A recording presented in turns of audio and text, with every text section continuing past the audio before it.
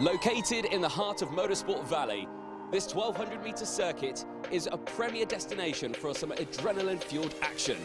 Welcome to Whilton Mill. Set against the backdrop of this picturesque Northamptonshire countryside, this world-renowned track is located in close proximity to the iconic Silverstone circuit, the home of British motorsport. This weekend witnesses the finest drivers from across the UK, competing in 4 thrilling classes: Micromax, Minimax, Junior Max and Senior Max. They'll be pushing the limits of speed and skill on this legendary circuit, all vying for the coveted title of the Motorsport UK ROTAX O Plate champion.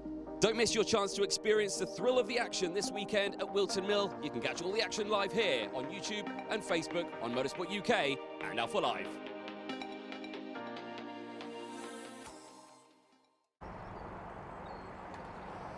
Well, good morning, everybody. Welcome to Whilton Mill, the 2023 Motorsport UK ROTAX British O Plate, the British Open Championship. And joining me alongside in the commentary box, as always, Anthony Jordan. Anthony, it's time to kick 2023 into high gear. Yes, we've had a couple of smaller events. There's been club races, PF Cup, things like that. But this is the real curtain raiser to the main season in general. This is where we find out, who's been quick in testing, but when the lights go out, that is when we really learn who we're going to be seeing in contention for the main British titles this year in Rotax. Exactly that. We see the best of really the world here represented in the UK. It is quite an international paddock that we've got here at the international circuit. We've got drivers representing Germany, Belgium, Lithuania, all sorts. We've got drivers from all over the world. It is fantastic to see a little bit more about the track as well. Yes, let's see what those drivers from all around the world have to contend with. This 1,200 metre, 12-turn circuit, plenty of elevation changes.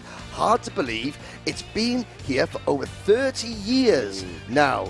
And it's changed a little bit over the thing. I think the graphic there, that is the new layout you can see on the circuit. The old, you can see some of the older corners to the left of your screen there. It's developed over time. It's the only time that the Motorsport UK Championships are going to visit Whilton Mill this year. But I have to say, 211 drivers are going to make this one of the biggest events of the year. Weather for today. Yesterday, it was decidedly mixed. But today, as you can see, it's not the warmest, being March in the UK, but it's going to stay, touch wood, everybody back home, it's going to stay dry. No, we like to scare the mechanics a little bit at the track. I say, I reckon there could be a sprinkling of rain. Well, those poor karting mechanics. Yes, we've got a packed schedule to bring you today as well. We had lots of heat races yesterday. We've got a couple of heats this morning. There is a look at the start-finish line and some of the members of the paddock getting ready for what will be our first race of the day. 14 races in total. 4 classes in action. We have got Micromax making its debut in 2023 as a fully fledged Motorsport UK class. We're going to see it all year in the British Kart Championships. We have got Minimax. It's the first big event of the Minimax with the new 950mm chassis. So the karts are going to look smaller. But the karts, they're not going to look smaller. They are smaller than last year. Then we've got Junior Max and Senior Max. 59 seniors, 79 juniors, 43 minis and 30 micros. Anthony, what a day we have in store. Over 200 drivers enter this weekend. Yeah, it's a brilliant sight to see at the start of the season as well. And, to kickstart the season with a one-off, the O-Plate, that's what we like to see. It's a one-off event. You're going to see some white-knuckle racing all the way to the end here. I've got to say, I like this concept of having the O-Plate at the start of the year. The Grand Prix, Kart Masters, that's always been the first weekend in August. But if you win this event, if you win today, you get the 0 on your kart, and you get to use that the whole year. Having it halfway through the year, drivers to move up classes at the end of each season. So you get to run the O-Plate at the start of the year. There's a quick look at what will be race number 14. It will be the third and final Minimax heat of the day.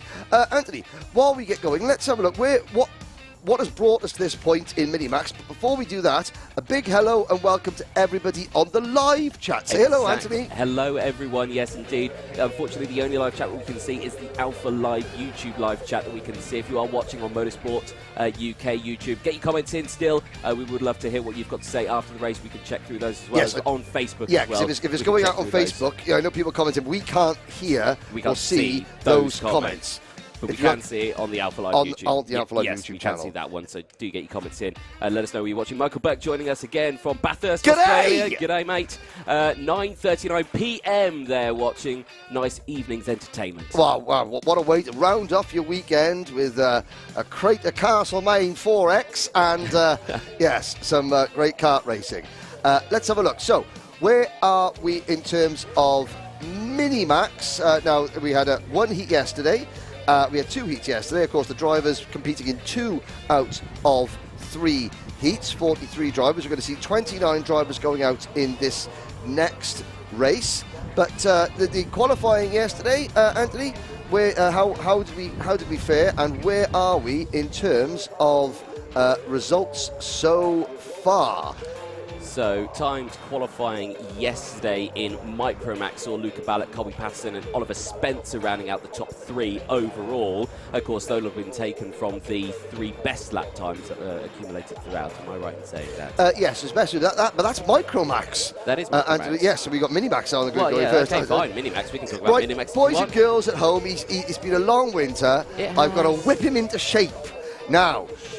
Right, Jacob Ashcroft. There we go. Put it on pole position in Minimax. Cole Denham and then Albert Friend. Ellis Bell at the end of that one, P4 in qualifying as well in that one. So it was a pretty solid qualifying that we saw out there.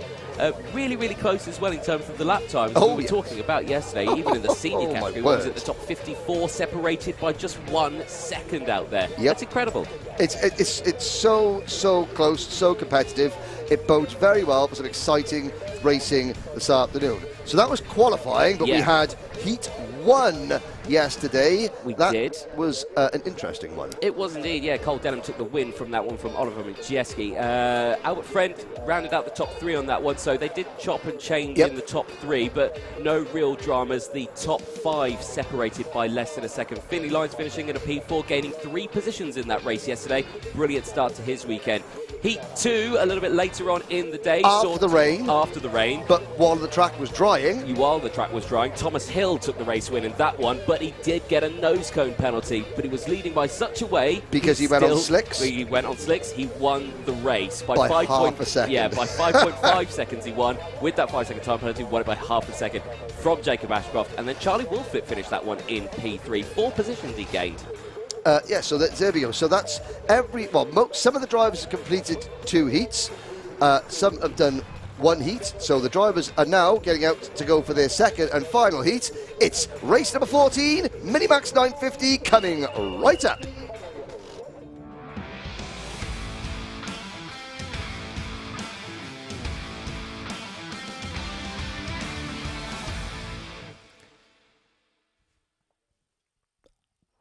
And this is now a perfect opportunity for the first time to see all the hard work that the eager beavers here at Alpha Live have been putting in over the winter. We've got some great new and improved graphics for your viewing pleasure, ladies and gentlemen.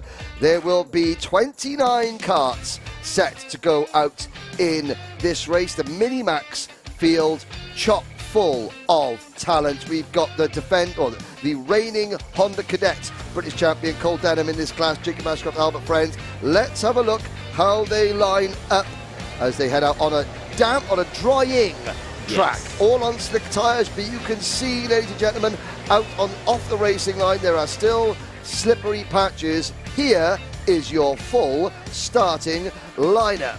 On row number 1, pole position, it's going to be Jacob Ashcroft from Dan Holland Racing, Cole Denham on the outside of row number 1. Ellis Bell, leading privateer, had a retirement yesterday. He'll start on the inside of row number 2 with Oliver Majewski.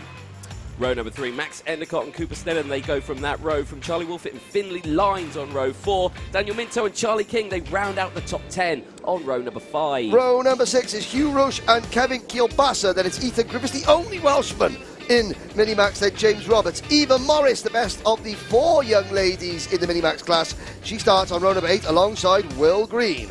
Privateer Thompson goes from row 9 with Kai Clark alongside. Blair Smith and Katie Donaldson go from row 10. Thomas Butcher and Isaac Parker, they round out the top 11 rows. On the final 3.5 rows of the group, we've got Jake Grafferty, Isabella Stanmore Wilson, Nat Johnson, Samir Paul, Kieran Stewart, Charles Kitely, and from Azerbaijan, well, his mum's from Azerbaijan, the Baku Flyer, John Richardson.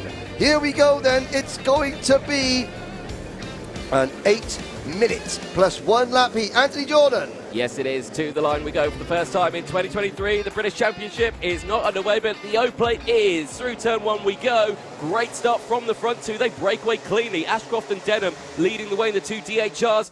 With a good little scrap, they're now scrapping for position as they nearly chop noses off each other through the apex of Christmas Corner. But amazingly, they all get round in the back of the field, chopping and changing, and round goes one of the KR Sport drivers, I think that was. Yeah, that was, I think Ellis Bell got a little bit offline coming through Christmas Corner, coming out of Christmas Corner, and as he corrected himself going through Inkermans, there was a bit of a chain reaction behind him, and somebody gets turned around, but up at the front, it's Majewski in P2. It's Majewski in P2 for KR Sport, but it's Cole Denham. Yeah. It's last year's Honda Cadet champion leading the way. Then it is Majewski in the number 40 kart, followed by Jacob Ashcroft, who has been very, very consistent, won the Winter Cup earlier this year. Finley Lyons up in the 4th place, Charlie Wolfett, Max Endicott, Charlie King, Daniel Minto, Ellis Bell and Kai Clark rounding out the top 10. Looking back, I think it was Ethan Griffiths, the KR Sport driver, got turned around. He is down in 28th position, only with Kieran Stewart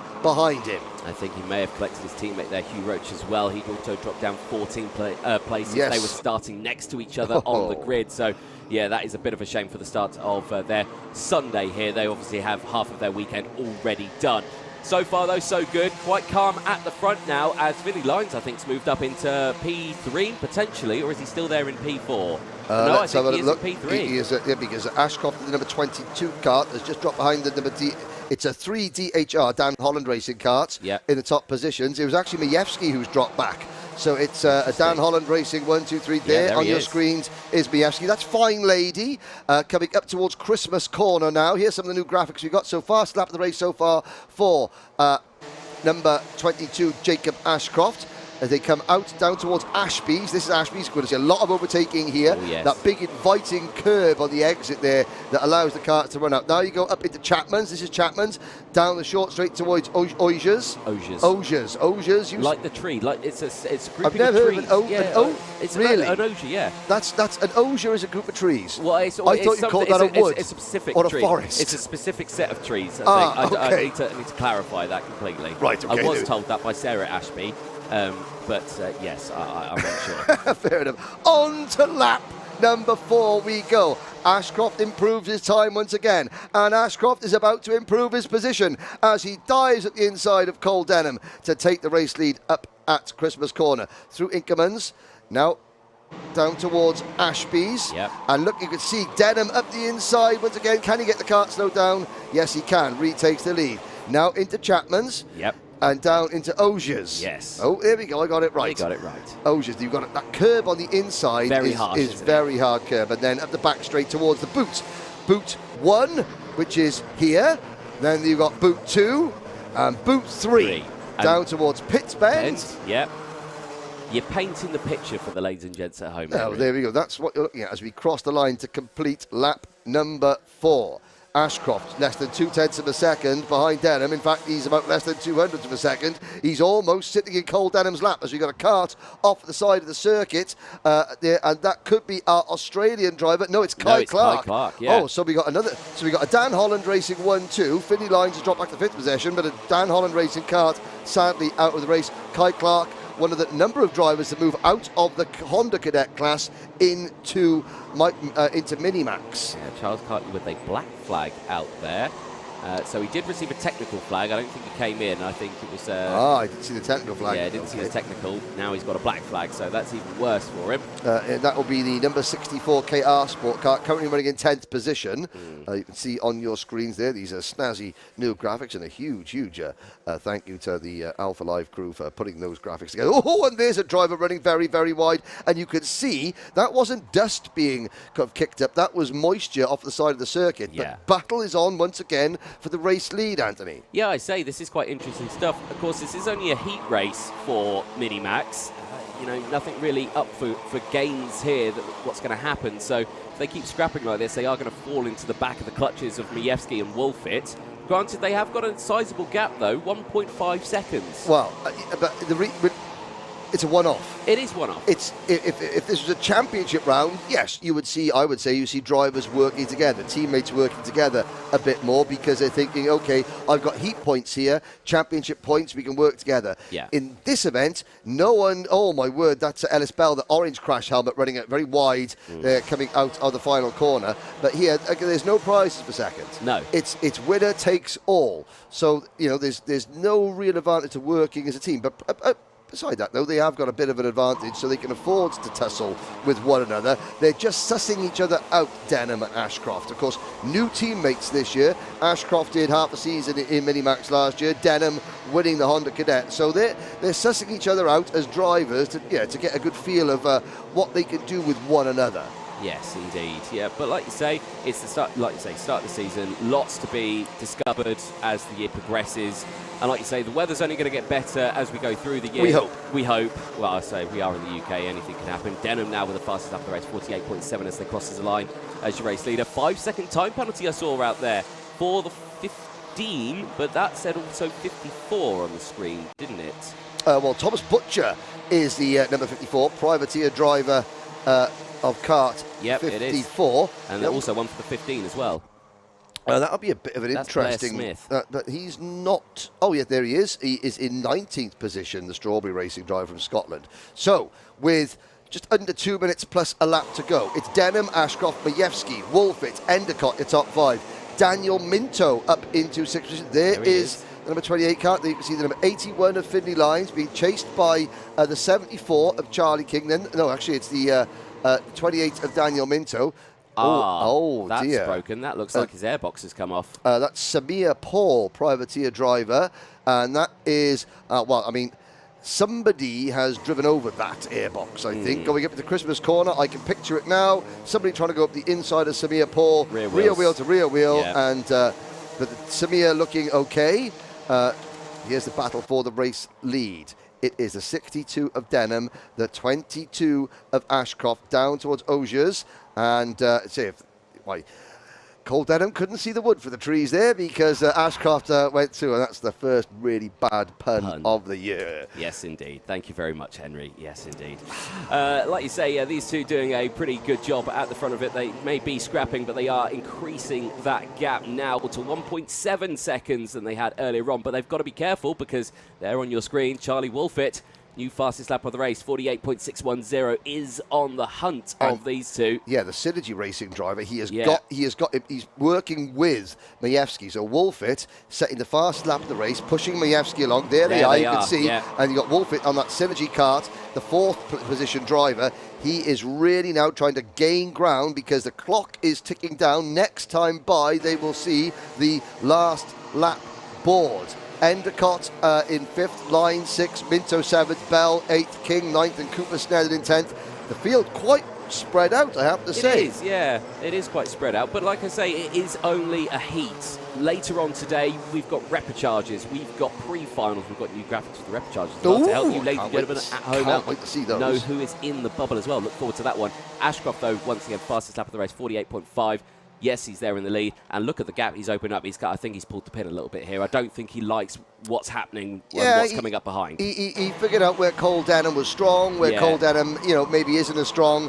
He thinks, okay, I've got that one in the memory bank for later on, and now off we go. Here, though, is the battle of the 3rd place. It's Majewski in the KR Sport number 40, and Wolfit in the number 95. Wolfit trying to go around the outside. Osiers doesn't quite work for him. Up the back straight they go. Still pointing, saying, come on. But no, Majewski's defending. He is indeed, yeah. I don't think Wolfit's overly pleased about that one. But out of the final corner, checker flag will go out, and Ashcroft will take the win from Cole Denham. Majewski will cross the line to hold on to P3. Charlie Wolfit will take P4 from Max Endicott. Finley Lyons at the end of that one does cross out in the top 6. He was a leading driver in a pack of 4 with Minto, Bell and King rounding out the top 9. Cooper Snedden rounds out your top 10. You can see there the graphic there. Number 1, Jacob Ashcroft saying, yep, he is P1. The other photo was taken with the fastest lap. That was the sort of the standard driver portrait. Yeah. Moody looking. Here we go with the rest of the field coming across the line. Kevin Kielbasa finishing in 11th position. Top privateer in that one was Ellis Bell in 8th position, the young Scotsman, and that's going to give his dad, who's going to be happy with that, because again, in the paddock show yesterday, if you watched it on YouTube last night, you'll be able to see it again during the lunch break today. Ellis Bell's dad was a little bit down on himself. But he's redeemed himself there. Ellis taking a top 10 finish, top privateer. Charlie King, Cooper Snedden, Kevin Kielbasa, Will Green finishing in 12th. Ethan Griffiths, after spinning on the opening lap, fights his way back up into P13. Great recovery for Ethan. Blair Smith in 14th. Katie Donaldson comes home in 15th for the Jack Dex Racing Team, followed by Isaac Barker. Here we go. There is a look at the new... Ooh, fancy. Yes, graphics kit. 11 laps of racing, the top 14 there, although I believe Blair Smith had a penalty in that one. So he'll be pushed back. Behind the top 14, we have got Katie Donaldson, Isaac Barker, Eva Morris, John Richardson, Hugh Roche, Nat Johnson, Isabella Stansmore, Wilson, Thomas Butcher, Jake Gruffity, Rook Thompson. So, Michael Burke, from Australia. You've got a couple of Aussies here. Rook Thompson being one of them, Armand Hamilton. That's his name. It's Armand. It's not like an Irish thing. Armand Hamilton. Yes. No, different. There's a look at the Kai Clark not finishing. Charles Kitely getting a black flag. Samir Paul also out of the race, as did James Roberts. But yeah, Michael Burke, our friends watching in Australia. You've got a couple of Aussies to cheer for. Rook Thompson being one of them. Who's saying what on the live chat? Anthony's kept the live chat over there, so it's probably best to keep me away from the live chat, do you not think? But who is saying hello? We've got lots of people. We've got people joining us from Belgium, Germany, Dubai joining us as well. Who's watching in Dubai? Who's watching as well? It's Josh Goodson. Oh. So supporting Alex Goodson. Well, that'll be why. From the poolside. Well, we could talk all day about who's commenting on there, but we will go on to the next race coming up. It's Micromax, it's race 15, it's Heat 2 coming up next.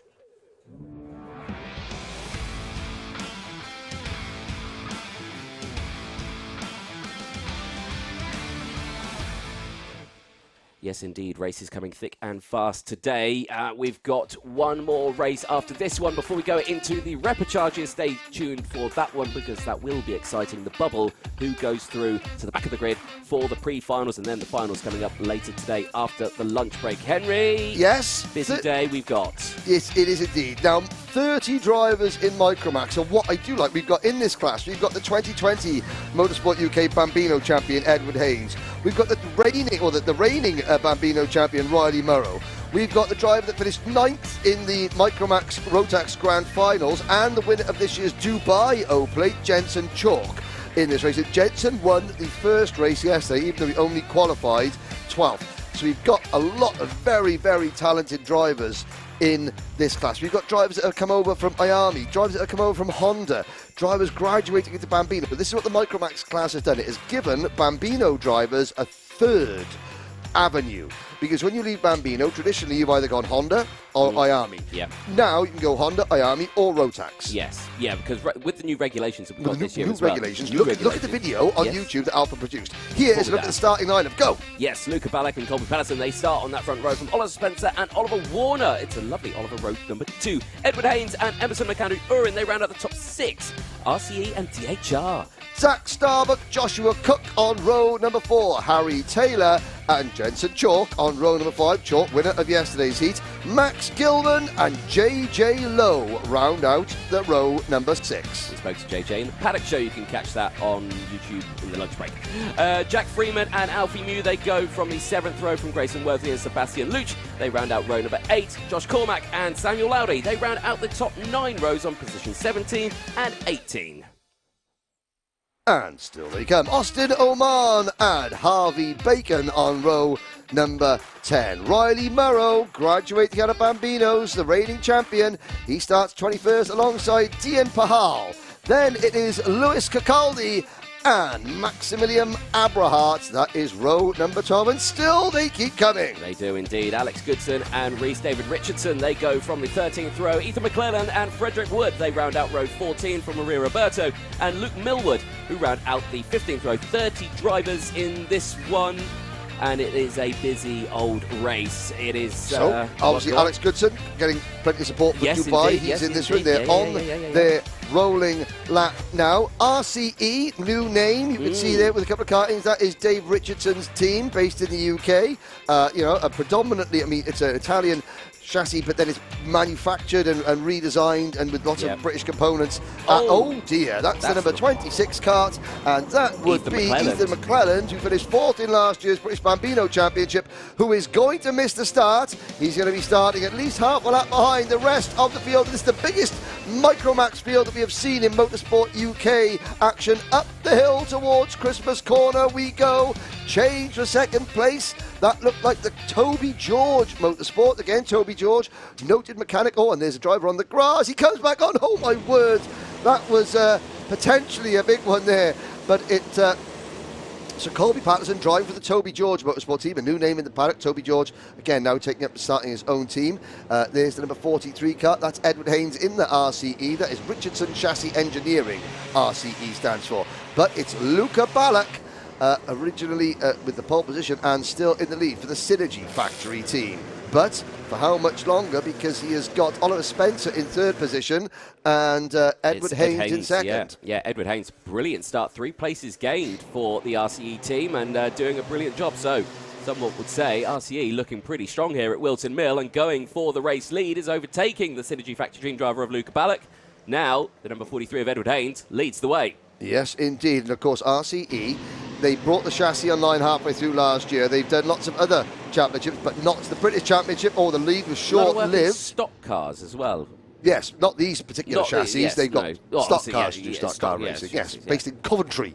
But again, they're looking for their first Motorsport UK race win here in the O Plate. And Edward Haynes, they've got a very, very good peddler in that 2020 Bambino champion. Raced in the IAMI class last year as a privateer.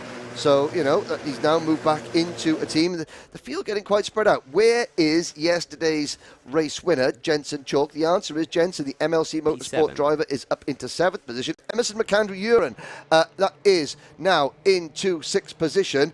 That's a really good recovery because Emerson had a bit of an off in warm-up this morning. And the kart has been fixed, the Dan Holland Racing kart.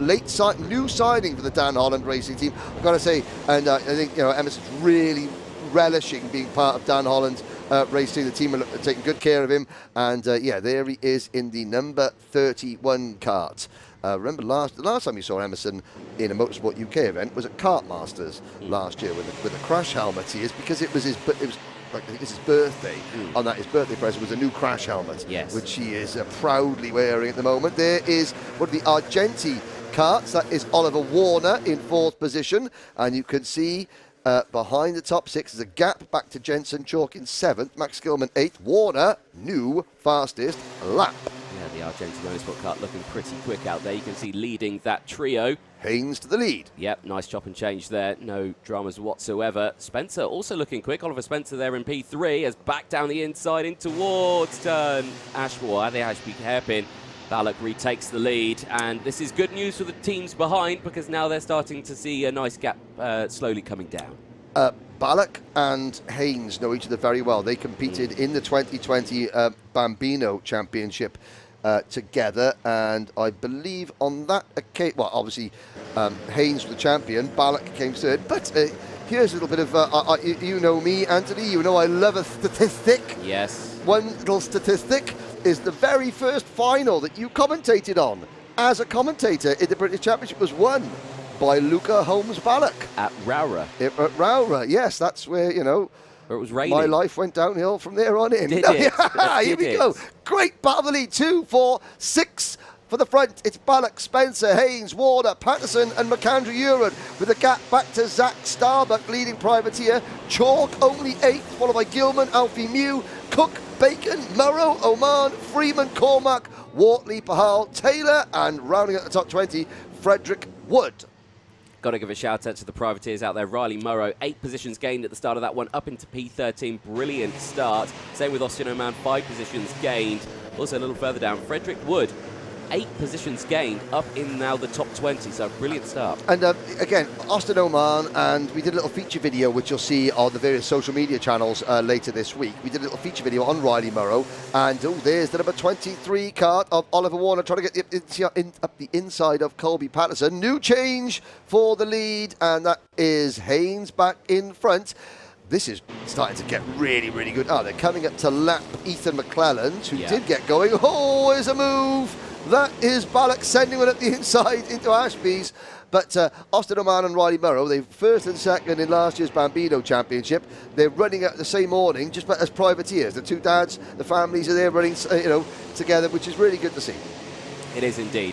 What we're seeing here now, folks, this is Micromax at its finest. We've got the top 6 battling for less than a second between each other. All line astern like this and clouting that inside curb. Wow.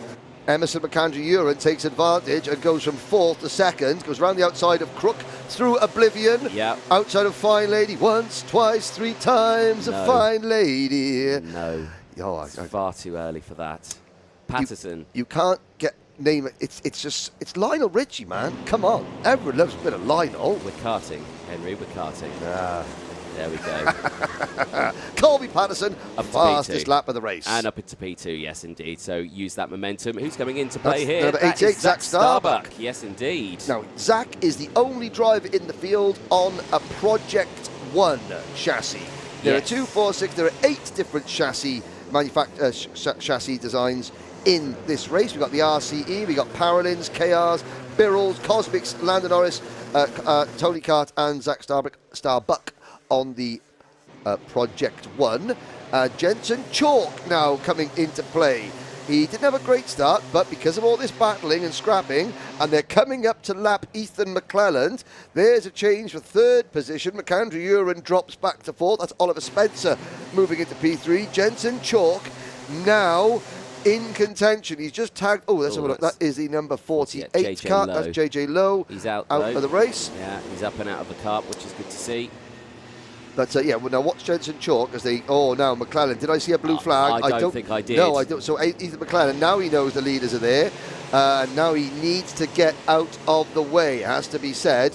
This is going to help Jensen Chalk. There's Jensen Chalk in the number 18 kart. He's got that Team UK race suit. He's already McClelland there. I've got to say. Yeah, Warner really lost out. The top 4. Now there's a blue flag, and we'll see what McClelland does after seeing the blue flag. But Chalk, already an O Plate winner out in Dubai this year. This is going to help him, but he has been caught up as we've got another change of lead. Colby Patterson now to top spot. Great stuff. 30 seconds to go. How many lead changes have we had from different drivers in this race so far? Many. There's another one. Yeah, Ballock back in the lead. Because Ballock back in the lead. And the 3 wide. Don't count out the Dan Holland Racing number 31 of Emerson McAndrew Uren, who is down to 4th now. He was 2nd, now down to 4th. Then there's number 48 kart, the 43 of Edward Haynes, who's back into 5th. They've all passed McClelland in that black kart, who is a lap down and now has to get out of the way of everybody else. Back down the inside there, nice little move through the final pits bend. Oliver Spencer in the 42 just trying to gain positions back from losing them a little further back. Patterson, though, fastest lap of the race. He is down in P5, though. He's dropped 3 places, and he's in this gaggle. So, did the clock strike 0? I think it did, yes. So, is this the final lap? I don't think it is. No, I think they will get the last lap this time. Right, okay, it was touch and go. 2, 4, 6, still 8 drivers. Ballock in the number 28, McAndrew Uren in the number 31, the 42 of Spencer, the 43 of Haynes, and there is a position change, is there? Is it? No. The 24 of Patterson, the 88 of Starbuck, the 23 of Warner, and the 18 of Chalk, separated by 1.4 seconds. It's brilliant to see as they go through. Last lap board, let's double check that it does come out this time around. I think it will be, because I think they did cross the line with about a second to go. Yes, last lap board confirmed. It's out now. So here we go through oblivion for the final time of asking. Up towards Christmas corner, check over the shoulder there for P3. Spencer unsure if Haynes is going to go for the move. Haynes looks to go to the outside here, as a little further back down the inside goes Jensen Chalk for the MLC Motorsport team with that number 18. Brilliant start to his race, up 4 positions now. Back at the front, all still looking calm. As Synergy versus DHR. Oh, that's going to be a new one to call out, isn't it? Exactly. Well, we saw it in Minimax last year with Scott Marsh and Noah Wolf. Now we've got it in Micromax. Yes. With Ballack and McAndrew Uren. Let's see. Luke Hose-Ballack, he's been very... There's been lots and lots of lead changes. Yes. Colby Patterson has led. Spencer has led. Haynes has led. Every single time one of those drivers has gone ahead, gone in on Ballack. Ballack has come straight back at them, and Ballack, that aggression works for him. He takes the win in the final heat race for Micromax. Luca Ballack for the Synergy Factory team takes the honours there from Emerson McAndrew. A great recovery after a problem, after an off in there. Look at this gaggle of karts coming across the line now. Brilliant. That was for 20th position, which was won by the Sam Pollitt Racing, number 36 of Sebastian Alouche. Ahead of Alex Goodson, not a bad job, son. In 21st position. Abrahart in 22nd, Frederick Wood in 23rd. There's Maria Roberto, the only young lady in the race, only young lady in the Micromax class. Millward, Cacaldi at the back of that. Now we lost JJ Lowe. Ethan McCallum was a lap down. Rhys David Richardson was 28th. Max Gilman, I think, had a problem. And he was 27. Oh, great. We have got, so the man on the left of your screen there, he is checking for nose cones. Now, if you are aware of the Whilton Mill Kart Club weekends here, he is Dave Hillary, the small angry man who checks the nose cones. Oh. This is nose cone watch. Kind of like spring watch. And there's Sue Griffin, Chief Scrutineer. We've got lots here. The best of the best. Oh, yes, indeed. So what we'll see is that if Dave Hillary there, thumbs up, that means that the nose cone bracket has not dropped. And that has dropped. And if he does that, somebody's going to make a note of that looked like Joshua Cook. Oh, KR Sport. Yeah. Joshua. Let's have a look then at the race results at the end of that one. Micromax Heat 15. And like you say, Luca Ballack, brilliant race in that one. Yes, okay, may have lost the lead several times in that one, but he was always able to get it back from McAndrew Uren. Spencer, Haynes, Starbuck, Chalk, Patterson, Warner, Mew and Cook. He took the top 10 from Aman, Freeman, Bacon and Cormac. A brilliant result. And like I say, look at the results there. The top, what was it? The top 5 separated by less than a second. The top 10 separated by less than 10 seconds. Brilliant. And there's a look down at the remaining finishers. Murrow, Wortley, Taylor, Lowdy, Pahal, Luish, Goodson, Wood, Abrahart, Roberto, Millward, Cacaldi and Gilman. And of course, you saw that Josh Cook finishing 10th there, but add 5 seconds to that lap time, so he was 6.6 seconds behind the winner. That's going to go down to 11.6 seconds. That nose cone penalty will drop him to 15th. Yeah. It just goes to show how close this is. One mistake can cost you. Okay. So we're going to take a short ad break. We'll be back in just a moment. Do stick with us.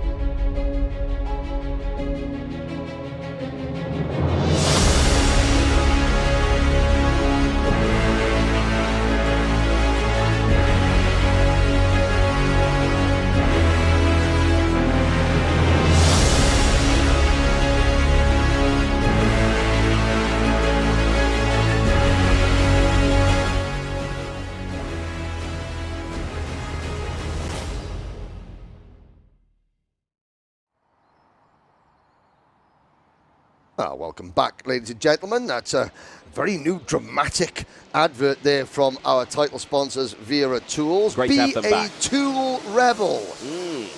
Anthony, you've got the first part of that right.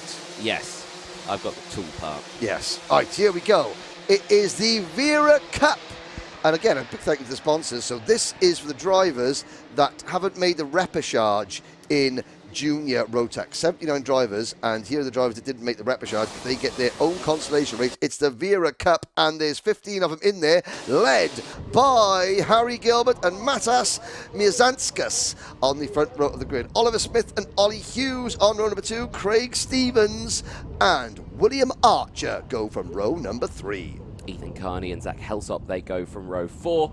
George Spilsbury and Macy Creed round out the top 10 on row 5. Lachlan Johnson and Henry Cameron for Ultimate R, they round out that row with the final 2 rows of the grid. Cameron Edmonds, Owen Timon Clydesdale, and Aidan Hassan. It's not been a good weekend. So again, this is a tale of... So Lachlan Johnson, one of the Team UK's Micromax drivers in the Grand Finals last year, is in this one. Lights out. We'll tell you about Aidan Hassan. Watch for the number 64 privateer driver, Aidan Hassan, at the back of the field. Aidan, fastest in... we got a change of lead. So we change of lead up at the front. That is Matas Miazanskas going through into top spot, privateer driver. Aidan Hassan, very quickly, fastest in practice, had a circlet come off the engine in qualifying, caused many damages. Then in heat number 1, had an off and the nose cone broke, so was excluded from the race. In heat number 2, in his second heat rather, he had the battery die on the grid, so didn't even go out. Starting plumb last, but was among the fastest of the 79 Rotax, Junior Rotax drivers we've got here in practice. He's already picked up 1, 2, 3, 4, 5 places. So watch for Hassan in kart number 64 to be making a big progress there. Who is... We've got lots of chatting. We've got obviously a lot of people joining us from Germany and Belgium who are joining us. Ethan Carney is American. Yeah. But a new rule that's been proposed, and I like the sound of this rule. Henry is only allowed to sing Lionel Richie if the drivers in the class would reasonably have been born at the same time as the song came out, which is no one who was racing here this weekend. So, Henry, no more singing. May I, as we're watching the Wera Cup, and I will go back, there's a move from Aidan Hassan. Christian Engelstadt, you are on my list. Oh. Don't be dissing Lionel. Carry on. Excellent. Oliver Smith, Harry Gilbert, and Matas Miazanskas, the top 3. Craig Stevens, Ollie Hughes, Cameron Edmonds, and Aidan Hassan already up into 7th position of the 15 drivers in this race. And unsurprisingly, Hassan has set the fastest lap. There he is. He's got the MBM Mark Baines Motorsport race suit on there. It's the only time we're going to mention Frag today. The real member of the Baines family, Jordan Baines from Force Motorsport, is here. Doing well, too. It's good to see. But, like you say, this is, if you're just joining us and you're wondering what you are watching right now, this is the Wera Cup. This is a consolation race, basically. Anyone who has not made it to repechage, many drivers. And there's no transfer. There's no transfer. There's no transfer into repechage. This is bubble. It's a one-off race. Maybe the only ever time that the Wera Cup will be awarded. Who knows? We may never have 79 drivers in Junior Rotax again, so this could be a unique thing. You could be putting your name in history, boys and girls, as the only winner, of the Wera Cup. And Aidan Hassan, elbows out. Ollie Hughes, the Ultimate R driver, so the only Welshman in the race. Ollie Hughes has now dropped back, so it is still Oliver Smith, the leading driver, privateer driver number 38, fellow privateer Harry Gilbert and Matas Miazanskas running second and third. Then it's the Racing Perfection driver Craig Stevens from Scotland in 5th position. Then it's the Ultimate R. No, then it is Aidan Hassan, the Ultimate R kart of Ollie Hughes. Then privateer driver Cameron Edmonds, Evolution Racing Zach Heslop, Racing Perfections George Spilsbury. Then Coles Racing, the American driver Ethan Carney in 9th position.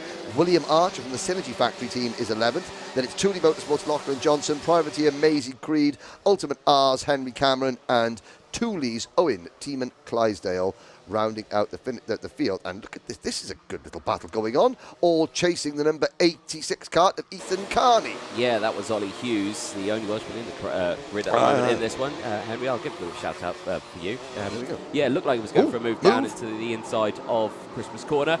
failed to do so. There was a move, though, that you saw. That was George Spilsbury, I think, getting past Heslop, like Heslop through the racing perfection Birrell Kart. And see how it gripped up there on the apex of the corner. So. Out of the boot, there's a bit of a gap in the field there, and there's that red and white Birrell Kart there up the hill. That is our 7th place driver, George Spilsbury.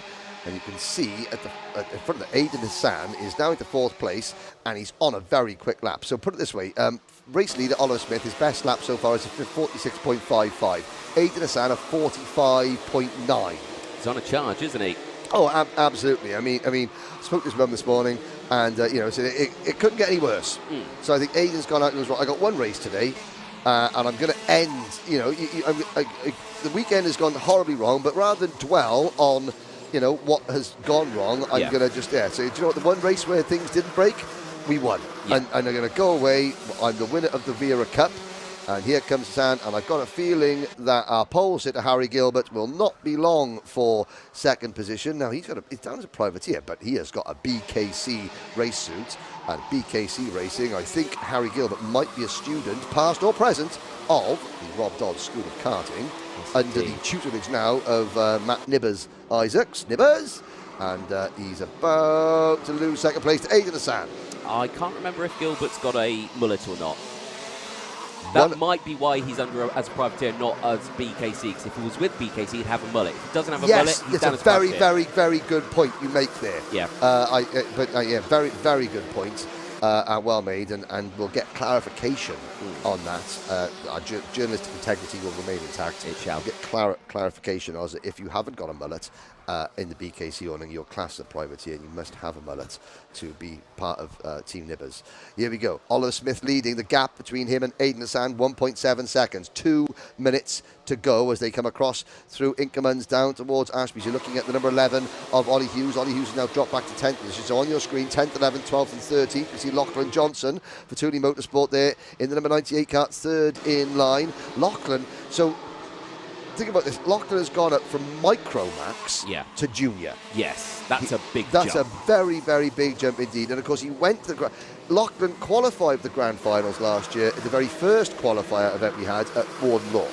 That was in July. Yeah. By the time we got to the end of November, Lachlan had grown a foot. And obviously, they used it, and it was way too heavy for the class, but went anyway, and thought, well, there's no point going to Minimax because they still use the same. They're now using the 950mm chassis, the same chassis size as Micromax, so they have no choice but to jump straight into juniors. So it's going to take Lachlan a little while. He's a very, very talented driver, is Lachlan Johnson. You're pointing at the screen, Anthony. What has Guam? Well, it's Lachlan Johnson that we're watching there. He's in his Grand Final suit as well, so he's still UK rocking suit. it. Yeah, Team UK suit, and he is doing well here. He's in this pack, and he's fighting his way through the front of it. Gap to the race leader was 1.7 seconds. New fastest lap for Aidan Hassan. It's less than a second. And it's less than a second, 45.93 for Hassan. We're looking at this scrap here, 10th to 14th. Just behind this battle is Owen Team Clydesdale for the Thule Motorsport team. But we'll see, you just saw the battle for 3rd position going at the bottom of your screen, coming out of Ashby's. And that was Miazanskas and Gilbert. Oliver Smith, the driver of kart number 38, is about to have that sensation when someone's watching you. Yes. When someone's just over your shoulder watching you, he's about to have that sensation because Hassan does a 45.7. There he goes. Oh, look at him. I always feel that somebody's watching you. No, we go. Sorry. Hassan's going to be doing more than just watching Oliver Smith. He's about to overtake, and I don't think Aidan is going to mess about. He's instantly gone defensive here. He'll get the switchback out of Ashby. He'll be side by side, and if not, he'll pull ahead as before they get to the next corner, to which he has done. Aidan Hassan now takes the lead. And yeah, like you say, this will be the result that Hassan wanted. Like you say, terrible weekend. Everything just went wrong. Yes. It could go wrong. It did go wrong. And like you say, he's ended the weekend here in style. The last lap board will come out this time, and he'll just cruise for one more lap, a victory lap. Well, we say that.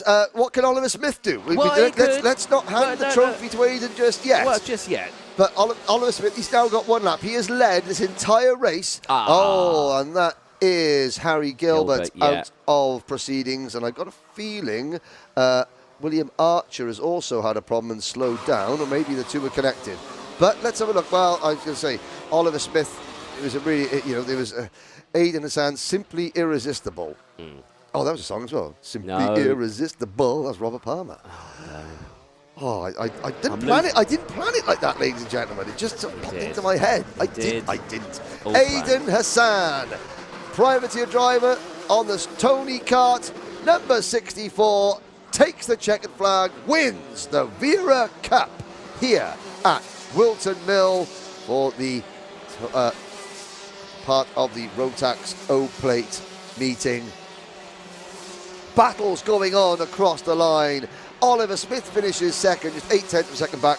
Matas Mizanskas will finish third. Zach Heslop fourth. Cameron Edmonds fifth. George Spilsbury in sixth. Craig Stevens seventh. Ethan Carney eighth. Ollie Hughes, Lachlan Johnson, Maisie Creed, Henry Cameron, William Archer, Owen T. McClydesdale and Harry Gilbert.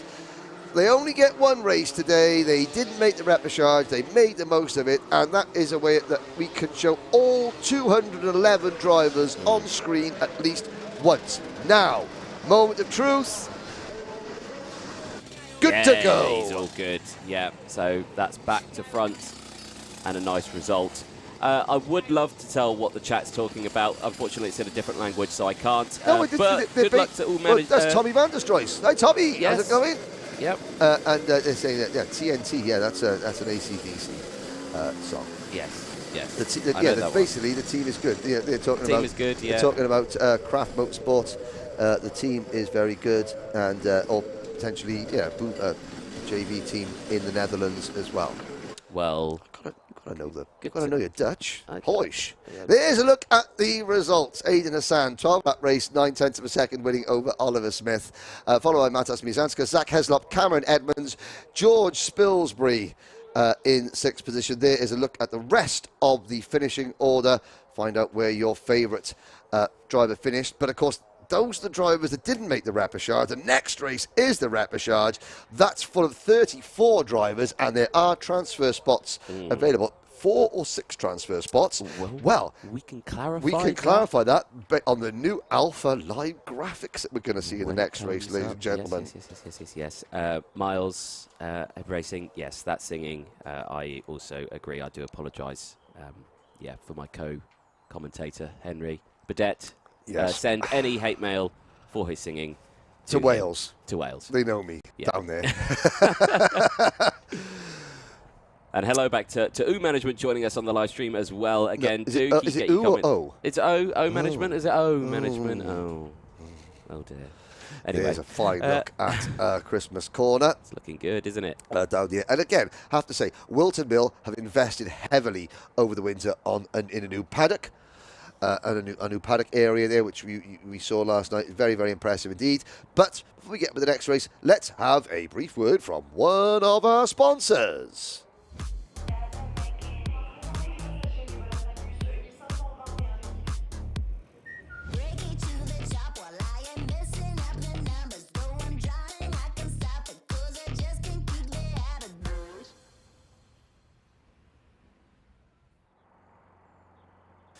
Welcome back, ladies and gentlemen. And brilliant look there at some of the sponsors, some of the gear that is available. You can all grab onto that one. Just head over to their website and you can get your hands on some of that merch and gear as well. Like as Henry said earlier on, race 17 is coming up next. It is the first of the repechages. This is the first of the groups that will determine who can go through to the pre-finals a little bit later on. Henry is waffling his hands around. Go on. I forgot to say. Go on. Happy Mother's Day. Oh, yeah, of course. Happy Mother's Day, by the way, to all the karting mums out there who thought, do you know what? Racing the track. A nice Sunday morning lie-in, maybe some breakfast in bed, a nice lunch, Sunday lunch, and a glass of wine, some of that. Or a bacon roll at freezing Whilton Mill. Happy Mother's Day one and all. Yeah. Wherever you're watching. Happy Mother's Day, Mum. Yeah, I need to give my mum a phone call. I'll treat her to lunch tomorrow because I can't really do much today. Why not give her a really nice Happy Mother's Day live on air?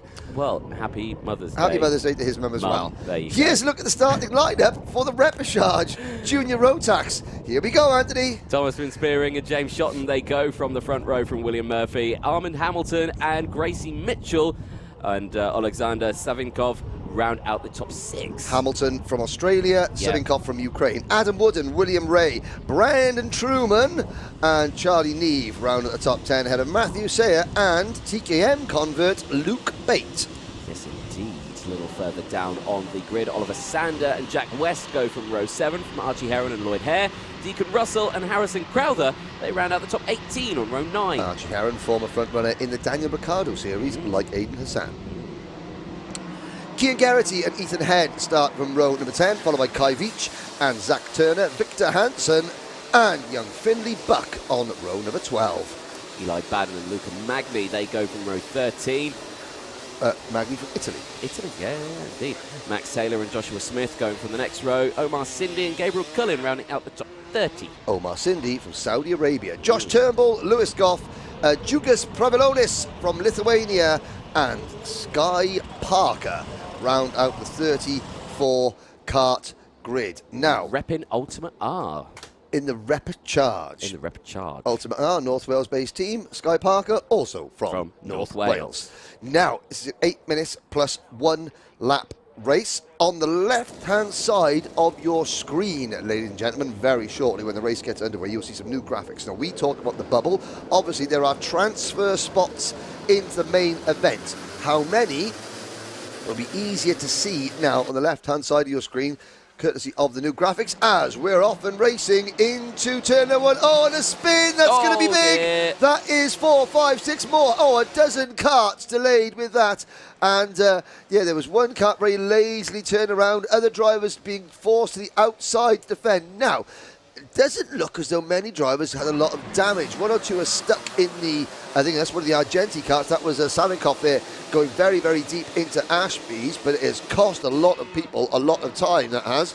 As you can see the green flag waving now as everyone's... Oh, dearie me, and that is the number 16 car of Savinkov getting elbowed out of the way at Ogiers. Yeah, that was just turned in. There was another kart there, and just the front wheel clipped the rear, and round she went. There's the number 73 in the middle of the action there. That is Cian Geraghty. Oh, look at the water that gets kicked up there.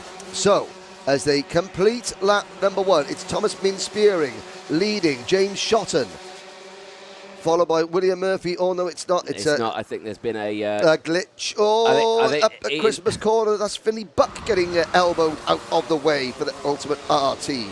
Yes, indeed. So there's a slight problem with the live time at the moment, so we'll try and get that sorted out. And the number 75 is the next one off. It has been a messy start. That was Kai Veach. There we go. That was Kai Veach. It's Min-Spearing, William Murphy, Armand Hamilton, James Shotton. So, 4 drivers will transfer out of this race. You can see the little blue line there. Those 4 drivers are in the bubble. They would transfer to the back of the main 8, or the pre-final and the main final. So Gracie Mitchell at the moment is the first driver on the outside looking in. Savinkov is 6th. Then it is Wooden in 7th, Ray in 8th, Truman in 9th, Charlie Neve rounding out the top 10, ahead of Sayer, Bate, Sander, West, Archie Heron, Hare, Deacon Russell, Crowther, Geraghty and the rest. Sky Parker, Pravilonis and the rest are well down there. So again, we've got there's a few issues on the I think outside. it's the actual timing itself is having a bit of a hiccup at the moment. So yeah, excuse us there. But it's Min-Spearing, Murphy, Hamilton and Shotton, the top 4. Oh, Džiugas Pravilonis, our Lithuanian driver, the Saudi Vitesse team, Brady Barrett's driver, was one of the drivers that did not get out of the first corner. The other driver was Oliver Sander from Dan Holland Racing, a driver that we saw a lot of last year. Matthew Sayer, Archie Heron, Luca Magni, Kai Veach, Zach Turner, Max Taylor and Victor Hansen also delayed. Sky Parker is up to 25th position after his incident. Oliver Savinkov has dropped 17 places down to the... Oh, and a change. Oh, yeah, that is, well, That is true Aussie grit. Yep. Armand Hamilton making a move for Strawberry Racing into top spot at the expense of Thomas Min-Spearing. Yes, indeed. Yeah, I'm not sure if they've maintained that lead. Yes, he has. You can just see him coming through. Tony Kart chassis, white lid. And there are your top four. There are your transfer they drivers. Are indeed. They That's are your Hamilton, Murphy, Min-Spearing and Shotton. Obviously, they can battle for position. But why? I don't know. Why? Yeah, they'll only determine where they start at the back of the grid for the next race. If they just stay like this, they will all start the next race. If they keep scrapping, your man in 5th place, who's coming up by quite a way, Cian Geraghty. Yes. 14 places gained. He's on a charge. There he is. And Cian Geraghty, he's a teammate of James Shotton. So Shotton, he's on the all-plain white cart. He's actually running with the MDL racing, Mark and Dave Richfield. They've got Terry Fullerton. No less. Carlton royalty, if ever there was, overlooking that team, helping them out as well. So Geraghty trying to, this is working for Cian Geraghty. He's thinking, right, come on, James, you start, get amongst them, and that's a way of slowing the leaders down, and I can catch them and maybe nick a place off their 4th place driver, Thomas Min-Spearing, for the Argenti team. So it just shows how insanely competitive Junior Rotax is, because you've got Strawberry Racing, the factory synergy team, MDL Motorsport and Argenti Motorsport battling just to make it, their drivers battling just to make it into the main event. Lewis Goff with a warning flag, the number 51, that's coming from Race Control. It is just a warning, unlike over in Europe, that doesn't come with a 5-second time penalty. What gives you a 5-second time penalty is you receive a 5-second time penalty, which is its own thing in the UK, a little bit different to what it is in Europe. There is the number 96 Kart, and looking down there, that would be, so on the 4th page of mine, that would be William Murphy, the Synergy driver, in P2. So Hamilton, the white crash helmet, green and white Tony Kart for the Strawberry Racing team leads. Shotton is doing a really good job of just following. That's going to be very, very tight. You don't want to do that through Inkermans there, almost wheel-to-wheel contact. And Cian Geraghty has now caught the top 4. The problem that the MDL Racing team have is that Geraghty has now eliminated his own teammate as things stand from the 4 transfer spots into the pre-final and final itself. Geraghty, what a drive from Cian Geraghty, although as experienced driver, we've seen him race in X30 classes in the British Championship. Obviously yesterday went very badly for him. He is now showing just what he can do. Now, if he's trying to help his teammate out here, as Murphy and Hamilton now try to push away, Armand Hamilton really needs to sit behind William Murphy and just let him go. Here comes Geraghty. Now, will he squeeze Min-Spearing wide to allow his teammate Shotton to move into 4th place? The answer is no. So it's all down to James Shotton to try and eliminate Thomas Min-Spearing from the bubble position. Yes, indeed. He's got some work ahead of him on this one. 2 minutes to go, plus that 1 lap. Not much time remaining in this one. But look at Geraghty here. He's just latched onto the race leaders. He's closed that gap up. Once again, fastest lap of the race. Look at that. He's now in lunge distance. I suspect we're going to see him move up into Christmas quarter this time, because he's not going to want to waste time. He's got the momentum. If he stays behind them, he'll stay at their speed. With 5 drivers in this lead group, meaning one of them won't make the pre-final and the final, I think Geraghty, and you can almost see the... Oh dear, that could have... I think there was a miscommunication there. There was. Well, who's that? That's gone through. Is that not Min-Spearing from 4th to 1st? And now, the erstwhile race leader, William Murphy, is out of contention. He's out of the bubble. The first driver below the blue line on your screen. Murphy is currently 50. He's got it all to do. And I tell you what, with 1 minute and 10 seconds to go, if they carry on like that, the next driver, Sam Pollitt Racing's number 61, Gracie Mitchell, could just squeeze herself into contention for a transfer spot. But miscommunication there. Armand Hamilton, you could see him coming up the hill last time towards Christmas. He gave a little signal, and Cian Geraghty thought, that means he says I can go to the inside. What Armand was saying, he said, I'm about to go to the inside. That's where karting hand signals start to get a little bit confusing, doesn't it? So, a little bit of miscommunication there, but all in favour for Min-Spearing. He loved that one, 4th to 1st. He is laughing at this one. He's gained, 6/10 of a second advantage now. And with 30 seconds to go, he can afford to drive. He doesn't have to defend. He just quickly looks over his shoulder just to make sure so he doesn't need to defend going into the boot. Cian Geraghty now needs to defend against James Shotton. They're 3rd and 4th. Oh dear, Geraghty, his own teammate, forced him wide up. Geraghty just holds on to 4th position. At the moment, the MDL team, as the clock strikes 0 now, next time, Geraghty has to defend. Yeah. He's gone from attack, all the way through to now scrambling for his life, because it's a head-to-head battle now between Geraghty and Murphy for the final transfer spot, because James Shotton's up the road. Look at it, he's all over the road and here Gracie trying to defend. Mitchell's closing in. Yeah, this could get very, very interesting. But again, hugging that inside line, Geraghty's got to stop it on the apex effectively to try and stop Murphy from going through, but now Mitchell is all over the back of them as they go into the boot section. This is incredible stuff, and now they just bumper to bumper, backing each other up. Oh dear, oh no, between Gracie Mitchell. And Mitchell's, off, and it's out for Mitchell. She's not going to go through. Now who's got the momentum? Coming from behind this, Josh Turnbull, like a freight train from about 31st on the grid. Turnbull had an exclusion yesterday. Here comes Josh in the Coles race, number 83. He's up in the 6th position. Brandon Truman is next in the Strawberry Racing 55. Mitchell's down to 8. Wooden, West, Hare and Smith. I think Murphy's through. No. Geraghty's out. Murphy's gone way through.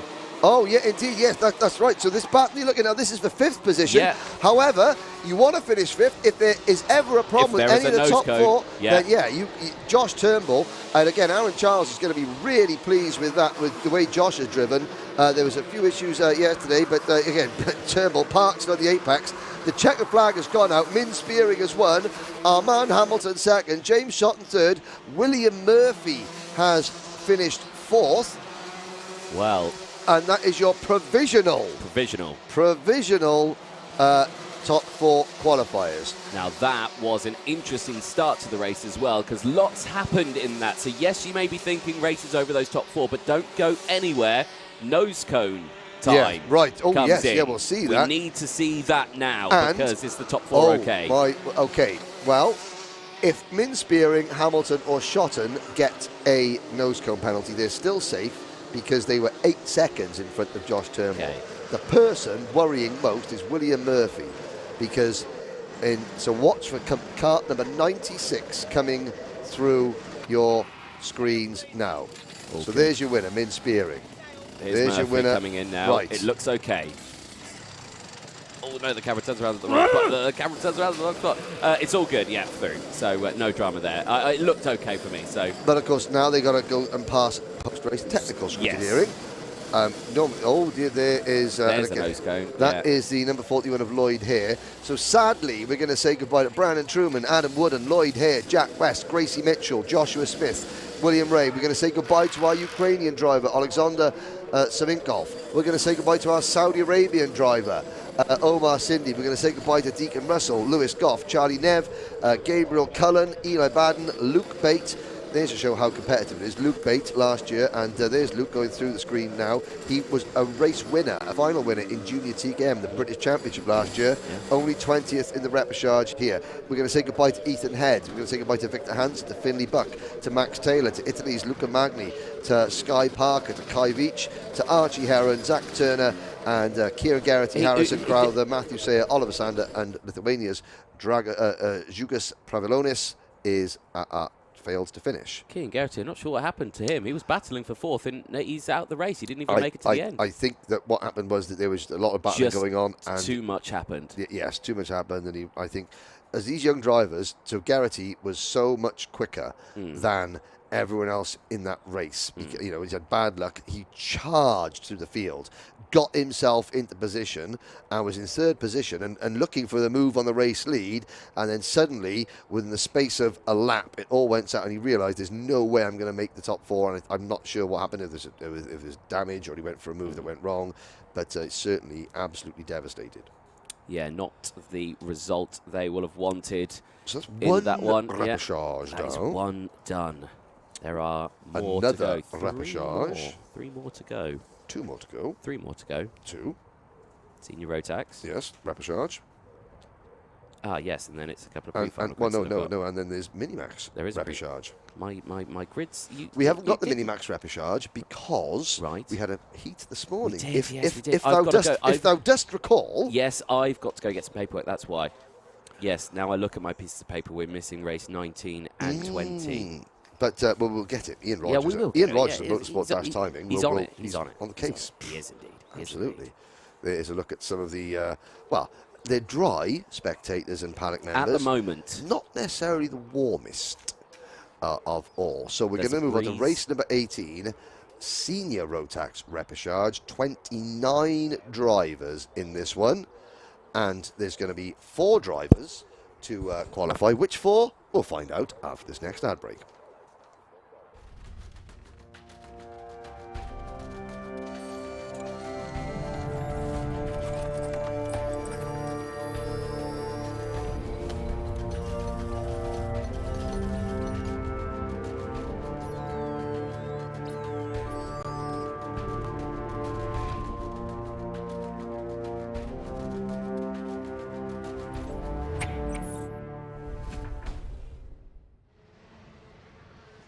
Here we go on the rolling lap for the Senior Rotax Repechage. 29 drivers, 4 to qualify. 8-minute plus 1 lap race. The grid as follows.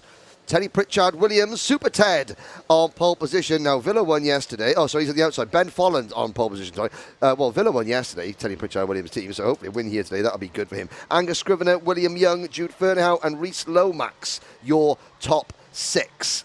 Charlie Pritchard and Leo Lacastro, Leo the Lion Lacastro, Leo the Lion. Say, starting on the 4th row. Samuel Hawthorne and Matthew Lambert, they go from row 5, rounding out the top 10. Jack Cox and Jay Lewis rounding out the top 6 rows. Sam Stansbury, Dylan Brierley, Jay Lawrence and Theo Frederick are next. Then Nathan Guzzi, Will Ellswood after an exclusion. Mats van Overhoff from Germany, William Pemble, Leo Purchase, Gary Bird, Marcus Littlewood, Alex Duncan, Brentley Sims, Isaac Goodlord, Scott Mackerel, Max Kettle and George Donald are your remaining starters.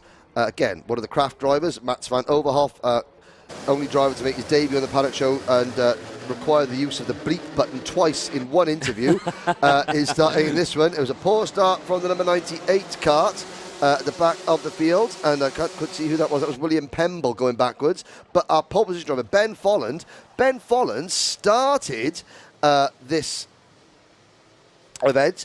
He was quickest of all in one of his practice sessions. He's not gone wrong, and that's going to go wrong.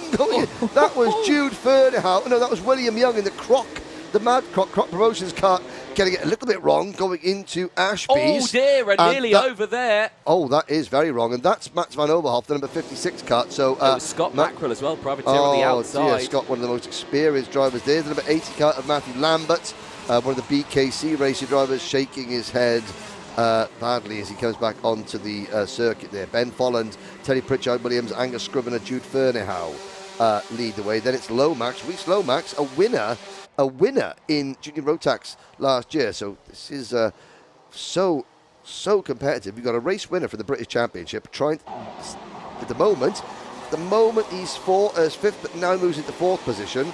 Shows how competitive things are. William Young, Leo Lacastro, Leo the Lion is 7th. Then Sam Hawthorne, Sam Stansbury, Marcus Littlewood, moving over to Rotax now with the Racing Perfection team. We saw Marcus having an off during warm-up this morning. But he has he's got that car fixed and is out there now at the back of the field. Yeah, Overhoff and Leo Purchase out of the race. Yes, indeed. So, much cleaner start that time around from the seniors than we saw from the juniors. But again, just showing their brilliant start. And like I say, this driver here, the number 22, William Young, you saw him on that first lap. I don't know if we've got replays. It would be fantastic if we did. Just the under braking into Ashby, you can imagine that someone missed the braking zone because you saw his body stiffened up. He went up like that. I can imagine the words that were coming out of his mouth weren't fruitful. I can imagine probably something coming out the other end as well. It wasn't fruitful either. Oh, and there he gets past it. That's Sam Stansbury making a move in the number 37 privateer entry. Hansen saying, right, come on, let's work forward because that is now 7th and 8th. Oh, dearie me. And now, well, there we go. Well, and R, and the picture said it all. Stansbury, moments after making the move, now finds himself looking backwards and out of contention. He was saying there, though, to think, look, what's happening? They're disappearing from us. We need to catch them, work together. And I think he said, oh, right, they're disappearing. I've got to go for a move. Oh. Yeah. There's a move. That was Super Ted at the inside of Ben Folland for the race leader, Ashby's.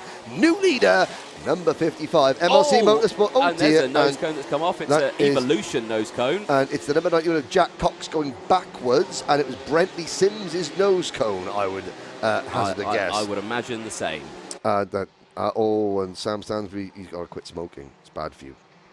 Well, I suspect he's not going to be too happy with that one. Then he's on the recovery drivers. Leo Lacastro sets the fastest lap of the race. I said this was a clean start to this one. It's gone a bit P-tongue now as black and white flags are coming out. And that is the number 19 kart of Will Ellswood. Yeah, so the Craft Motorsport team have had a rough start. Ellswood made a mistake, and his dad said, "Oh my goodness me!" Right, that's the number 50. Oh, he was number 5. Is that Isaac Lord potentially going out there? This has not been a great advertisement. It's a Senior Rotax. No, it has not. It's quite out there, scrappy, messy, lots of mistakes, unnecessary contact. Ellswood with the 5-second tie penalty. Because, right, okay. Is it interesting? So Ellswood's got a penalty. It's he made a mistake yesterday. There's a confusion over if you missed the grid or if you're stuck on the grid, can you use a cut through to catch the field? Or he used the cut through. He used the cut through and they were told you're not allowed to. So that is what has put him down in this position. And with a 5-second penalty, he will not qualify for the thing. Scott Mackerel recovering from an earlier incident with a great lap there, 44.57. Something fishy about that, though. I mean, he's done well there, boys and girls. He's done well. There is the recovering number 91 of Jack Cox. Brenton Sims has... no, it's not recovering. He's retiring. Yeah, he's coming. So we're down... Now, Sam Stansbury is still out there. A long way back. In fact, he's a lap down. I wonder if Sam... Well, I saw him travelling quite slowly, and I'm hoping that he's not sort of looking for the other driver involved in the incident that effectively eliminated Stansbury from contention. Top 4. Well, here are 3 of the top 4. This year, top 3. First, second, third. Well, this is good racing. Lomax now leads from Pritchard, Williams and Folland, and then there's a 4-car battle for the bubble. So we've had at least a dozen drivers ruin their own chances of qualifying. We're left with Angus Scrivener, Jude Ferneyhough, battling with Leo Lacastro, then Marcus Littlewood, Will Ellswood, and it's getting very close. That's Ferneyhough passing Scrivener for 4th place. So the Jack Dex Racing MS kart moves into the 4th and final transfer spot. These top 3, that's what you want to see from the leaders in a repechage. It's getting away, working together. Sam Stansbury is a lap down in kart number 37. He's obviously very upset. But he's also obviously very quick because he was at the front. Yeah, so there's nothing wrong with him being able to unlap himself. Now, there's a loose exhaust. I see what you're saying, Anthony, but this is the transfer spot, and Sam, I'm probably going to get a Facebook message. Sam, he's angry. He's been taken out, but he does need to let the drivers that are battling battle and sort of, sit behind them and finish. Now, there is a loose exhaust I can hear out there. It's not completely off, but it's coming off. Yes. And I'm looking at the back of Rhys Lomax's kart, and that exhaust looking wobbly. Oh, dear. Have a look at it. Look at the back of his kart. Oh, it goes through. You've just upset. Well, Cole's racing now, frantically looking over there. I think. Well, let's see. So I mean, all Rhys Lomax all Rhys Lomax can do is just carry on doing his job and driving.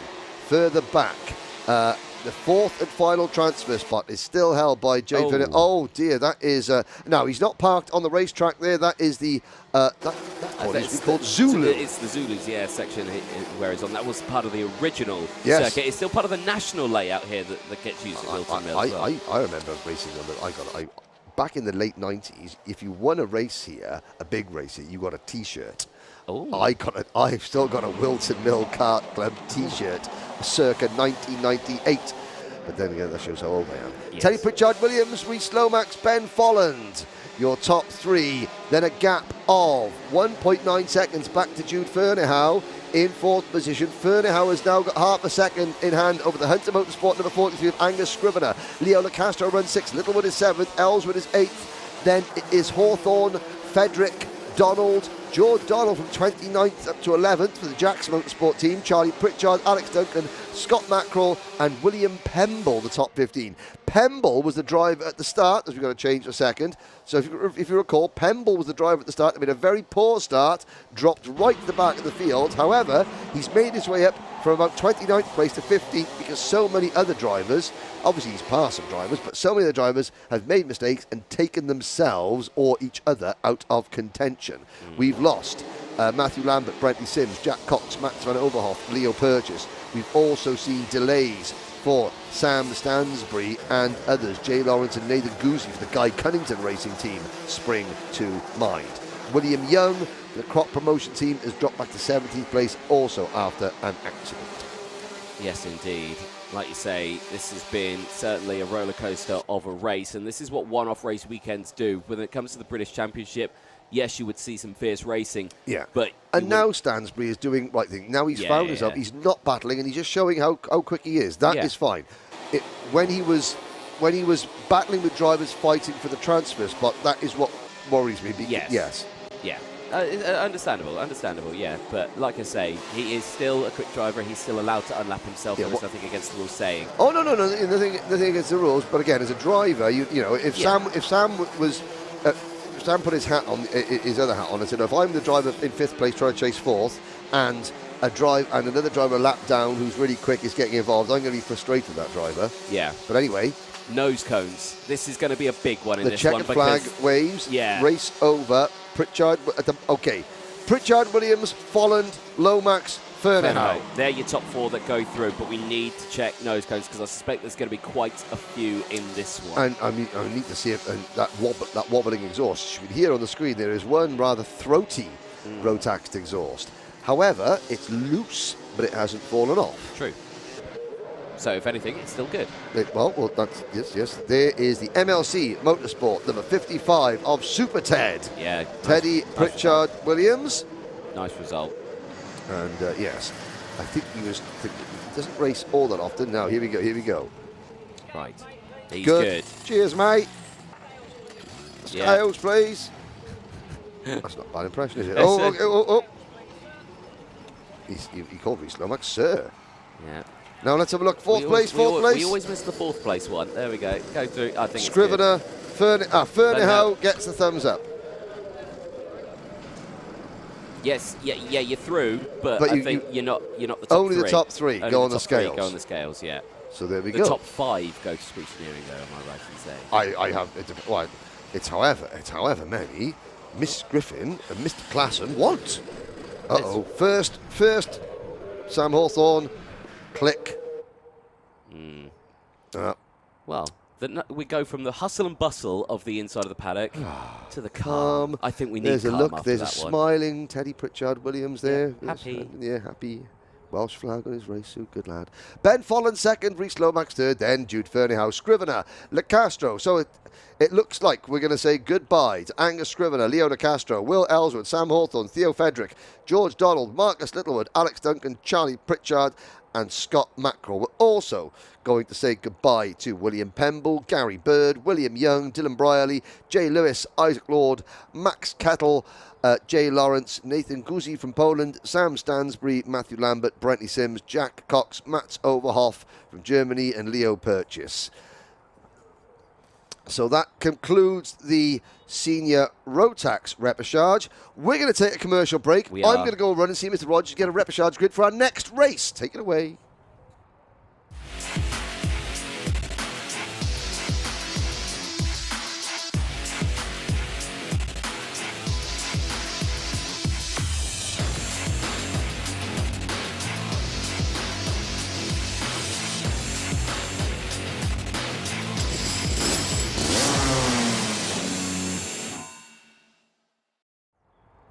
Welcome back. Good look there at one of our another sponsors, Demon Tweaks, providing a lot of equipment for drivers across the UK. You can head to their website, of course, and you can grab all your little bits from their fantastic shop. I've actually got quite a few bits from Demon Tweaks myself, so definitely recommend it. Live chat is still going strong. Let us know where you're watching from. Let us know who you are supporting. The next race coming up next after the end of the Senior Rotax one is race 19. It is Minimax 950 for their repechage. That is due to start on track at 12 o'clock, which is now. So they will be heading out on circuit. Well, I say now, it's in a minute's time. Motorsport UK have one rule, and that is to stay on time as much as possible, and they do that. A nice shot there of the Christmas corner. This is the run-up. This is the main heavy braking zone, the first major braking zone that the drivers would enter to at the start of a lap. This is where most of the overtakes are done. And you can see then the rest of the grid would go through. The whistle blows, and I believe the drivers are going to start making their way out onto the circuit in just a moment. So the next race is coming up next. It is Minimax 950.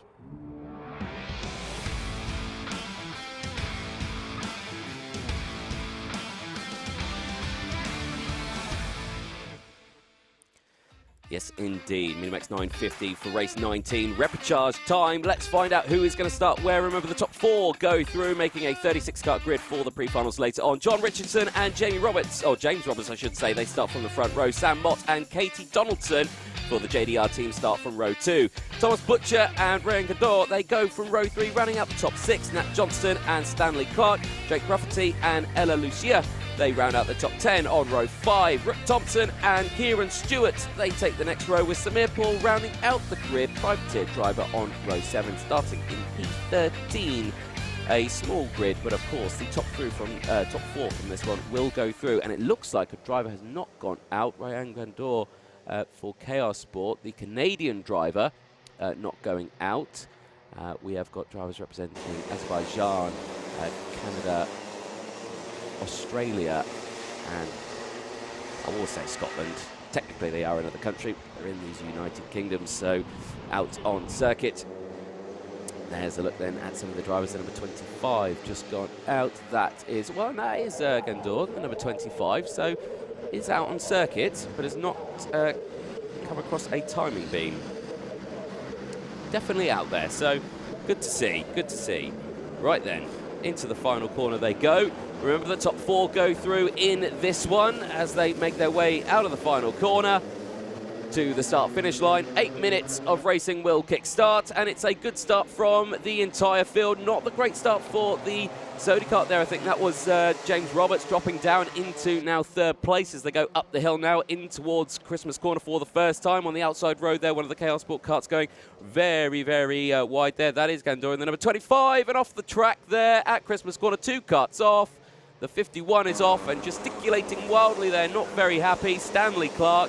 There was also another kart that went off as well. Didn't quite see the kart number. Is down the inside, change for 2nd place as battling. Sam Mott under pressure here from James Roberts. James Roberts, who now is falling down the order, I believe now is in P4, so he's on that bubble just a little bit. Henry Vedette joins me back in the commentary box. I suspect he's just run, so I'll try and get him to talk now. Are you out of breath, Henry? Not at all. I'm the peak of physical fitness. Exactly. I'm glad you said it, because I'm so worn out I couldn't possibly get the words out.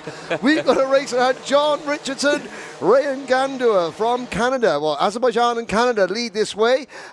Sam Mott and James Roberts, and Katie Donaldson, Jake Rafferty, Rook Thompson from Australia in 8th position. So, are we going to get international flavour? And thank you for letting me speak continuously for 3 or 4 seconds. Excuse me, I've just got to go and do something a second. He's going to go limber up, and Henry is now breathing to try and catch his breath back up. Really, I'm actually quite impressed he did it so quickly, all the way up to the start-finish line and back down to the Mill building here at Whilton Mill. Already, I'm starting to hear the buffeting of nose cones hitting the ground as a little bit of a coming together there between 2 drivers through the boot section. All coming together again. The top 4 of this one go through. You'll see the bubble graphic will appear. Richardson, Gandor, Mott and Roberts are in that top 4 at the moment. Rafferty, though, is just on the outside of that.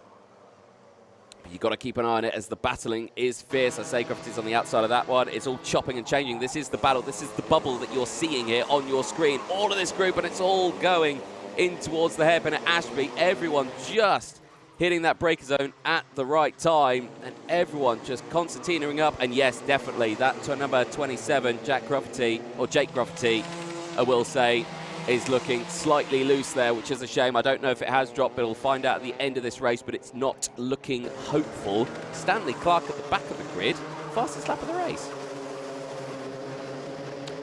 So, crossing the line, 5.5 minutes to go.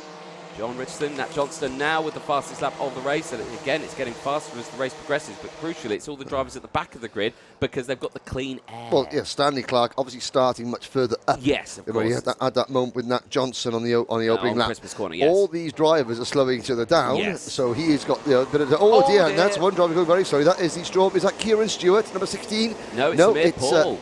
Oh, Samir Paul, another privateer driver. We saw him in his previous race this morning, failing to finish, having an incident at Christmas Corner, and he doesn't look like he's going to make it through into the pre-final itself. It's John Richardson, Ryan Gandua, James Roberts, and Jake Gruffety. So Ryan Ganda's here. He's part of the Ben Cooper Racing Academy out in Canada. And Lucas Pernaud, who we're going to see in Senior Rotax, he is sort of coaching Ryan Gandua, so Lucas is doing some racing as well. But a big hello to everyone out in Canada, the Rotax family in Canada, the Ben Cooper Racing Academy. Yes, indeed. Up at Christmas Corner. Yeah. The number 11 car, that's Rook Thompson. So Australia's Rook Thompson. And yes, he's got a bit of work to do to get up there. He's on that red and white, the Birrell ART car, chasing the number 26, Ella Lucia. Yes. Number 11, looks like Rook Thompson, also nose cone, not looking that attached to the bracket. Yes. Yeah. Well, we'll have to wait and see. But it's Richardson, Gander, Butcher, and Gruffety. But the big battle again. You've got to see the top three. Gruffety in, Roberts rather in the number 37 car. Oh, hang on a sec. Things are changing. So yeah, Gruffety in the number 27 has not got much breathing space. In fact, he's got where's the number 77 getting overtaken? That was Katie Donaldson by James Roberts. Roberts, another graduate, I believe, from the Daniel Ricciardo series. There's number 35 car, Nat Johnson, further back in the pack. Oh, and almost running wide there. Yes, indeed. Yeah, this is certainly a little bit interesting in this top section. They've got to be careful here because the top four are breaking away. Wow, I mean, look at that, 3.27 seconds. Now, the Zip Factory team have been riding the crest of a wave. They've already had one big win in this class. And now, if they can get their second driver into the main event, oh dear, that's Rook Thompson's nose cone has just buckled underneath. He went over the bumps, and there we go. Yeah. I think Dave Hillary can put his piece of paper away. That's. I don't think you need to sacrifice. She done. Sadly, Australia's Rook Thompson will not qualify for the Minimax pre-final and final. Now, I noticed earlier when Stanley Clark set the fast lap of the race several minutes ago, he was 11 seconds behind the race leader. Less than 10 now. He's now 9.5. So I mean, he's going to be kicking himself there, as young Stanley. The Sam Pollock racing driver, but it goes to show how quick, all these drivers are. These drivers, it's easy to say that these drivers here are in the Repshaws because they're the slowest. Yeah, it's not the case. Not the case at all. One bit of luck, one tiny bit of misfortune, can make such a difference. Yeah. And there's the number 54 Kart, the Butcher, chasing Ryan Gandua. And the front of Ryan Gandua's kart. Looking very low there indeed, isn't it? It's going to be giving the KR, Jordan Chamberlain, Ash Orchard, the rest of the KR Sport team a few nervous moments. So what they need to do, they need to make sure that Ryan Gandua finishes 5 seconds in front of the 5th place driver. Yes. At the moment, Gandua is 3.9 seconds behind the leader.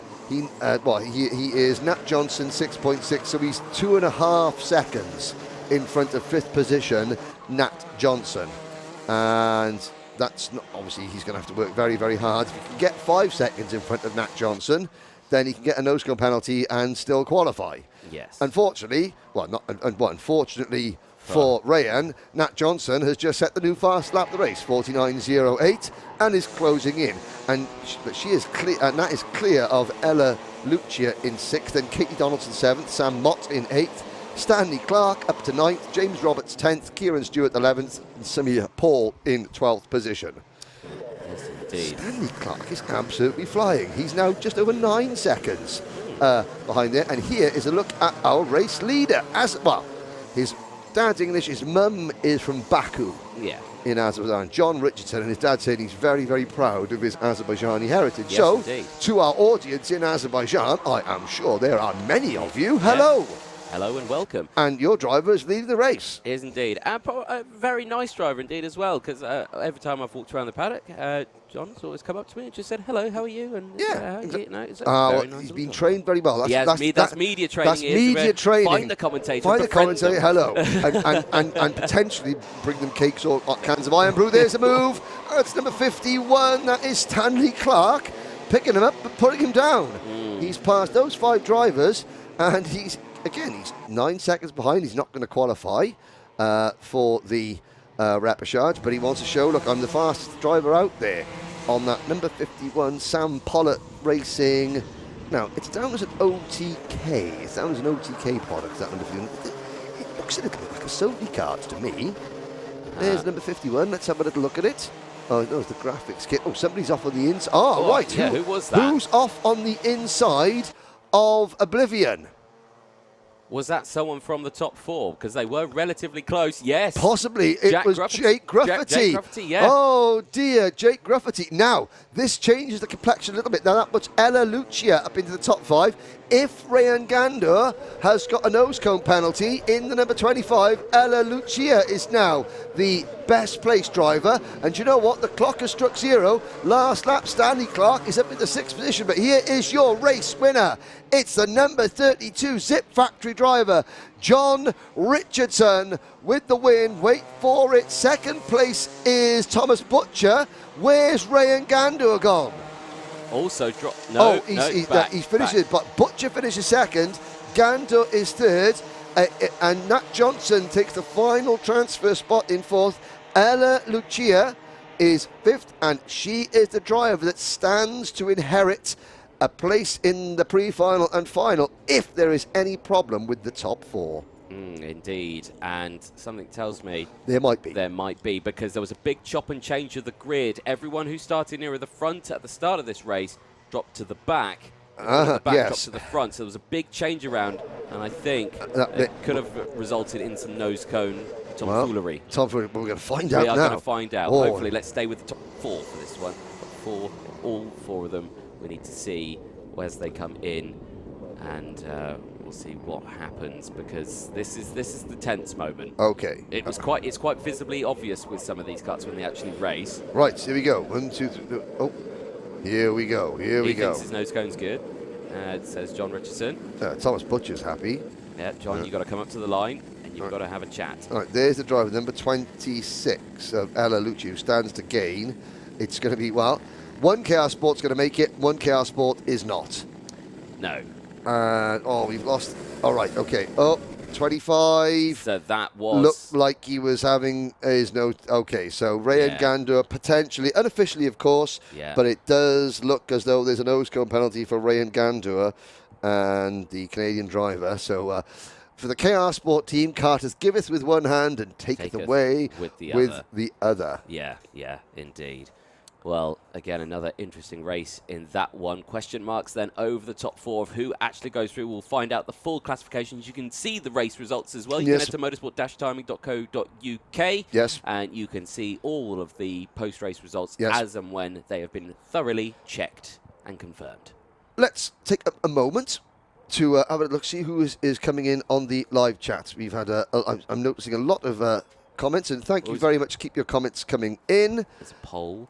We got a poll up there. Oh, what's the poll? I mean, there's a couple of polls racing. What was your favourite class? Oh, right. I thought it was like about David O'Lesner. But there we go. So we'll get back to you after this next commercial break with an idea of who is on the live chat.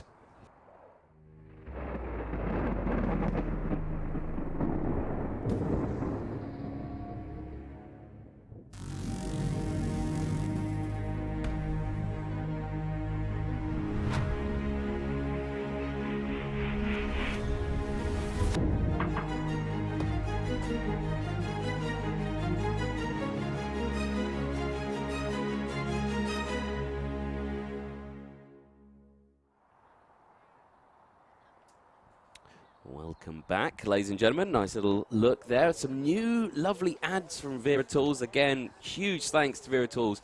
Again, sponsoring the British Championship this year running. Yeah, 3rd year in a row. They certainly like their karting. Yes. Now here we go. We're talking about... so this is the RV245. They're talking about the engines. That's the JVD power. That is one of the Jan Daams and the JVD team in Holland. They ran Kart last year. Talking about Craft Motorsports. So there, we're talking about a lot of the Rotaxes that's leading illegal. No, that's not true. They're completely legal. And they just talk about basically, about how much a better engine can help you. But well, let's have a little look. We've got some lots of good engines coming up next one. It's Micromax. The pre-finals coming up now.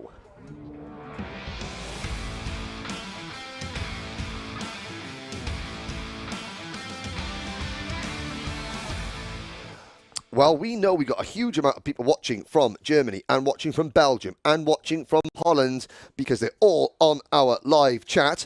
Who have they got to cheer for in this next race? Well, here are your contenders for the Micromax pre-final. Pole position, Emerson McAndrew Uren for Dan Holland Racing, Jensen Chalk for MLC Motorsport on the outside of row number 1, RCE's Edward Haynes and Toby George Motorsports, Corby Patterson on row number 2. The leading privateer driver, Zach Starbuck, completes the top 5. Jack Freeman is starting in 6th.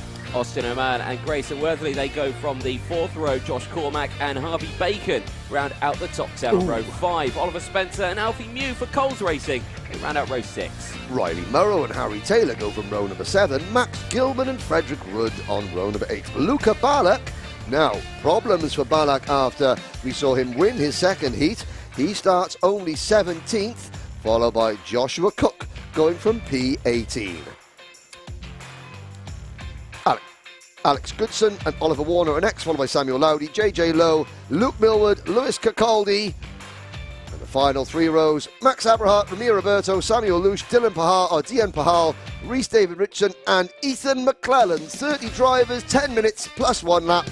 Your Micromax pre-final set to get underway in 1 corner's time, Anthony. It is indeed. Keep comments coming in. I've got the comments on the Motorsport UK YouTube channel in my screen now as well, and it's a false start, which is good because it means I can go over some of the messages. There's quite a few happy birthday messages, and there's actually a couple that I need to remember as well. So happy birthday to Lucy Lovell. Also, can you give a happy birthday shout out to Aid Anthony, who is 15 today, and also a happy birthday to Carl Manchester, who's in the cameras for Motorsport UK today. It's his birthday. No idea how old he is. He looks 70, but I think he's only in his 20s. Early, 75. 75, I think. Yep. Okay, here we go. So we're going to go around again. That was good. So happy birthday to all those people. And so let's have a look. Emerson McAndrew Uren. Very new signing to the Dan Holland Racing team. Really good to see. We've got Jensen Chalk. Again, probably the most experienced Micromax driver in the field on the outside of row number 1. It's Dan Holland Racing versus the MLC Motorsport team. Then it's 2 newcomers to the paddock, RCE and Toby George Motorsport on row number 2. And again, showing that privateers can still succeed, especially at this level. We've got Zach Starbuck, Austin Oman also in the top 10. Lights are out. We're off and racing. It's a good start from McAndrew Uren into turn number 1. Now round Oblivion. Jensen Chalk dropping to 3rd place, possibly dropping to 4th place. Edward Haynes up into P2. Make that P1 as they head up towards Christmas Corner. Yeah, nice start from the entirety of the grid as they negotiate their way around the tricky technical section here of Christmas Corner as they go through now down in towards the Ashby hairpin, the major braking zone here as they go 3 wide and a little bit of coming together. JJ Lowe in the number 48 Kart on the outside there, somebody on the inside of him missing his braking zone and using his side pod as a brake. Yes, yeah, that is unfortunate, but they continue on nevertheless. A little bit longer these races, of course. 10 minutes. Oh dear, and that exit stage right for somebody, and I'm trying to see who that was. That was the number 22 Kart. That is a very unhappy looking Riley Murrow. Yeah, Riley did a brilliant job earlier on. And there was something flying off the side of the circuit there, just as the camera picked up at the karts crossing the start-finish line. Almost, oh dear, oh no, and that's the leaders. That's the number 24 Kart, Colby Patterson, the Toby George Motorsport team, out of third place. And he's taken Jensen Chalk with him. So there's 2 potential race winners who are now facing a mountain to climb, and there's another spin. That's the number 33 kart of Frederick Wood. There was another driver that had to go very, very wide there to avoid clattering into him. So we're looking at there the number 80 kart on your screen. The number 80 is Harvey Bacon, the Cato Motorsport driver. Well, it was a nice, steady first lap, and lap 2, it's all kicked right off. It has indeed, hasn't it? So a real shape-up, and of course, if you're wondering what a pre-final is, this is basically a race to determine what the grid will be for the final later on today. That was what determines it for that final. So yes, you have your qualifying heats that will give you intermediate classification points that will determine where you start for this pre-final. Yes, correct. And then at the end of this pre-final, the race results will determine where you start for the final later on. And then, of that course, is also correct. We also find out at the end of the final, whoever wins that gets the O Plate. That is correct. There'll be the first Micromax O Plate ever awarded. Yes, and because this is a open championship, it's an open event, it's the Rotax O Plate. Yes. The Open Championship. Anyone with a Motorsport UK licence can race in this event. Very good. Well explained. I am getting better at my karting knowledge. Oof, who would have thought that? All I need to do is practice mine now. Edward Haynes has the race lead from privateer driver Zach Starbuck. Now, so you can remember Zach Starbuck doing very well at Kart Masters last year in the Honda class. I think it was possibly Honda. I'm sure his parents will find me during the thing. Yeah, so you remember Zach Starbuck doing well in Kart Masters last year, and he is there in second position. Or did he have a big incident at Kart Masters? Something. Water Swift. Possibly Water Swift. There was something with Zach Starbuck. He did very well as a privateer in Kart Masters last year, whether it was what. Old brain, see, that's the problem, but I'll catch up with it. But again, a very talented young driver indeed. He's under pressure from Oliver Spencer, though, in second position, and he gets past there because you can see that Edward Haynes is starting to pull away. The lead that Edward Haynes had at the end of lap number 3 was 9/10 of a second. Oliver Spencer has now sort of pared that back to 3/4 of a second. Starbuck and then McAndrew Uren. These three drivers here can work together and easily catch Edward Haynes. Harvey Bacon, Grayson Wortley, Luca Ballack already up from 17th to 7th. Then it is Harry Taylor, Austin Oman, the top 10 rounded out by Oliver Warner. Yeah, but Warner up to 10th place. Realistically, at the moment, with 6 minutes to go, these three drivers are the only ones capable or within, capable of catching Haynes. Yes. Further back, we have lost Dian Pahal, sadly, one of the RCE drivers out of the race. After his earlier spin, Riley Murrow is now running in 23rd. Colby Patterson is down to 21st. Jensen Chalk runs 14th after getting delayed. So we can't see Jensen Chalk, but he's looking down at there where Jensen Chalk is. He has got a fair, he's got about 8/10 of a second to make up before he gets the next pack of karts in front of him. So Jensen's going to be looking to try and salvage a top 10. See him, they're just coming out of oblivion. He's got about 3/4 of a second to make up before he gets to a whole host of karts from Austin Oman in 8th place on back.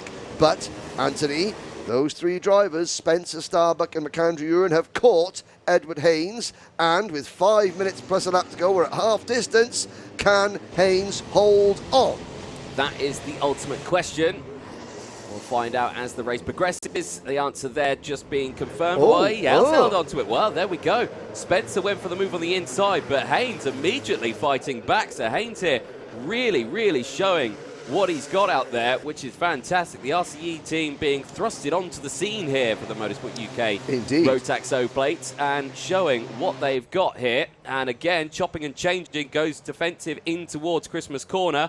As again, it looked like Starbuck was going to go for a little inside move there on Spencer, but Spencer just closing the door, refusing that gap. And my earlier prediction that only one of these four drivers could potentially win this race could potentially now be proved to be a little bit wrong, because they're battling more than I thought they were going to, and this is going to slow each other down. The gap back to the 5th, 6th and 7th place drivers on your screens now. They are Harvey Bacon, Grayson Wortley and Luca Ballack. It was 3.2 seconds.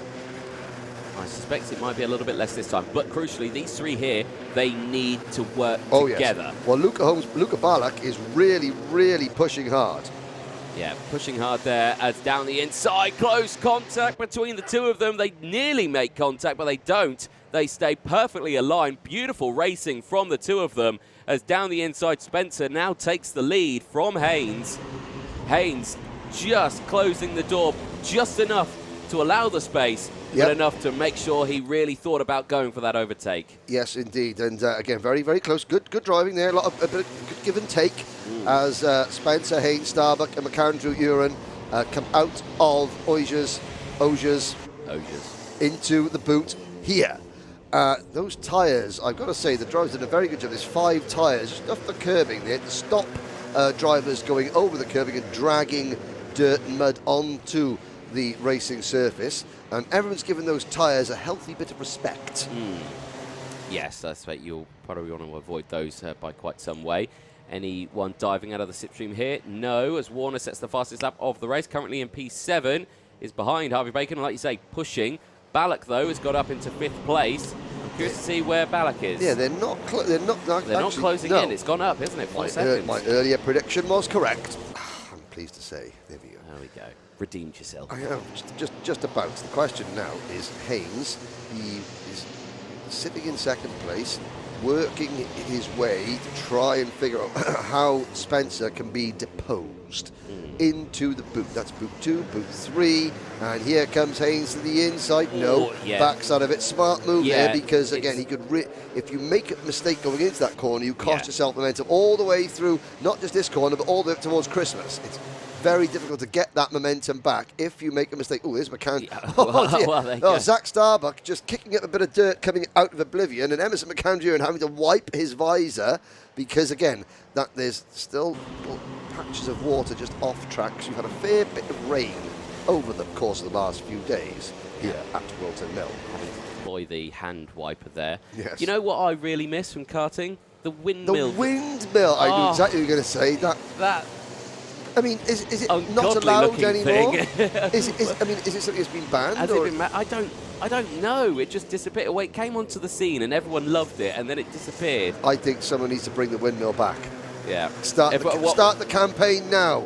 If you know, if you're watching on the Motorsport UK YouTube channel, the Alpha Live YouTube, and you're a learned fellow or fellowette, then please, has the windmill been banned for use? And if it hasn't been banned, I want to see it this year.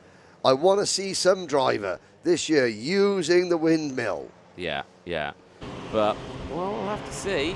Because, like you say, it was a terrible looking thing, wasn't it? No, it was amazing. What are you on about? I thought it was. Fast lap of the race. Oliver Spencer, 51.79 seconds. And you can see that he has actually now got a 3 or 4 kart length lead over Edward Haynes. That's significant. 30 seconds plus 1 lap to go. Haynes, in turn, has got a little bit of a gap over Starbuck and Uren. So Haynes has got no one pushing him along, and Spencer has been able to just eke out a couple of kart lengths. He checks over his shoulder. Now Haynes is going to get in the slipstream. He's going to get a good run out of oblivion. Can Haynes make the move going to Christmas corner? Looks for it, comes out of the slipstream into the apex, tucks it in, beautifully done. Nothing there that Oliver Spencer could do to defend that one. It was alongside way before the corner even came, and instantly Haynes goes defensive to try and close that door, and rightfully so. Again, the gap is still absolutely non-existent between the two of them, but a better exit out of Chapman's there as down the inside. Spencer tries to get it done. Fails to get it done, but that, that allowed McAndrew Uren to move up past Starbuck. So Starbuck down into P4 now. I think that sort of like little, almost that bit of side by side, that sort of allowed, I thought Starbuck, I'm going to set myself up for a movie, and he got himself offline a little bit, and that meant that McAndrew Uren pounced. We start the last lap. Who is going to start the final in micro-action pole position at the moment? It could be Edward Haynes. Oliver Spencer's trying to return the favour. Haynes defending up the hill towards Christmas corner. This is going to give Emerson McAndrew Uren in the number 31 kart a great run down the hill towards Ashby's. Will he risk a move? Here comes Starbuck round the outside. Now it's Starbuck's turn. Starbuck's going to get a great run, but he has no track position. He's got karts in front of him all across the circuit, and Haynes, I think, has just about done enough, Anthony. I think he has indeed. You can see there Spencer putting his hand up in frustration, saying, why are you defending? But I'm thinking Haynes here is trying to back him up into the driver's point. The last lap for pre-final. Exactly. Of course he's going to defend. Exactly, and maybe thinking, I don't want you to start alongside me for the final later on. I want you to be further back. Yeah. Here we go, out of the final corner. Edward Haynes did everything he needed to do. He will start the final later on today after the lunch break on pole position from Oliver Spencer, Emerson McAndrew, Uren, from Zach Starbuck, Luca Ballack, Oliver Warner, Harvey Bacon and Harry Taylor. Grayson Worthley and Alfie New round out the top 10 across the line. The rest of the field, Jensen Chalk, Aman Freeman, Gilman, Cook, Abrahart, Lowdy, Patterson, Lush, Wood, Millwood and Goodson. Crossing the line in 22nd place. Next to cross the line should be Riley Murrow. There he is, followed by JJ Lowe, recovering back to P24. Josh Cormack crosses the line from Maria Roberto. Lewis Capaldi and Ethan McClellan should be the next to cross the line. There he is. And Reese David Richardson will cross the line, P29. One retirement from that one. Dial Patel, or Pial. Dian Pahal.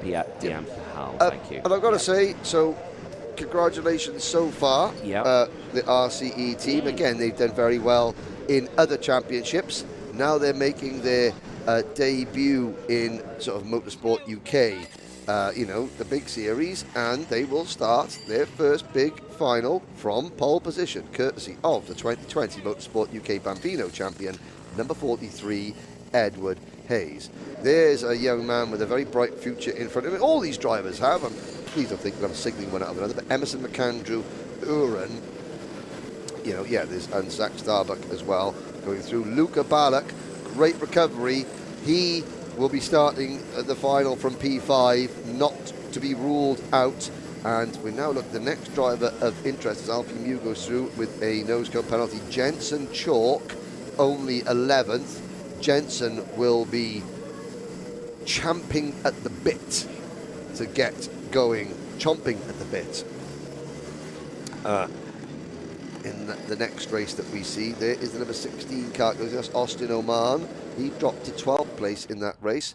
And we'll also be looking at Colby Patterson only finishing 18th. So there are potential winners up and down the grid here in Micromax. Obviously, you've got the top 6 that have all been in contention, but then you've also got the likes of Chalk, Oman, and Patterson, who are going to be starting much further back. Riley Murrow, only 23rd in that race. So he will be looking to move forward as well.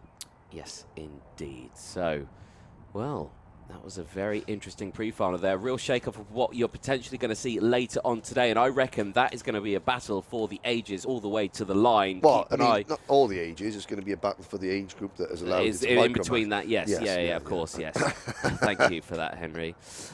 We will take another short ad break. We'll be back in a moment with the second pre-final, which will be for Junior Rotax. Junior Rotax, yes. I'll be coming up next. Bye.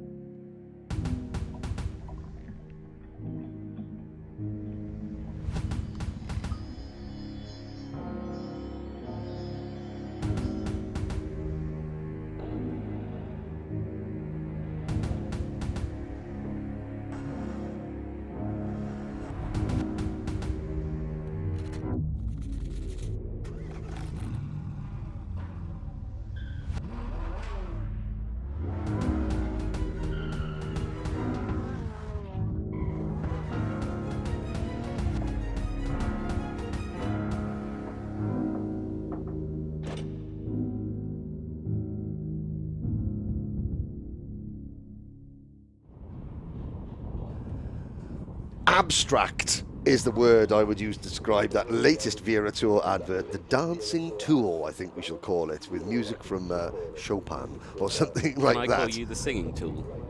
Thank you very much. Well, I'm very. Oh, look, there's some aeroplanes. I'm good at that. That's formation flying. Well, we couldn't quite get the red arrows. Yeah, the budget didn't quite get there. We didn't get that. So there's the fly past, a couple of biplanes for you. And again, a big happy Mother's Day to all the mothers that are here and watching at home. And a big happy Mother's Day to all those who are no longer here. And, it's always a day, I think. Now there is one of the official BKC Racing team members. You can see him there, mullet flowing in the breeze. Oh, yes, that is a fine mullet. Yep, neck nice and warm on that driver. Our spectator, there we go. It's good to see. Who else have we got on camera with us at the moment? I say we've not done a mechanic. We haven't done anything. I can see Dan Holland there in the black jacket with a little red thing on there. Always watching away. Who's that in the Synergy coat? That is one of the Synergy Racing team mechanics whose name escapes me. Is that Rob Hanscom? Possibly. Let's have a look. I said we've got a couple of rather pensive-looking mums waiting to go out, either pensive or bored, one of the two. There's Archie Heron just coming into the shot. But yeah, basically that is one mum sitting there, either very nervous because her son's about to go out, race, son or daughter, or one thinking, goes, oh, glass of wine would be nice now. Anyway, enough of that. Next race is the Junior Rotax pre-final.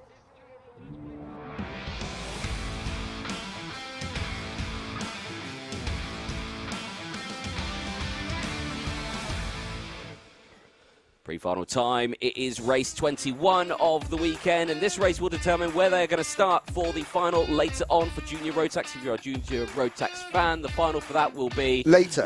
Anyway, here's the grid. It's Macaulay Bishop on the front row, Ewan Charman. Both Macaulay and Ewan won both their heat races yesterday. Macaulay was fast in qualifying. Archie Clark and Ethan Jeff Hall, the defending and reigning O Plate champion, on row 2. William Antrobus and Jack Hobson at Tyrone is in 6th. Yes, indeed. Joshua Graham and Timo Youngling, they go from row 4 from Tommy Harfield and Ollie Stevens. Gustav Uzakovs and Freddie Lloyd, who didn't want to take his photo for some reason, he starts from that 6th. Kenzo Craigie starts from the inside of row number 7, the latest member of the AMG Mercedes Junior driver program. Then it's Harrison Whitcomb, Hugh Moulton, Leon Hasty, Freddie Ingram, Finn Leslie, your top 18. Archie Buttle, Adita Kulkarni, Reg Hayward, Alex Cole, Liam Hartley and Lizzie Mentier on grid 24. Then it's Charles Green, Arthur Thacker, Owen Neve, Thomas Ingram Hill, Jacob Jukes and Indian driver Ayman Bansal. Thomas Bin Spearing, Armand Hamilton from Australia, James Shotton and William Murphy, the 4 transfer drivers in the from the repechage. Round out your 34 driver karting grid. In a couple of interesting stories, Owen Neve is mechanicking himself this weekend. Mechanicking himself. I think Timo Youngling's dad is helping take the car to the grid, but Owen Neve spannering for himself, and it's a false start. So the Charmander, Ewan Charman, he won both the heat races yesterday. Then Macaulay Bishop, he obviously has won everything so far. A bit further back, a couple of names to mention. Timo Youngling, we last saw Timo in Motorsport UK back in 2021 when he won the Honda Cadet. 2021 Honda Cadet, British champion. Gustav Uzakovs from Latvia, raced for Latvia in the Rotax Grand Finals. Kenzo Craigie, Argenti Motorsport, yes, you heard that correctly, he is officially on the AMG Mercedes, or Mercedes AMG Junior Driver Program. Yes. Aditya Kulkarni, a race winner, or top 7 in the country last year. The S Plate, Leon Hasty, the Scottish Super Series champion. Harrison Whitcomb, the best place of several Welshmen in the field. Freddie Lloyd, Arsenal did yesterday, I quote, "Binned it in the wall." Yep, indeed. Well, this is going to be an interesting one, of course. This is the first time we've seen these drivers today. Only 4 drivers we've seen so far because they had their repechage earlier on today, but this is the first time we have seen the majority of these drivers today. Now, a quick, what did I say? I was looking at the thing. So we've got the best of the young ladies in the field. That would be Lizzie Mentier in 24th position on the grid. Here we go. In the tram lines, lights are out. We're off and racing into crook and oblivion. Macaulay Bishop gets across the front. He was over the curbs, and I have to say, Ewan Charman almost had to back out of it a little bit, but Macaulay Bishop fully committed up towards Christmas corner. Bishop leads. Now we're going to get 34 drivers cleanly around this next corner. Yes, we are. Down towards Ashby. Oh, and there's 2 cuts off. At the very top. Bishop? No. No. Bishop, Charman, and Ethan Jeff Hall are safely through. Somebody has gone very, very well. It's another one of the Dan Holland carts at the back of the field. Possibly Thomas Ingram Hill or possibly Ollie Stevens. Out of the boot for the first time. Now, there was one driver up at the top there who was, I think, one of the marshals with him. He was in a bit of discomfort. It's Bishop, Charman, Hall, Clark, Antrobus, Graham, Hobson, Usakov, Stevens, and Harfield. So it wasn't Ollie Stevens, it was Timo Jungling. And, Kenzo Craigie is the driver who has been in trouble. And Kenzo Craigie was at the top of the circuit. I hope that Kenzo is okay.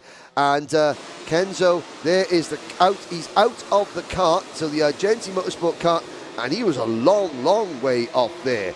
I wonder what happened, didn't quite see, we've got the replays with us there this weekend, but yes, unfortunately,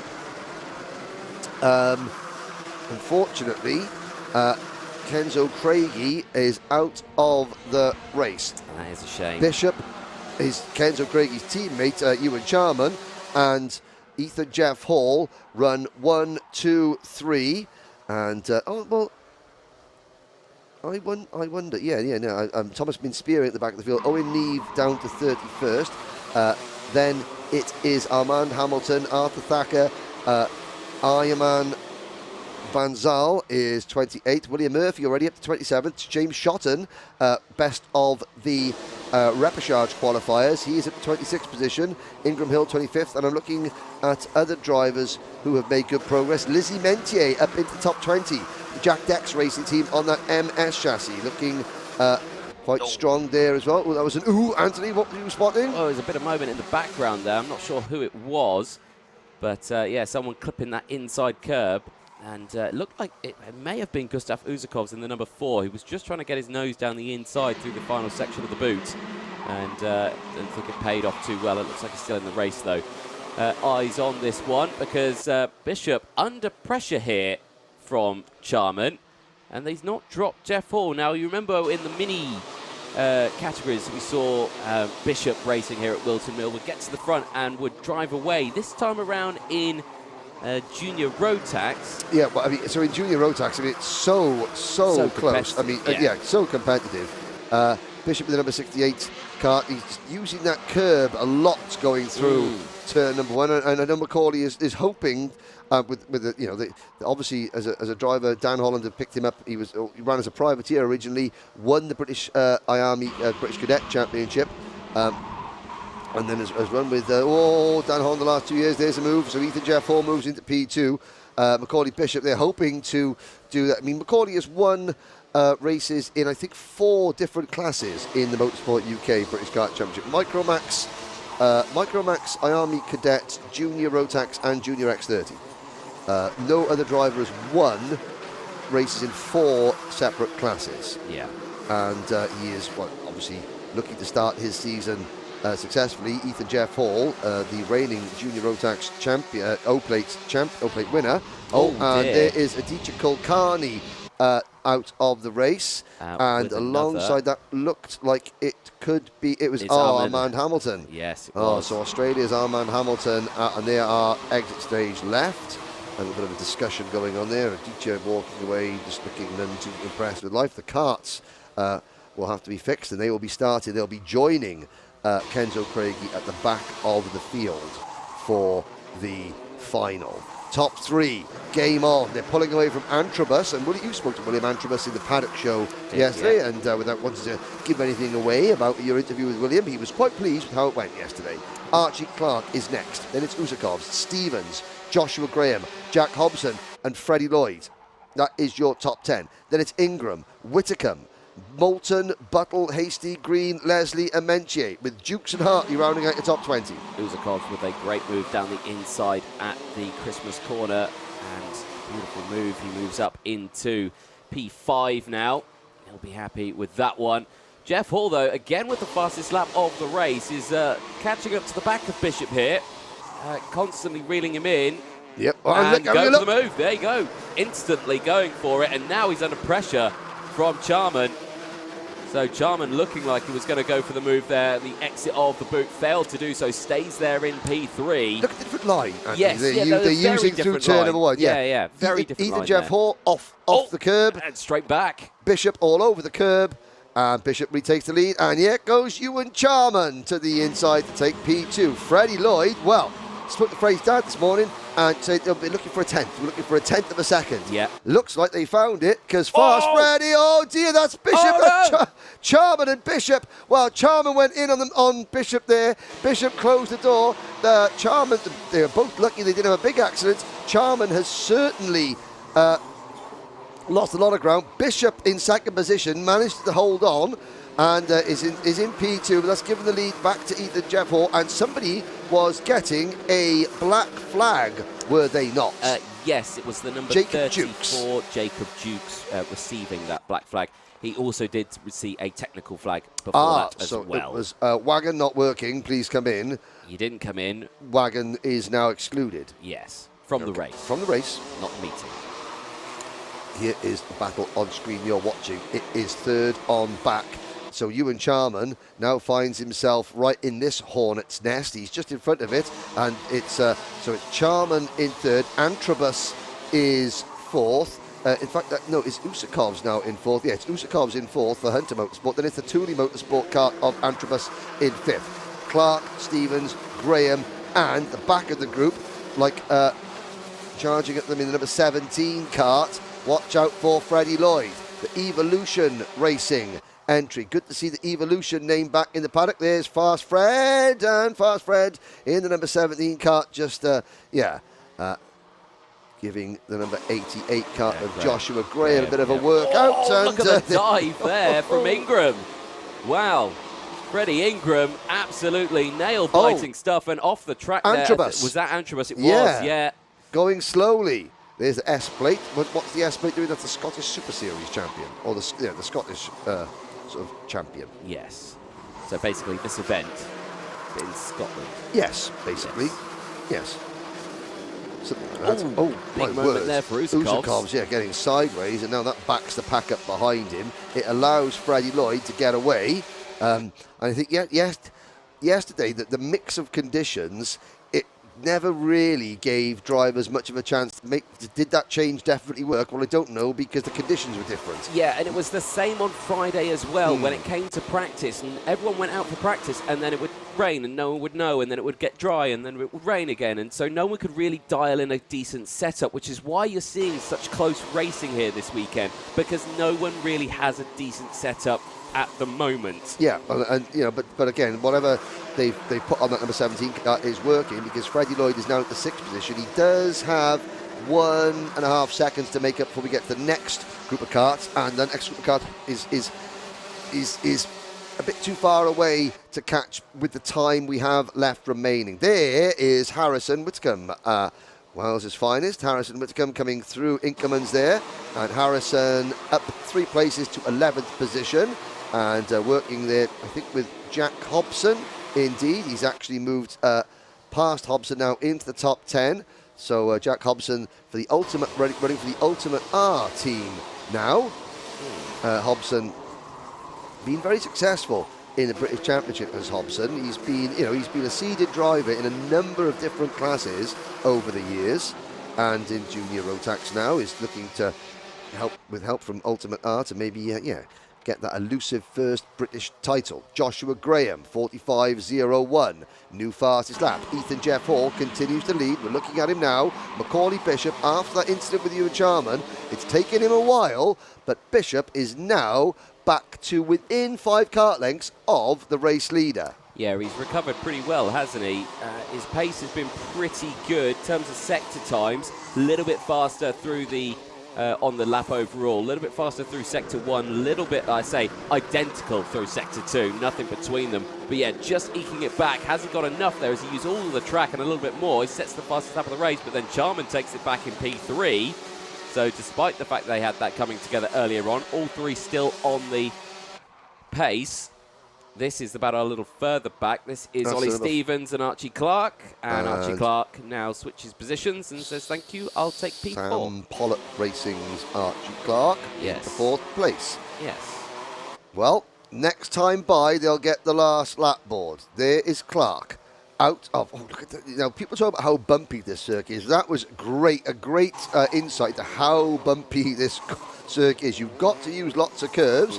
There's your 3rd, 4th, 5th place karts. So, last lap board goes out. Macaulay Bishop, do you sit or do you attack? Well, you know, starting on pole for the final, that's probably a little bit better than starting on P2. Granted, you're still on the front row, but you've got to go for it.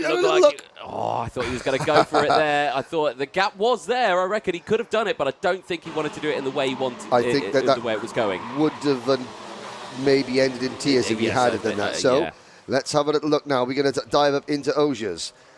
And the answer is no, because Ethan Jeff Hall is very, very quick out of Chapman's. Now up towards the boot. The crossover coming through the boot. Let's see. Does Bishop start to set up the move? It's going to be a last corner lunge, if anything, for Bishop. No.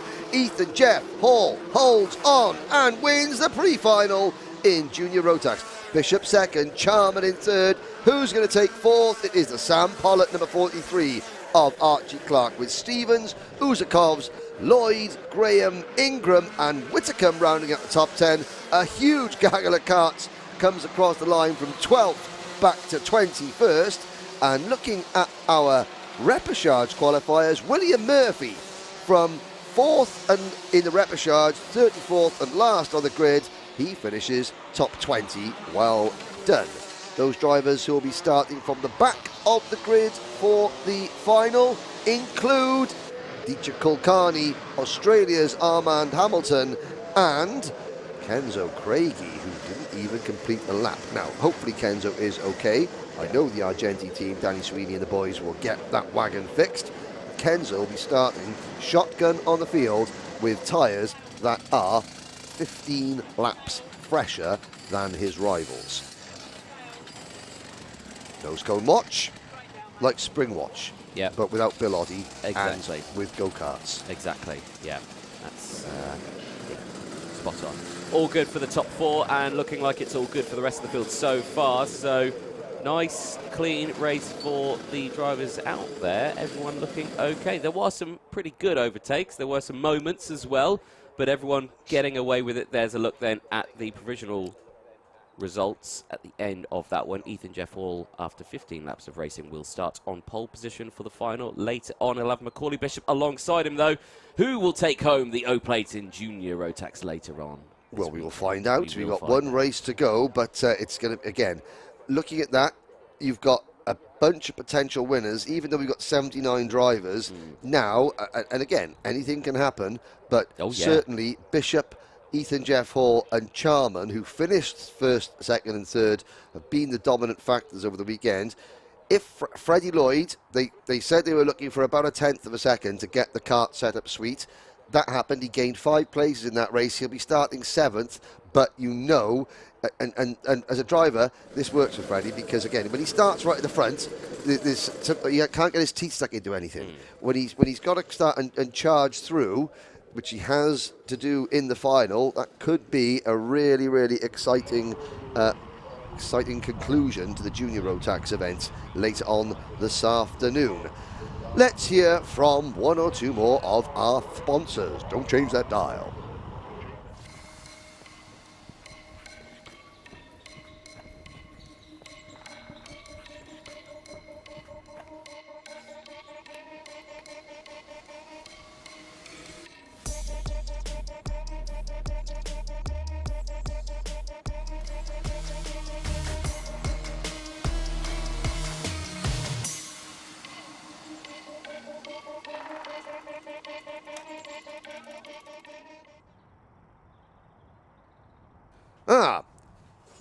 Now it's the lesser spotted Dan Holland team. Okay. Yes. Well, second on the left, that's Sam Haig.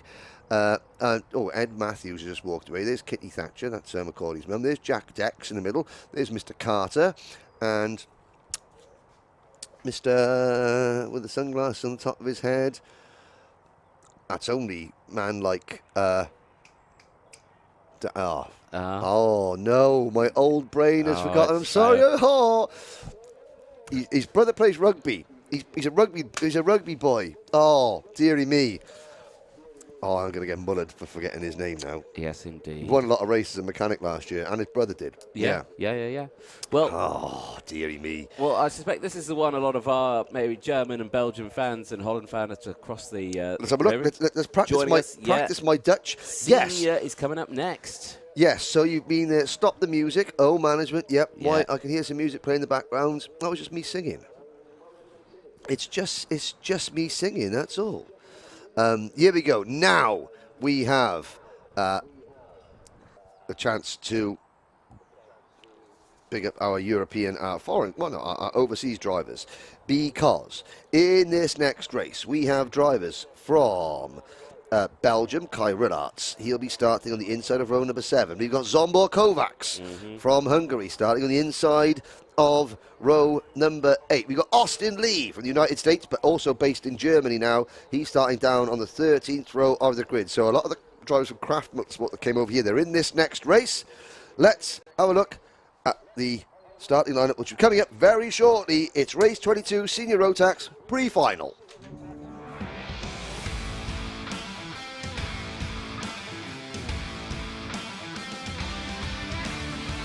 What do I do now? Right, here we go. We're about to see the starting lineup. 34 drivers strong. Kai Hunter.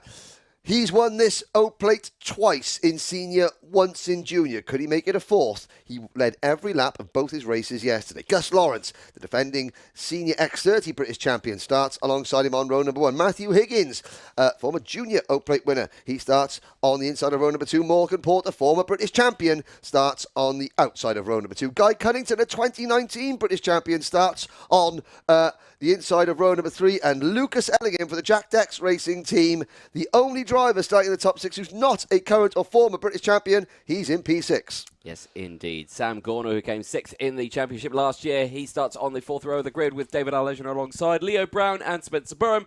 Lewis Gilbert and Tristan Rennie round out the top 6. Then it's Kai Rilarts, Neil Clark, Zsombor Kovacs, Pearson, Bullock Carter, Jack Steadman and Jamie Perilli.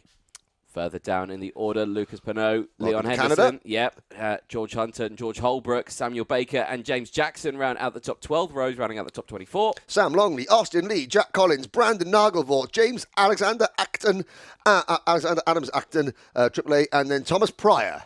Further back in the order, the 4 that came through, Teddy Pritchard-Williams, Ben Folland, Reece Lomax and Jude Fernahoe round out the 34 kart grid. They make their way round the circuit, and here they are at the final corner. Look at that. Blinken would have missed him. Good formation. Kai Hunter has led every...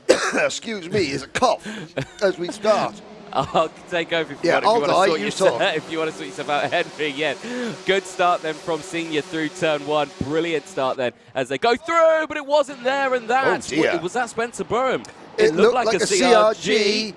We'll see that. I mean, that is well and truly up the bank, and I'm looking, and it was a CRG that is missing now. Oh, yes. Yeah, it is. And sadly, Spencer Burham is out of the race.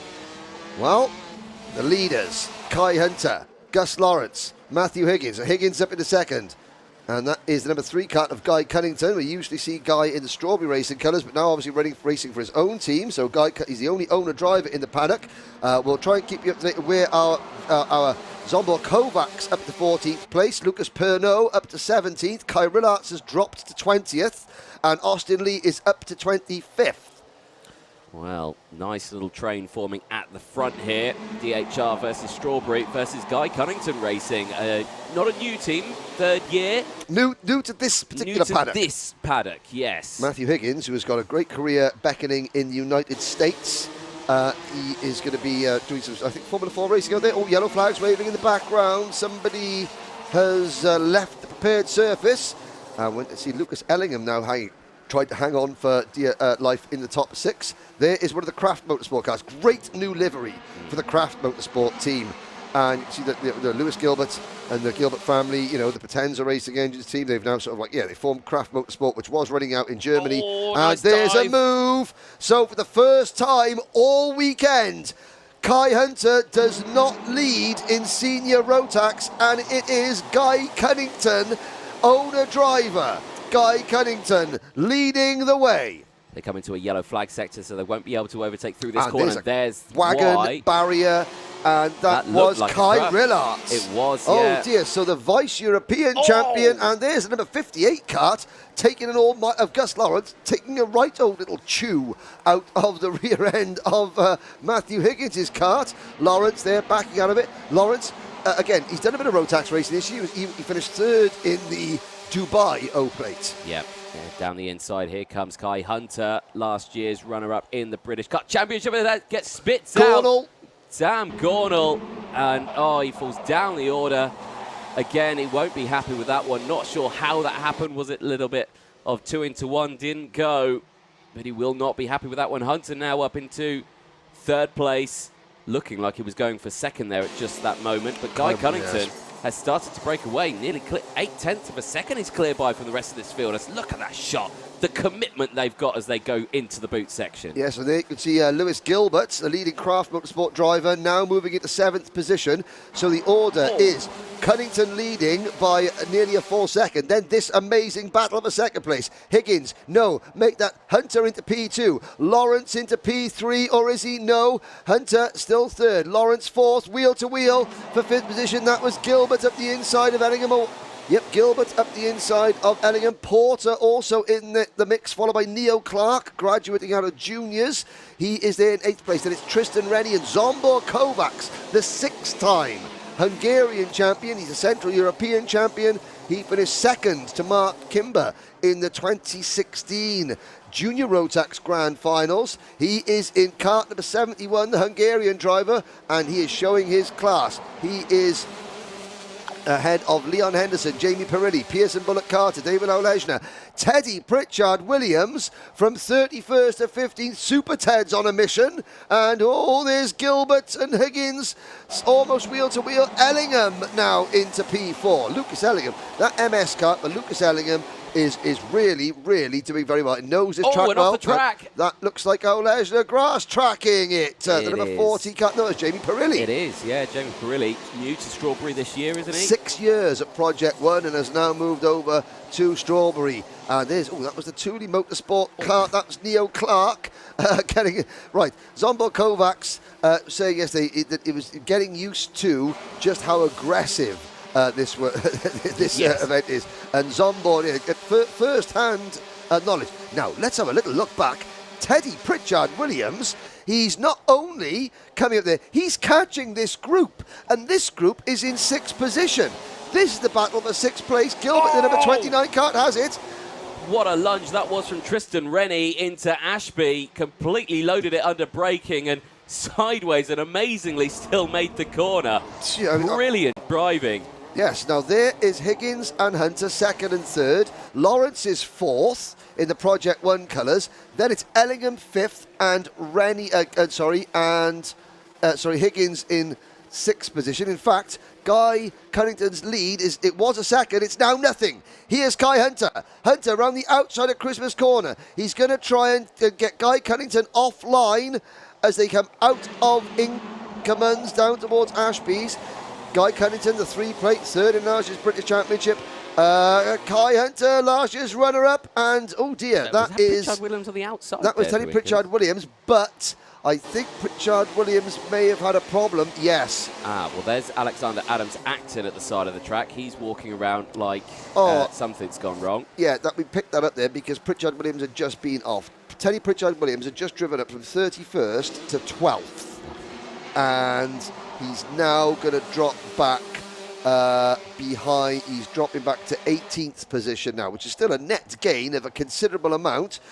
George Hunter and Reese Lomax also dropping back. Lucas Perneau from Canada is in 26th position. Austin Lee, American-born, moved for 2nd place. Sorry. Gus Lawrence through past Guy Cunnington, and that's another big change in this paddock. Gus Lawrence no longer with the PF International team. Well, he's running in a Project 1 this weekend. Yeah. Well, he's still got the PF International race suit on, and when we see X30 racing, I think we'll probably see him back into that one. Right, okay. So with Rotax, he's repping with Project 1.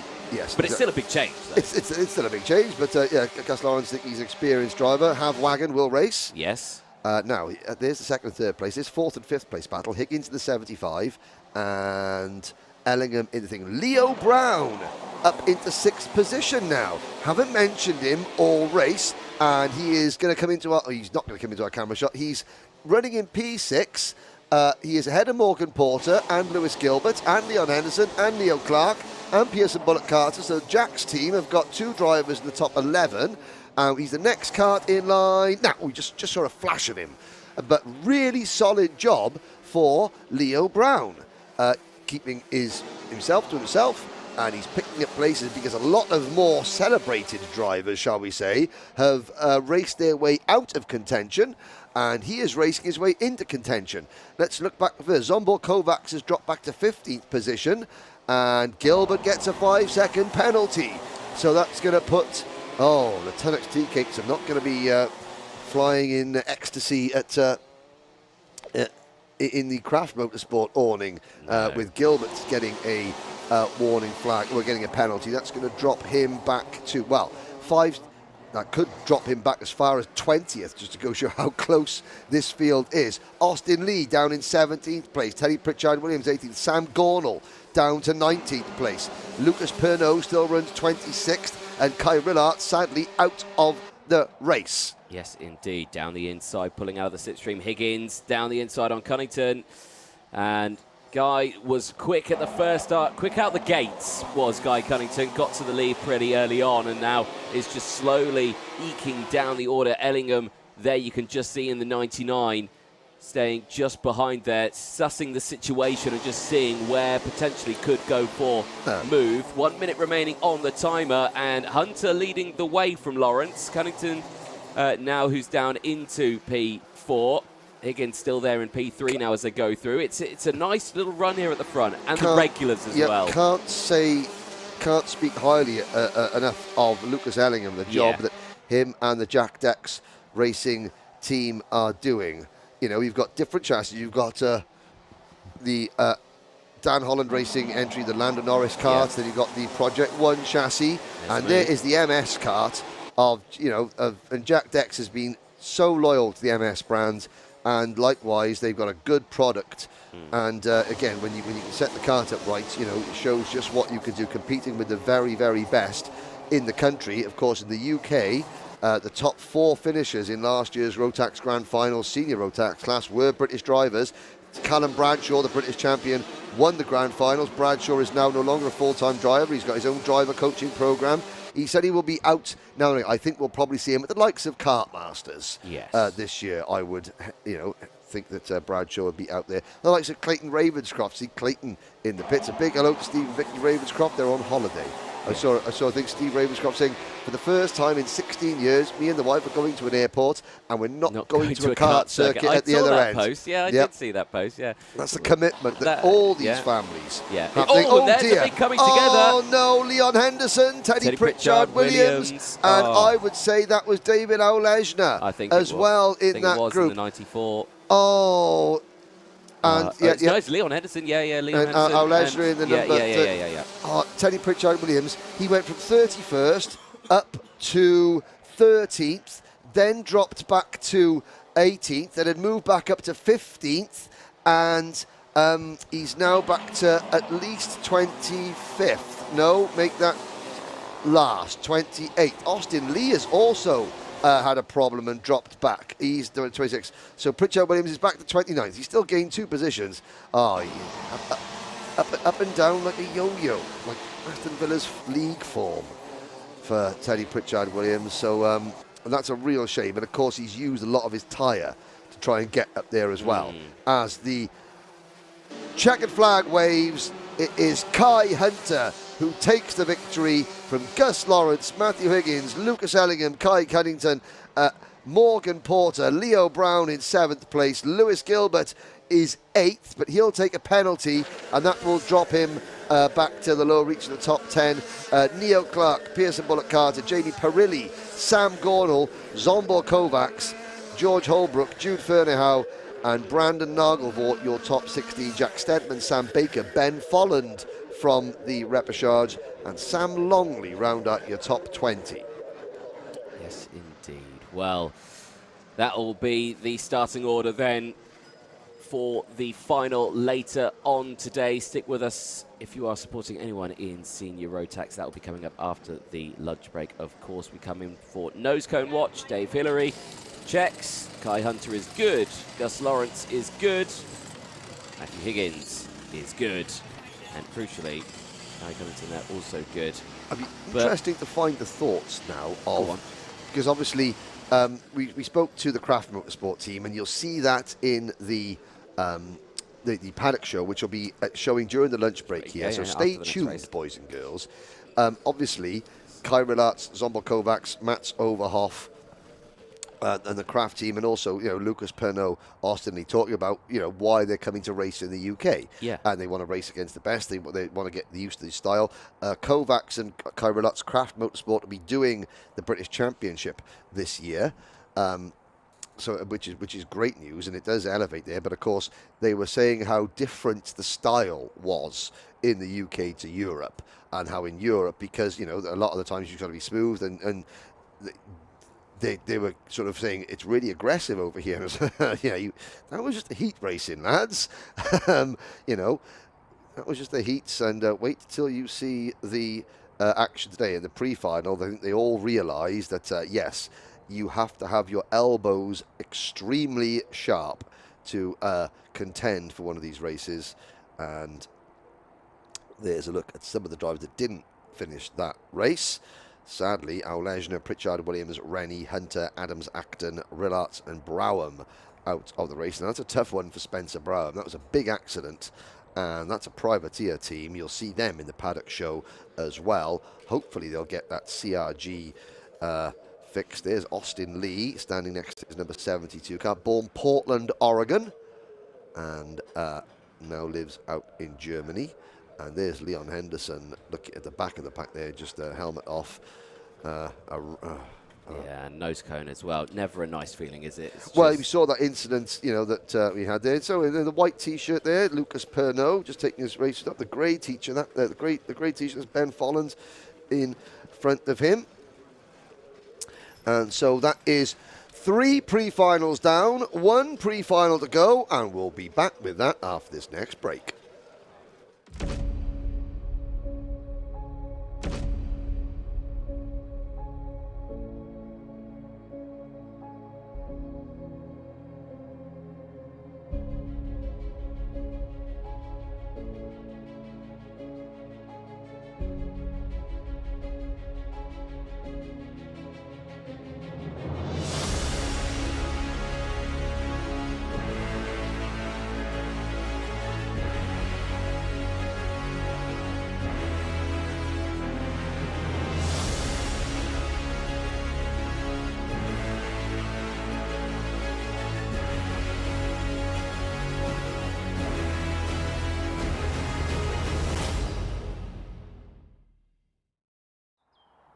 Well, welcome back, ladies and gentlemen. Like I say, 1 more race to go before the lunch break. And during that lunch break, if you are at the circuit, the presentation for the Junior Rotax Wera Cup will take place during that time. So it would be nice to bring everyone round to witness that presentation as well. But the Minimax 950 race is coming up next for race 23, the pre-final. That will be coming up in just a moment's time. Jacob Ashcroft and Cole Denham starting on the front row of this one. But of course, this is going to be a challenge for a lot of the drivers. It will determine, of course, where they're going to start on pole. It will determine who could go away with the, well, with the O plate this time around. Because Minimax that's the general Scott Marsh, wasn't it? It's the general gist of the meeting, but let's hear a little bit more about the class itself. Motorsport UK are making some changes to British karting for 2023. But what do they mean for you? Let's dive into it.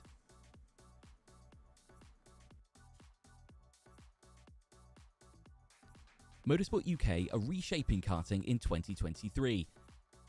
There's new chassis sizes, categories and classes, and 8 new grids for the year. So let's run through all the changes for next year and take a look at where you can get involved in karting for 2023.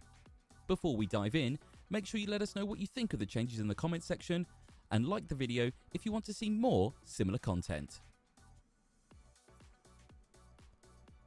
First, let's have a look at the age changes that were revealed back in May of 2022. In the cadet category, drivers can race from the year of their 8th birthday, provided that they have Motorsport UK experience. The 900mm chassis currently used will be replaced by the 950 chassis to bring the UK in line with the rest of the global karting community. Once drivers wish to move up from cadets, we see the biggest change in regulations. The mini class has been replaced by the intermediate, and the age requirement has dropped by 1 year, meaning drivers can progress from the cadet in the year of their 10th birthday, provided they have a national license. The intermediate class will also share the same 950 chassis as the cadets, meaning the drivers should be able to transition up from the cadet more gradually into the junior. And in the juniors, drivers can now race from their 12th birthday, as long as they have a national license. So what new grids will we see in 2023? Well, all the changes are happening in cadet and intermediate for this year. In Honda, the GX160 engine is being phased out, replaced by the new GX200 engine. This is a sealed, cost-controlled unit which should lead to a more inclusive grid in 2023. This engine has an increase of 1 horsepower over the GX160, and it's going to be carried over into the newly formed Honda Intermediate class. In Miami, the change in regulations means that Mini X30 is now gone, and the old Miami Cadet Gazelle engine will start to be phased out, both replaced by the new WaterSwift engine that we first saw back here in 2021. Check out this video for more info on this exciting new addition. In Rotax, the widely successful Micromax engine will make its full season debut for drivers of the cadet age, allowing the Rotax pathway to extend all the way from cadet to senior. The Minimax engine has been retained for 2023, but with the new 950 chassis, the category will now be brought in line with the global karting regulations. In TKM, the BT82 engine used in senior and junior has now been extended down to the intermediate class 2, with a mandatory touch and go system, meaning young drivers will have the starter button on their kart, so no need for push starts or mechanics on track. And lastly, for 2023, we see a new engine added to the Motorsport UK regulations. The Tillotson T4 series will debut with classes in both cadet and intermediate categories. This new 4-stroke option will offer an accessible and affordable entry point into British karting for young drivers. We'll also start to see the addition of the Vortex engines in 2024, but that's maybe another video for another time. From Bambinos all the way up to senior, the 2023 Motorsport UK regulations look set to provide us with a wide array of exciting karting events. So make sure you sit down and buckle up and tune in to Alpha Live in 2023 for all your karting needs this year.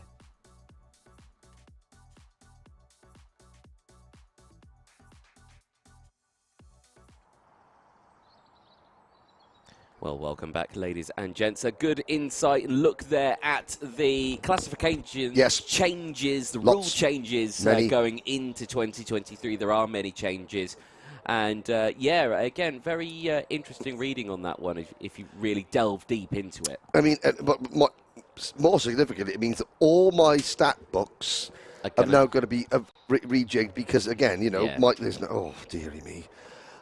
Anyway, moving swiftly on. The next race, 10 minutes plus 1 lap for Minimax. We started with 43 Minimaxes. We're down to 34, but before then we've got squeeze one more little word in from our commercial sponsors. Thank you.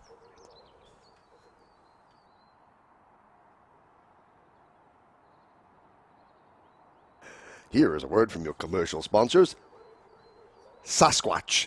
That's your word. Okay. We didn't have time. Starting lineup is going to be as follows.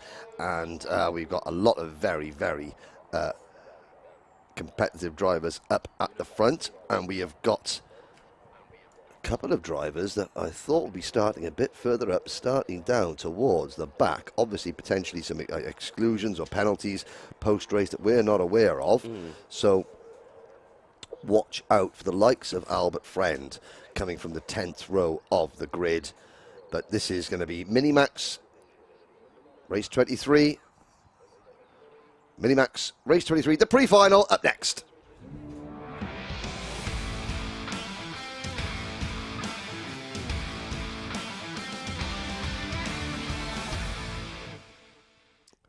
Welcome back. Here's the starting grid. Jacob Ashcroft, Cole Dedham. They will start this one from pole position. Keep an eye on those two as the weekend progresses. Oliver Majewski and Charlie Wolfett, they go from row 2 with Max Endicott and Thomas Hill from row 3. Row number 4, Finley Lines and Jaden Sherwood, Kevin Kielbasa and Rory Armstrong, Ethan Griffiths from Williams, and Archie Levitt on row number 6. Row number 7, which whizzes past us there. Hugh Roche and Eva Morris, then Cooper Snedden, Oliver Meek, Will Green and Max Wheatley. Then we're up to, back on our screens, go! Daniel Minto and Albert. So you passed that back to me the last second from Albert Friend. Charlie King and Joshua Griffin, Tom Reed and Isaac Barker round out the top 24. Just got to keep him on his toes, boys and girls. Blair Smith, Max Fallon, Charles Kitely, Ellis Bell, Isabella Stansmore Wilson and Kai Clark round out the top 30. Here are your 4. And there's been a change. So John Richardson and Thomas Butcher are 2 qualifiers. Then Ella Lucia, where we saw Rayan Gandour getting knocked out because of a nose cone penalty. Stanley Clark, who spun on the opening lap of the repechage, gets in because I believe it was Mr. Gruffity who finished in the top 4, who has not appeared on our grid. There is a delayed start. Thank you to Ian Rogers at Motorsport-Timing because we are actually not commentating from anywhere on there. We are down in the mill at Whilton Mill. Yeah, a little bit. We are at Alpha HQ, ladies and gentlemen. Yes. Now let's have a quick game of paddock spotting. Obviously got the drivers down there up on the restaurant area. Tried to go and get a meal at the restaurant last night. They were fully booked completely. Were they? Yes, they were indeed. Oh dear. And now the mechanics are asked to clear the grid and the drivers are left alone. 10 minutes plus 1 lap. And will it be Ashcroft? Ashcroft, who won the Winter Cup out in Campillos, who finished second in the Rotax Max Challenge Grand Finals Minimax class last year and won the Minimax Grand Festival last year as well. Will it be Ashcroft take the win? What about Cole Denham in kart number 62? Last year's Honda Cadet British champion, moving over from the Synergy team to Dan Honda Racing, finished 5th in the Winter Cup this year, last month rather. Was it last month or earlier this month? I can't even remember, Captain. Oh dear, there's number 95. That would be Charlie Wolfett. Oh dear. So that synergy is not in sync, as it were. There is bad synergy there, as the number 95. Now, he was trying to push the kart back onto the track, which tells me maybe he was a little bit of vigorous warming of tyres, leaving the dummy grid. You can see the drivers checking the steering on the kart. Now, watch for Ellis Bell, starting from 27th on the grid, privateer driver number 46. Watch for Albert Friend, number 91, the runner-up in this year's Winter Cup in Campillos, for the Strawberry Racing team, starting 19th. They're just some of the drivers starting out of position. And this is only to decide who starts where for the final itself. Look for number 12, privateer driver Max Wheatley. It's a Croc Promotions kart, but it's a really nicely liveried kart there. That sort of green camouflage kart. Now, no driver has overtaken more people in one single lap than Max Wheatley. In the wet dry race yesterday, he was on 8 karts in 1 lap. He overtook 8 karts in 1 lap. The other driver in that particular race who was on slick tyres was the driver with a black nose cone. That is starting on the third row of the grid. There he goes. That is the Zip Factory driver of Thomas Hill. Now, Charlie Woolfit. Has Charlie Woolfit regained his place on the grid? I think he has, but very lucky. I hope that he didn't regain that place by cutting any of the track. Yes. I hope that he maybe just sat and waited for a lap for them to catch up. Yeah, well, we'll see that if that is the case. He's not there. He's he's not there yet. He's not there yet. I hope that he does. They have to leave the gap there, don't they? They can't close the gap because it was supposed to be starting P4. Yes, indeed. Now we'll have a little look. Has he caught the back of the pack? I'm looking to see the number 9. No. So maybe that was a mechanical problem for the kart. And Woolfit does not appear to be... Oh, there he is. Oh, there he is. No, and he did wait. So, okay, smart. Well, that's the regulation. Here we go. We're going to go around again. Yeah, we are. It's going to go around again. So, okay, what does Charlie do? What does he do? He's not allowed to cut the track to catch back up to his position. No. And there's no real way you can really gain all that because he didn't know whether or not there would be another lap or anything like that. So he had to try and... He probably regained his position after the last. Oh, I don't know what because you have to. If you're going to regain your position, you have to do it by a certain point on the circuit. Yes. Just before the last corner is probably past that that point. If you catch my drift. Yes. So, but again, he's a new regulation. It caught several drivers out yesterday. There were several exclusions yesterday, 1-lap penalties. So the drivers are probably on edge. What they would normally have done in the past, they don't know. Obviously, then the adrenaline's going, the panic is set in because, again, their karts have something's happened. So they're just thinking, what do I do? What do I do? And that was Charlie thinking, right, Charlie saying to himself, right, I must not cut the circuit. I know what I'm going to do. I'm going to just sit and wait for them to catch me up and fall back into line that way. Yeah. Did he do it past the point where he's allowed to do it? We don't know. But again, these drivers, the Minimax drivers, again, 10, 11, 12 years old, you know, what's going through their minds. But whatever the situation afterwards, Woolfit currently is back in his rightful position on row number 2. Chocolate brownies and ice cream is probably what's going through their mind. And that's what's going through my mind. Oh, right, okay. Anyway, out of the final corner, please take the start. Into the tram lines. Yes. Is it green lights? It is. Yes, yeah, it race is. start time. Here we go then through turn 1, and it's a pretty decent start. Everyone squeezing their way through. Yes, they do indeed. Couple running a little bit wider on the exit, but no bother into the braking zone here of turn 1. Chopping and changing. One of the chaos spots from Majewski to the lead, and Bell is off the track. He recovers quickly, which is key, but now he's going to have to really fight in this pre-final, and more cuts going off the track. It's a DHR. That's possibly Kai Clark, I think, in the number 7. The 53, was it? That was Isaac Barker. Your eyesight is better than what mine is. So is your English. Now, the question is, can Thomas Hill hold on up at the front? It was a fortuitous win. He wasn't necessarily expecting to be running at the front, but now he's got a great starting position for the pre-final. Can he just hang there? He's lost a couple of places at the start, but again, this is now where he needs to be sensible. You know, he's got drivers that are quicker than him, so he just fall in line and work with them. And there's some good encouragement, you know. But yeah, coming up the straight, we can see Clark there, the orange crash with the black nose cone. Yeah, if he just follows this group in line, he's instead of battling and potentially getting outraced by some of the more experienced drivers. There's Denham at the inside of Majewski. Oh my word, that was close. Landed that apex pretty nicely there. Tried to squeeze it through. Ethan Griffiths in the number 99 kart for KR Sport. It's Ashcroft, Majewski, Denham, Woolfit, Endicott, Griffiths, Lines, Hill, Sherwood, Armstrong. That was the top 10 last time around. Had a couple of moves since, and look at that. They're all giving those tyres a bit of a wide berth, but you've still got to be aggressive on the curb. You've got to thread that needle, so to speak. As we complete another lap, we move on to lap number 3. Yes, they are indeed. Just keeping an eye on one of those cuts going through. Something flailing on top of the radiator. I'm just trying to see which one it was. Definitely saw something whistling around. And there's a problem for the number 94 kart, Kevin Kielbasa. Yes, Archie Lovett, who was trying to go down the inside there for P12, as Finley Lines making up a position. Moving past Ethan Griffiths. Up into P6 now. That's down the inside there, the 91. Is that Albert Friend? It is indeed. Yeah, watch Albert go. He's up from quick, isn't he? 19th of the grid. He's gained a couple of places so far. He's got 7.5 minutes. But of course, oh no, there he goes. We put the curse, the commentator on him, overcooking it. Albert Friend round at this, as he gets back on.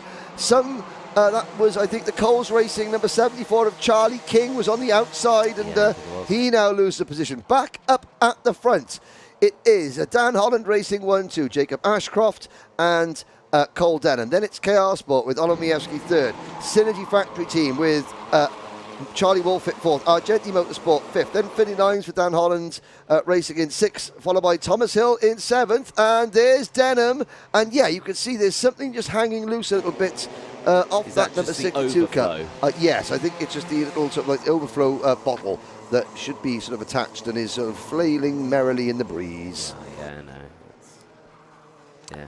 6.5 minutes plus 1 lap to go. Thomas Hill still doing a very good job, holding on in 7th position for the Zip Factory team with Griffiths, Jaden Sherwood, Hugh Roche, Archie Lovett, Rory Armstrong, Kielbasa, Will Green and Charles Kitely, the rest of the top 15. Great start from Charles Kitely. We saw him retiring from, or he got black flags out of the his last heat. That was, I think, not adhering to a technical flag. Yep. So he started back in 2017. He's already up to 15th place. Oliver Meek, Eva Morris, and next in line, Kai Clark from the back of the grid from 30th up to 18th. Then it's Scotland's Cooper Snedden, followed by Daniel Minto, Tom Reed, John Richardson, the repechage winner, up to 22nd position. Yep. Then it's Joshua Griffin, Blair Smith, Max Wheatley, Ellis Bell, recovering after that spin. He's 26th. Then it's Charlie King, Thomas Butcher, Max Fallon, Isabella Stansmore Wilson, Isaac Barker, Ella Lucia, Stanley Clark, and sadly Albert Friend still down at the back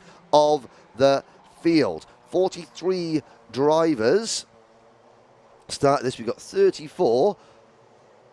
And on the original entry, there were 4 young ladies in the class. There's a good battle going through at the top of Christmas Corner. That's for further down the order. That is for 19th place on back. And we were talking, why mention the amount of females in the race? Well, we've got 211 drivers here. Obviously, we're trying to encourage more female participation in the sport. We've got young female drivers, girl drivers in every single class apart from seniors, and that's an issue that karting has got to address. The drop-off level when girls sort of leave junior karting, the amounts that leave karting and don't go into seniors is quite striking. And that is an issue that does need to be addressed. As does Tom Reed. Yes, that's also an issue that needs to be addressed. The issue being his wheels are in the grass and not moving. Charlie Wolfit, fastest lap of the race, top 4 with 4.5 minutes to go. Jacob Ashcroft is just keeping them at arm's length. Yes, indeed. This is the battle that we are watching on your screen. The battle for second place, Majewski, Denham and Wolfit. There they go past the incident, and unfortunately that car not able to be recovered. And that will be a retirement for Tom Reed for Strawberry Racing. After that many of laps, he retires on lap 5. Oh. Go on. Daryl Malotti. There we go. That's the mystery man. The mystery man whose name I forgot. Oh, from DHR. Yep, brain fart. Thanks, Daryl. Sorry. I know, I can't believe I forgot him either. I was thinking of his brother. Only joking. Well, Daryl's DHR team doing very well here at the moment. Jacob Ashcroft leading. Cole Denham in third. And there's that pesky KR Sport number 40. That is the, oh dear, that's not in the best place. So Tom Reed walking away. He's tried to get his cart back on the line. Now the marshals are going to have to get to grips with that cart and move it out of the way very, very quickly indeed. Out of the final corner, 3.5 minutes to go. Ashcroft, Majewski, Denham, Wolfit, Endicott lines. Thomas Hill, Griffiths, Lovett and Hugh Roche the top 10. But the top 4 have broken away a little bit from that Argenti kart in fifth position of Max Endicott. And there's Thomas Hill. Now that's the first time that Thomas Hill's really been sort of, the more experienced drivers have just out-race crafted him a little bit. He left the door open, coming up the hill, and those 2 drivers behind him, Ethan Griffith and Archie Lovett, They just sort of eased him out of the way. He was all right, there we go, time to go, Thomas. And oh no, Griffiths and Lovett side by side, and they get tangled together. Oh dear. In the middle of the track as well. Luckily, the rest of the field spot them. And Thomas Hill picked up those positions again. The two positions he lost. Yeah, he does indeed gain those. So two of the more experienced drivers get themselves caught up, and they will drop back to the lower reaches of the top 20. I've got to say, they were very lucky there that they went to the side of the track. Yes, I was holding my breath as we saw them hook together, because again, when the tyres are hooked together, they can, there's still that Tom Reed kart off the side of the circuit, which is what the stationary yellow is for. Well, I think it's now possibly because of Archie Lovett's car. There is another, yes. So they've gone past, they've moved, well done, Marshals. They've moved Tom Reed's kart, and now they've got to get Archie Lovett's kart, because Ethan Griffiths has come around in 32nd position. Lovett is not, so we've still got 32 karts running. Less than 2 minutes to go, and the leaders have caught Ashcroft once again. They have indeed, yeah. So it's kind of jumped top and tail, a bit of a bungee jumping here between the lap times. So now they've really closed in and worked together. Majewski and Denham have become a bit frenemies here. Work together to try and close that gap up. Very common than what we see in these lower divisions, the smaller categories, where it doesn't matter what colour your kart is. You've got to work with whoever's around you for the greater cause. Yes, you do. And right now, it's for where you're going to start for the final later on now of course today. if Majewski makes a move, does Denham work with Majewski to take a Dan Holland racing car out of the lead? Didn't need to. Didn't need to, because Majewski made his own case, and here comes Cole Denham to the inside. Makes the move, takes the race lead. Third to first, inside 2 corners. He let Majewski do the hard work and open the door, and he just went, okay, thank you very much. Now he's the pressure. Ashcroft is looking like he wants to move back into second place, the earliest opportunity, and Majewski, he's thinking, hang on a second, I made all the hard work there, making the move, and I still come away in second. I'm still in the middle of a Dan Holland sandwich. How is this fair? Yeah, he'll have to work on that one. Who's that in 4th place? Charlie Wolfett. Number 95. Yeah, he's back and back on the inside. Whoa, there we go. That's Majewski there, really thinking, well, hold on. Yeah, like you said, I did the hard work there. Why aren't I in the race lead? Yes, and he's also thinking, I'm going to get shuffled wide now. Now we're into the closing stage. 20 seconds to go. The 2 Dan Holland carts. Majewski's thinking, right, I'm going to get hung out to dry here, so I've got to try and make my move as quick as possible. But he's still in second place. They're going to get a run. So even though you think, look, Denham's got a bit of a lead. By the time they get to Christmas Corner, that lead will be nothing, because look at Ashcroft pushing Majewski along. Denham over his shoulder.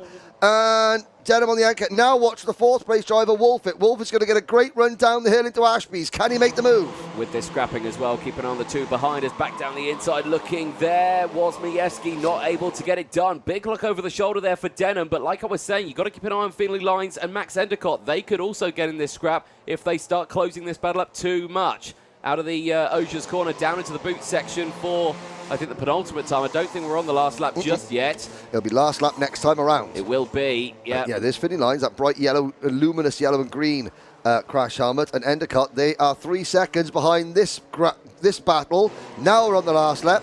Can the chasing duo close in 3 seconds on the last lap? Well, look how Denham's defending. Oh, look at that. Now he's in a sandwich, and this is where the Concertina comes in. Keep an eye on Wolfett now. He'll have the most momentum. He could possibly get the switch back here, or 1 or 2 of them.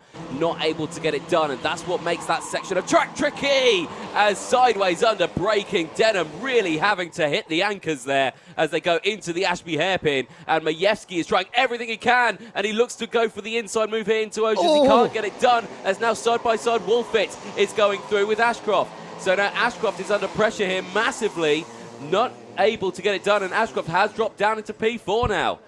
Out of the boot too. Denham looks over his shoulder through Pitts Bend. He doesn't have to defend. He takes the checkered flag. Cole Denham.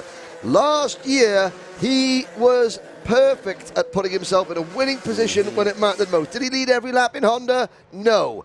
But when the checkered flag waved, he was able to find a way to the front, and he's done so again here. Cole Denham, Oliver Majewski, Charlie Wolfett, Jacob Ashcroft, the top 4. Finley Lines in 5th, Endicott in 6th, Roche.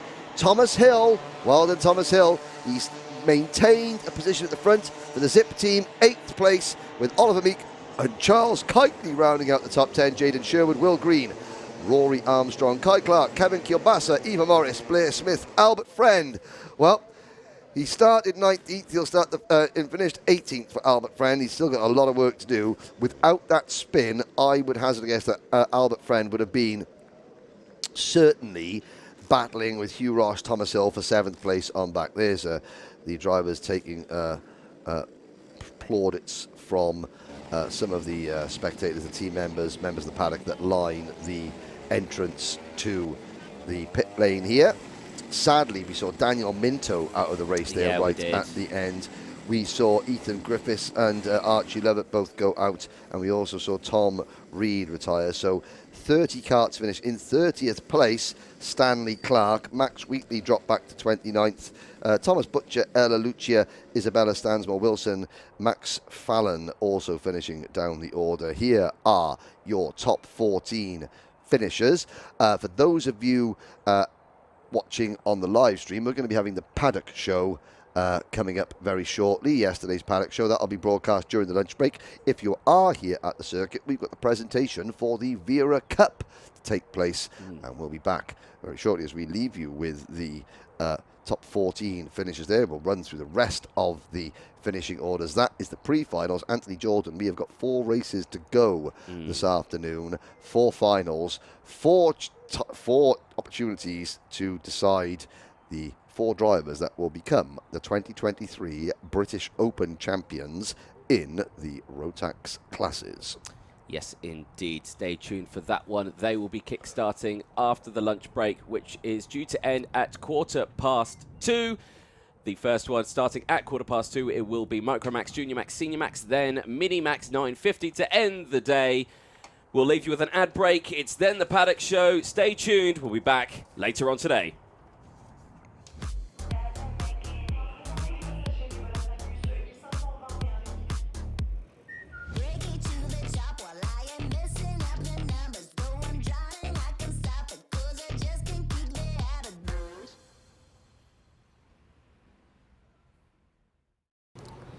Hello, welcome back. Hello. It's 2023. It is. And for some reason, the governing body of motorsport in the UK have thought it's a great idea to have us back presenting the paddock show.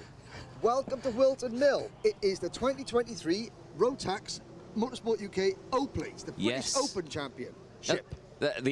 Tongue twister there for you, Henry. Yes, it's been a long winter. It's been a long winter, It's been a long winter. And you know what? It doesn't feel like we've even left, does it? No, welcome back. Hello to everybody back out there watching this, Alpha Live's coverage of the 2023 Motorsport UK British Karting Championship continues. It commences now, here, today, now. Here. Yes. Right now. Right now. Well, now this on is this brand new tarmac. It is lovely. It's a lovely tarmac lovely. paddock. I forget, this is lunchtime right now, isn't it? Yes. Lunchtime on Sunday. It's lunchtime on Sunday, not about 4 o'clock on Saturday evening. Yeah, no. But I tell you what, we've got 32 minutes, 31 minutes, 30 and a half minutes to go around 210, 211 drivers from 8 or 9 different countries, because we've got a real international flavour. This is the biggest O-Plate meeting that we have had in the UK for a long time. There are people, see, you can tell... Yeah, right. You can tell it's the start of a new season. Come on, you can come through. It's a paddock show. You don't have to stand and wait. You can come through. Now, doesn't matter.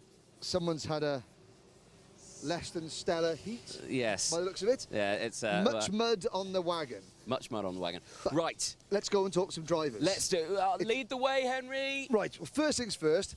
We've got Mini Max, Micro Max, Junior Max and Senior Max. 4 classes, 211 drivers. We've got drivers from as far afield as Azerbaijan, Saudi Arabia, Italy, Canada, Belgium, Germany, Hungary.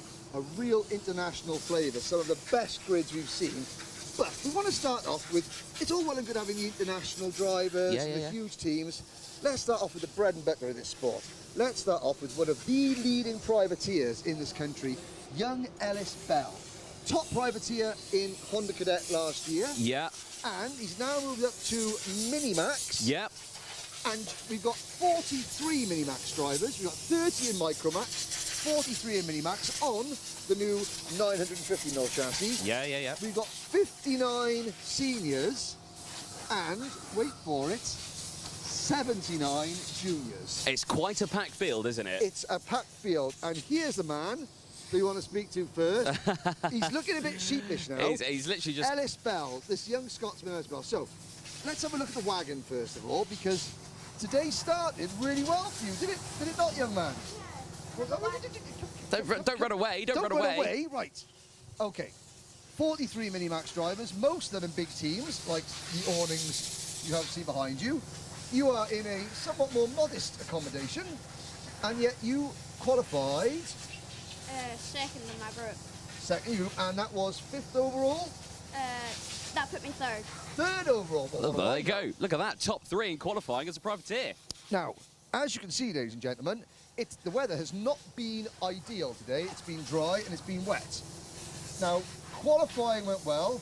Would you care to tell us what happened in your last race? Well, the wagon kind of dismantled itself, and... Oh, no. No. The wagon dismantled itself. Is this not a critique of the mechanic that was looking after the wagon? I've got the mechanic here. Uh-oh. I have to take full responsibility for this, and this is the second time that I've done this where I haven't tightened up the nut in the bottom of the stub pin. Ah. So, unfortunately, I've ruined his weekend, which is no great No, for the dad. this is Saturday evening. You've got plenty of racing to go. It's a lot to deal with, and I've just forgotten to tighten it up. He's been into turn 3. Mr. Bell? Yes. You are criticising yourself far too much. Yeah. Because, Ellis, look after your go-kart! I know, how could I be so stupid? I mean, okay, how many races have you got tomorrow now? I think I've got 2. 2. So there's 2 opportunities to come back and you're starting up at the front of the grid, 2 opportunities to keep all the rest behind you. Tell us a little bit about moving it from Honda Cadet into Minimax. Oh, I mean, it's very, very different, because in the Honda you can just like come into corners and like throw it in, but with this you have to be very smooth, because if you're not smooth then it cuts off all your speed, and you also have to be careful of the throttle as well, because you can't like fully plant it, because if you do that then it just bogs. Well, we're 5 minutes into the first paddock show and I've been replaced already. There you go. Yeah, there you go. Yeah, I say. Oh my god. That's great. Okay, Henry's done. Ellis Bell's now my new co-commentator. Oh Ellis, so you're not racing tomorrow now. You're in the commentary box with me all, this is my new job. all weekend. Wow. Yeah, this is your new job. Well, we'll see you later, Henry. Okay, come on then, Ellis. Let's Oh my go God. then. Right, well, first paddock show 2023. I've got to say, things have shaken up quite nicely. Henry's shrunk. He's, I think he's become a lot more mature as well now. So, yeah, this is all good. Where should we go first? I think we should go up.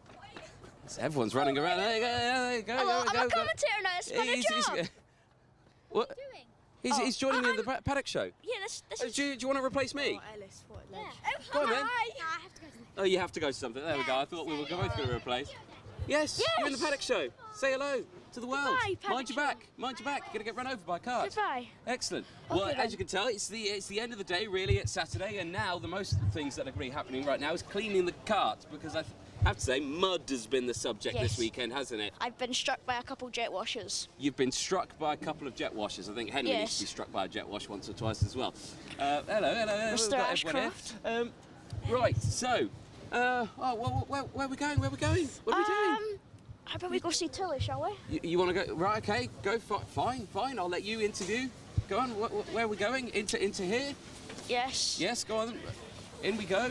Let's lead the way. This is the paddock show. Oh, let's Ladies see. and gents, and it's changed for 2023. Who do you want to interview? Oh, it's for you, Mr. Ashcroft. Miss Ashcroft, go on then. Mr. Ashcroft, you're going to be interviewed by Ellis Bell. Hello, Alice. Hello. Alright, I am alright. You did all right earlier, didn't you? Yep. Don't forget to pass the microphone over to him. Alright, until the wagon decomposed of itself. Oh, what happened? The Oh, was it yours? Are you 46? Oh, I saw you come past and your front wheel was kinked. What's happened? Is the yoke broke? It's no, my dad didn't tie the bolt. Ah. Oh dear. Mr. Bell, you are a naughty, naughty mechanic and you shouldn't be making these mistakes. You've got to fly the flag for dad mechanics, all right? Don't do it again. Yes, he's been he's been criticised. Shall we relieve I'm gonna come back here. There we go. Right, Thank you. Ellis, I'll take that. your Thank you, dad's Mr. Barry. asking, Thank you. he needs to know where you put the left-handed screwdriver. Can you go get it for him? Sure. Okay, Yeah, there we go. lovely, The right. left-handed screwdriver. The left-handed screwdriver. It's next to the. It's next to the blinker fluid. Next to the blinker fluid. Next to the blinker fluid. Yes. First, we're going to speak to. Hello, Jacob Ashcroft. Congratulations on winning the Winter Cup. Thank you.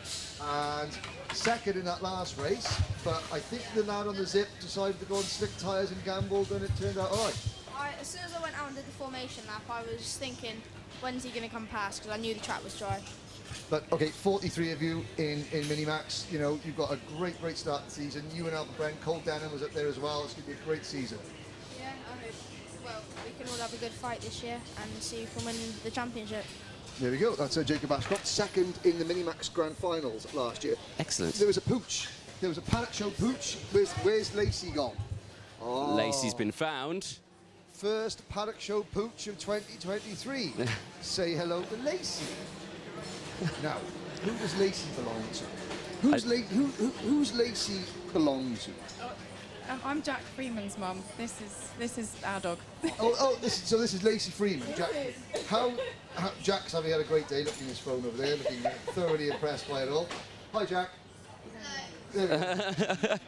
That's all right, fair enough. Well, we're in the longest tent in the history of karting. Yes, we're at the north end of the paddock. 2.2 kilometres that in way Derbyshire, is and the that's south in Northamptonshire end down of the Dan Holland Racing awning. Yes, it's quite extensive, isn't it? Yes, it is indeed. But again, just goes to show the difference between. We just saw Ellis Bell's dad working out of an Egypt awning. Yeah, and then you come here. Ellis was able to qualify top 5 against the likes of these teams: Strawberry, KR Sport, Argenti. It's amazing, isn't it? It's fantastic to see, and it just shows. But on a Dan Holland engine, there we go. Very good. Time racing engine, there we go. But it just shows still that you don't need a big budget, do you, to go karting and be competitive in the British Kart Championship? No, but it does help because Macaulay Bishop in Dan Holland Racing, he qualified pole position in juniors ahead of 78 others and won his first heat. Yeah. Kai Hunter, last year's British Championship runner-up, he qualified pole in seniors and won his first heat. So yes, it does help.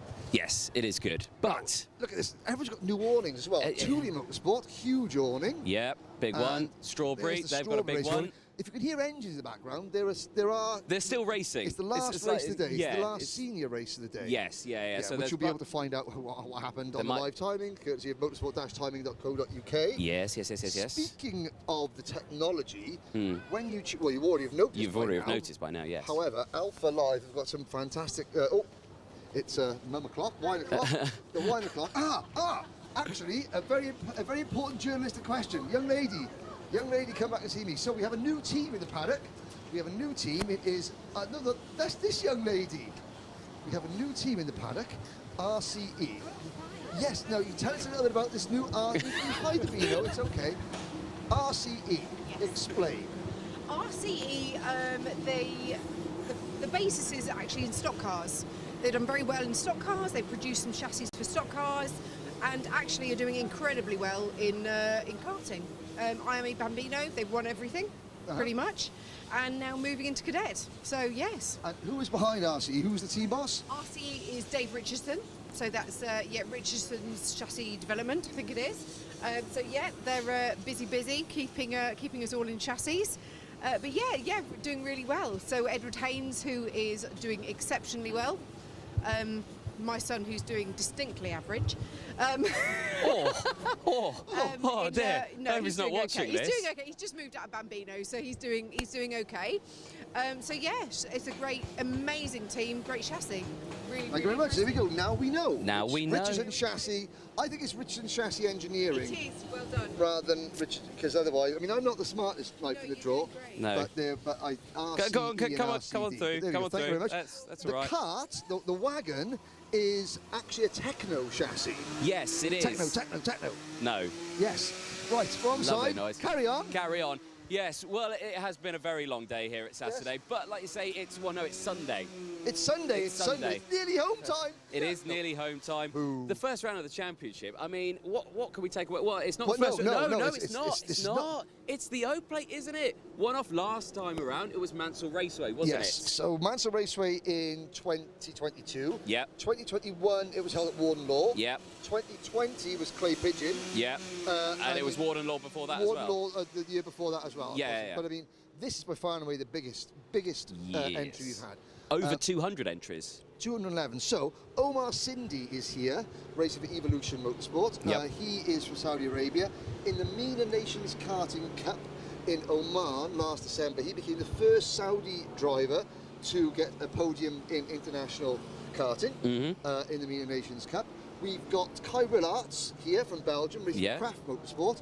We'll go and speak to the guys. I think we need to go speak to Craft. Craft Motorsport. They used to be it's a development of Potenza racing engines. Craft Motorsport, a German team, and they used Potenza racing engines, and Lewis Gilbert raced for them last year in Europe. Yep. And now they're over here in force. I think Gilbert now they've rebranded as Craft Motorsport. Here is Tyre Gamble. Now we spoke to Jacob Ashcroft earlier, and he was saying that the minute he saw that number 66, Mr. Hill, going out on slick tyres, he thought, uh-oh, when's he going to come past? Is Mr. Roger Pitchford from RPM Racing Engines. Good to see you, good to see you. Wagon looks good. Obviously, you're now not just tuning Hondas, you're tuning Rotax as well. And would that be correct in thinking that's probably your first national level win? Yes, yeah, it is, yeah, first national. In Rotax anyway. This man here, no man builds a better Honda engine ever, especially for senior Honda racing. apart from the one that blew up at Le Mans in 2008 before I paid for it. But there we go. No guarantee. No. But again, it's great to see Zip moving into Rotax as well. And again, it was a gamble on tyres, but hey, you've got to be in it to win it. Oh, absolutely, yeah. And that was a good call, wasn't it? Very good. It was indeed. It was indeed. Good luck for the rest of the day. The wagon driver who's disappeared. Was he in the bar celebrating? Oh, he's coming. Is he? All right. So, what did Thomas do? Luke Hines, what did Thomas do last year? Was he cadet? Yeah, I think he sort of just started. So he was learning trade and Honda cadet. He hasn't done any big events, so it's the first big event for him. So it's all a learning curve, and I'm happy for this, for the heat that he had a nice win and gives him some confidence. Yeah, because again, it's all important for drivers, isn't it? The first big event, it can be a bit daunting, I suppose. Oh. Without being cool, you sort of came here maybe not expecting to win a heat race, but that gives him a belief. I can do it. I can do it. Whether it's a bit of luck or judgment or whatever, but I can do it. I've got the ability to keep the wagon on the road faster than everyone else. Yeah, that's the hardest. And to be honest, when me and Thomas, decided let's go slick, I wanted the driver to feel the confidence and feel that he's happy as well, and we're both happy to change. So that was really good, and like I say, good confidence. It's a learning curve for us, British manufacturers, Zipcar. Yep. Everything's learning this weekend, so just keeping low key, working at it, and enjoying it. Great to see you. Great to hear. Good. Right. It is. What have you got to say for yourself, Mr. Jordan? Well, speaking about Thomas Hill on that one, yes, he did win his first heat out there. He did get a penalty, though. He got a nose cone penalty, but he was so far ahead, he stayed in first, so kudos to him. Hey, good for him. Here's another new name. Well, not a new name. It's not a new name. Guy Cuddington. Well, this is Guy Cuddington Racing. Now, they've been on the karting scene for... this is their third year. Yes, but they haven't done proper karting they've not done proper. I've got to say, I did have this conversation with them earlier today. This is the first time we've seen them in Motorsport UK karting. Proper karting. Let's say proper karting. So, like we say, we've not known they've existed because they've not raced anything. No, exactly. It's worth noting. Karting stops in this paddock. No, we joke. Yeah, we joke. A little bit. But this is brilliant to see. Like you say, they've got the awning. So Guy is actually the only owner-driver in the paddock. I've got some bad news. Uh-oh. What? There's no one in there. There's nobody in there. Oh, terrible news. We'll go around the corner. We'll go around the corner. We'll go around the corner. Craft around the corner. Craft around the corner. Craft have got Tunnocks tea cakes. We do. They do. They've got lots of cakes. They do. Mr. We're coming up. Yeah. Speak to the man. Hello. How are we? Good. I'd say good day so far. Good day. Yeah. How's it been? What defines a good day here at Whilton Mill? Taking 2 P2s home. That's a pretty good day. Yeah. I'd say we could have won both of them, but just didn't have enough time left.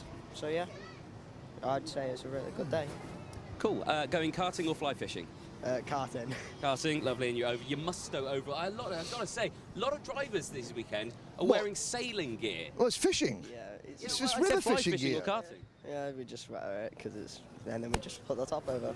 Well, if it works, it works. Yeah, it does work. Excellent. What's the plan for tomorrow? We're going to maintain this momentum. I think if I can maintain this, all of this, I could win it. But it's just going to come down to the last few laps. How would it mean to hold the O Plate for the start of the season? It would be amazing. It would be a dream come true for me. Well, brilliant stuff. We'll wish you the best of luck with that one and maintaining that result. Okay, very quickly, 3 drivers. Come in. Right, I need name, class. How are you done today? Go. Lachlan Johnston, Junior Rotax. Without swearing. Bad. Okay, name, class. How have you done today? Archie Heron, not XD, Rotax. Oh, that's a big oof. Nah, it's not. Could have done better, but P6 in the last heat, so not too bad. Okay, where's the third one gone? Hiding behind the force van. He's hiding behind the van. Lloyd's hiding behind the van. Look at him. He's trying to get away from. Oh, I'm going to get him. Nope, he's. We've lost control. Right. Driver, come this way. Right. Behave yourself. Right, name, class, how have you done today? No swearing. Junior Max, binned it in a wall. Excellent, there we go. Binned it in the wall. There we go. Perfect. Excellent. Right, there we go. That's 3 drivers. Quick fire. We'll try and do that all the time. Yeah, no, I think that's a suboptimal way of dealing with it, but hey ho, it is what it is. We've lost control of this paddock show.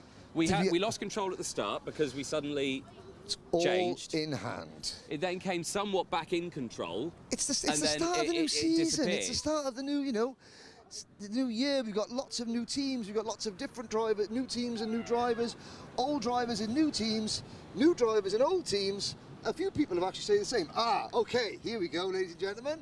Let's play pronunciation 101. Anthony Jordan, take it away. We have our Sony test driver from Lithuania. And his name is... Pravalonis. You can tell he's been out in Europe. Hey, well done. Is that all right? What's his first name? I haven't actually spoken to him yet. I do need to have a good chat with him to find out. Go on. Dragonos. Dragonos? I think so, yeah. There we go. There we go. Let's go and speak to Kraft. We've been on our way to speak to Kraft. Hello, young man. Name, class. This is our first national win. Congratulations, Mr. Hill. It's very difficult. Me and Luke decided to go slicks together. Just thought we'll gamble it and try to get as far up as we could. First lap, lost a few places, but after that we got going 5.5 seconds. I think we had a gap to Jacob Ashcroft. Squeezed the nose cone penalty in there as well. Got away with it though by the skin of your teeth, half a second. Yeah, definitely. It's ridiculous. Yeah. It's very ridiculous race, really. Very difficult. Yeah, difficult, challenging, and a good picture to paint for tomorrow as well, maybe? Hopefully, yeah. Just focus now. Yeah. Get good night's sleep. Focus on that. Don't get a nose cone penalty. Best of luck. We'll see you tomorrow. Right, let's go. On to Kraft. On to Kraft. Don't run away. Who are we supporting? Hello, young man. Right, on the head, son. Are we a driver or a supporter or just a scruffy oik? I'm a driver. Oh, you're a driver, are you? Okay, right, name. JJ Lowe. Go. JJ Lowe. And in Micromax? Yeah. And how did you do? I did alright, to be fair. Alright, what does alright to be fair mean? 13. 30? That's not bad. That's alright to be fair. Now, finally, thank you very much, young man. Off you go. Hey! No. we are nice, I swear. We've got a vice-European champion. We do. He's twice a top 5 finish in the Rotax Grand Finals. Yeah. One of Europe's top racers. He's wearing a banished top in a Rotax paddock, though. I'll give him that. Kyle Relats from Belgium. Welcome to the UK, Kyle. We've brought some nice weather for you. It's half weather. It's quite rainy. In the beginning of the day it was dry, but then in the middle of the day it started raining, but now it's dry again, so it's good.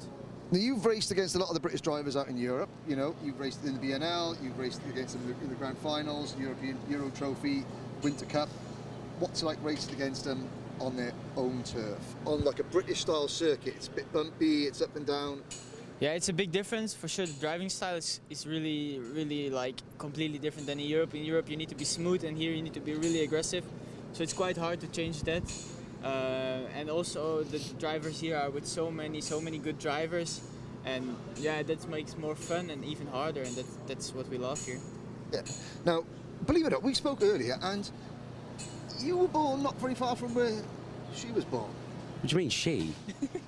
He's born in Belgium. Oh. Welcome to the British paddock. Yeah. This is how we do things over here. Yeah, he's a nightmare. I mean, you've got Genk is one of the best circuits in probably the world, I'd say, but it's a complete different kettle of fish, this. It's flat, open, wide, corners nice and smooth, you know.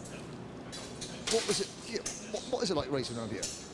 Yeah, it's compared to Genk is like smooth track, no bumps. And here there are a lot of bumps, and it's also hard to get one correct and good lap together because there are a lot of bumps. The track is not so wide, there is not so much grip compared to the European tracks, so it makes it quite hard. But we learned already a lot. So I think you qualified 24th.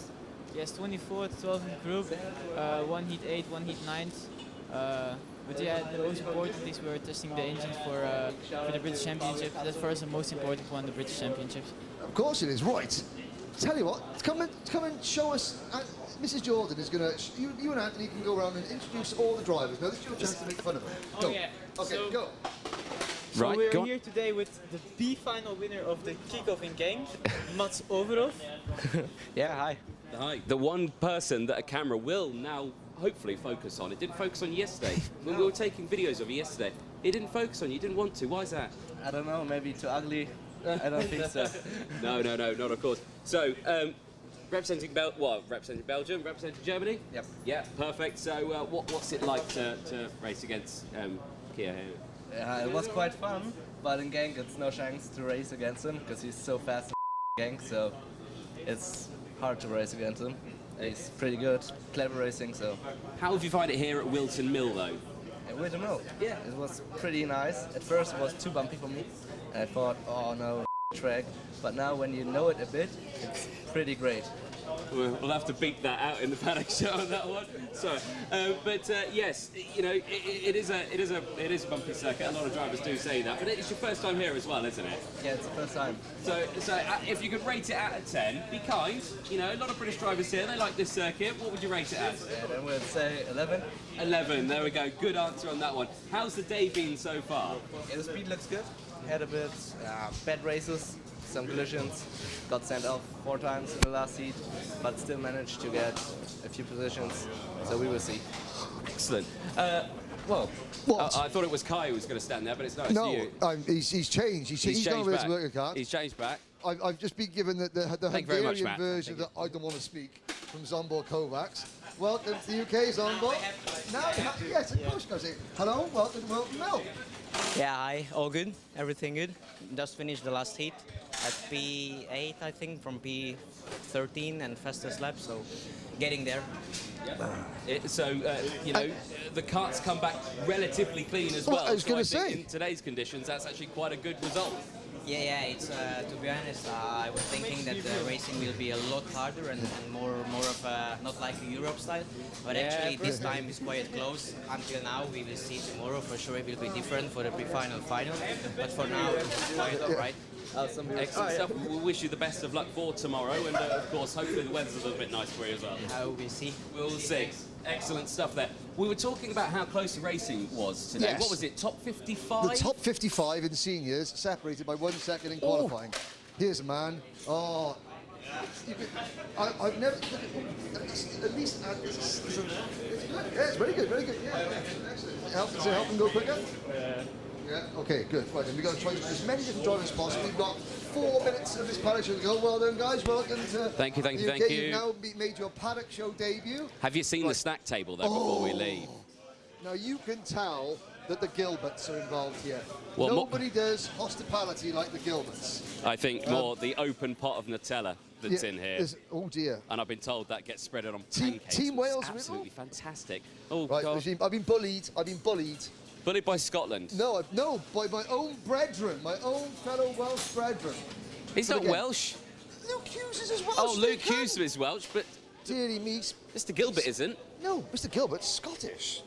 Anyway, Oh, that's dear. Craft Motorsport. That was a big welcome to the British paddock, Yes. Craft Motorsport. I think we've very much made them feel welcome after that. Say, a big welcome. I mean, this is Mr. and Mrs. This is Mrs. and Mr. Gilbert. Second, oh, Dougie's off. Big Douglas is gone. Well done for assembling the most bright and the best hospitality table in the paddock. Well, I do try. Right, there we go. Lewis came in looking not wonderfully impressed with that last one. How did it go? I think it was all right. I think he finished fourth, possibly just dropped off a little bit near the end of the race. So yeah, we'll see what happens tomorrow. Former O Plate champion, Yes. Lewis Gilbert. So hopefully he can regain that trophy. Thank you very much. Thank you. Right, we have got literally There's a no driver. time remaining. There is a driver that is approaching us. We have got about 180 seconds. Do you know something? 211 karts. 211 karts. And do you know how many CRGs we've got here, young man? No, not really. We've got one, and it's by there. First things first, how's your day been? Not the greatest, to be honest with you. Oh. Would you care to embellish upon that without swearing? In the first heat, we got 7th on track but got 2 penalties, so we got 17th. And then in the second heat, we didn't start, and then we had to. And then I cut the track and got 2 penalties. Oh, so 2 races, 4 penalties. Well done. You've done better than anybody else on that score. Okay, thank you very much. Hopefully tomorrow was better. Henry, you were talking about there is only one single Yes. CRG in this paddock. I found it for the ladies and gentlemen at home. Name, class, number, what? Senior Rotax 65, Spencer Braun. And of course, the only CRG in the paddock. And you know what? It's nice to see a CRG in the UK. It's nice to see a CRG not being driven by Nathan Chafer. He's here next week at the club meeting. He's here next week, but he's not here now, is he? Hi, Nathan. But he's not here right now, no. Spencer, how was the day? Good. I think I got either a 5th or a 6th in the first one, and then a 6th in that one just now. So 2 top 6s. As a privateer, you can't ask for much more. So we'll see how tomorrow goes. Exactly, good results, and of course the weather today not the best, but the kart's looking pretty good. It's looking pretty clean as well. Yeah, luckily, although it rained, both our heats were in the dry, so we're happy with how it went. A bit of a scrappy race though, that one, all because mixed conditions. A couple of crashes in front of us, but avoided them and managed to bring it home cleanly. So, what are the chances you reckon you can get away this weekend with that O Plate? it's slim, but it's possible. Anything's possible if it's close on that last lap. Anything can happen. It's like Kart Masters. It's a one-off weekend. Everyone wants to win, so we'll see. Have to see how it goes, and hope that it goes our way. Is this weekend a step to going into the British Championship this year again? We're not doing the British this year. Why not? Why not? Money. Ah, fair enough. Well, fair enough. All right. But we're going to see if we can maybe do one or a few rounds over in the B&L, but we'll see how it goes. But yeah, we'll probably do Kart Masters as well because it's a big national event. It's always fun to do. Exactly. Correct me if I'm wrong, B&L, that's in Belgium, isn't it? That is in Belgium, so yes. It's cheaper to go racing in Belgium than it is to race in the UK? Yes. And ladies and gentlemen, that is Anthony Jordan's career in Motorsport UK over. There we go. That's cut on that one. I probably didn't word that too well. I've lost my job. So we're running out of time. Yeah. We're running out of time. So this is what gets me. The CRG, that is the reigning World Championship winning kart in KZ and KZ2. Right? And yet, so the wagon, and this is the new wagon, isn't it? Yes. Yeah. The new wagon is outstanding. 211 drivers, 210 of them think that a better kart is available than the one that is the reigning World Championship winning kart in 2 classes. Do you know how good this is? We're going to finish the show with one word. One final word. You did what to the kart and got in the top 6? Nothing. You got it out the van, put it down, and sent it. And it's added lad team as well. You know, it's standard car, standard engine, just a very good driver. So there we go, ladies and gentlemen. We started the 2023 Paddock Show season with one of the lads and dads. We finish it with. We can't forget Rice Race. We finished the first Paddock Show of the season with one of the lads and dads. Get it out the van, put it down, and that's the one. Ta-da!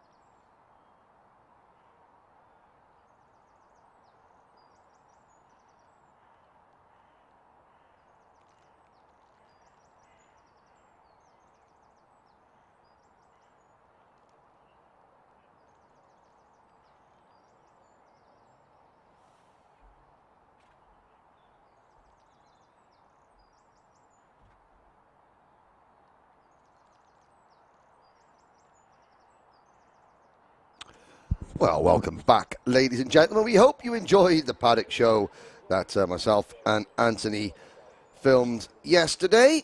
And it's always good fun to meet some members of the paddock. We can't get round to everybody.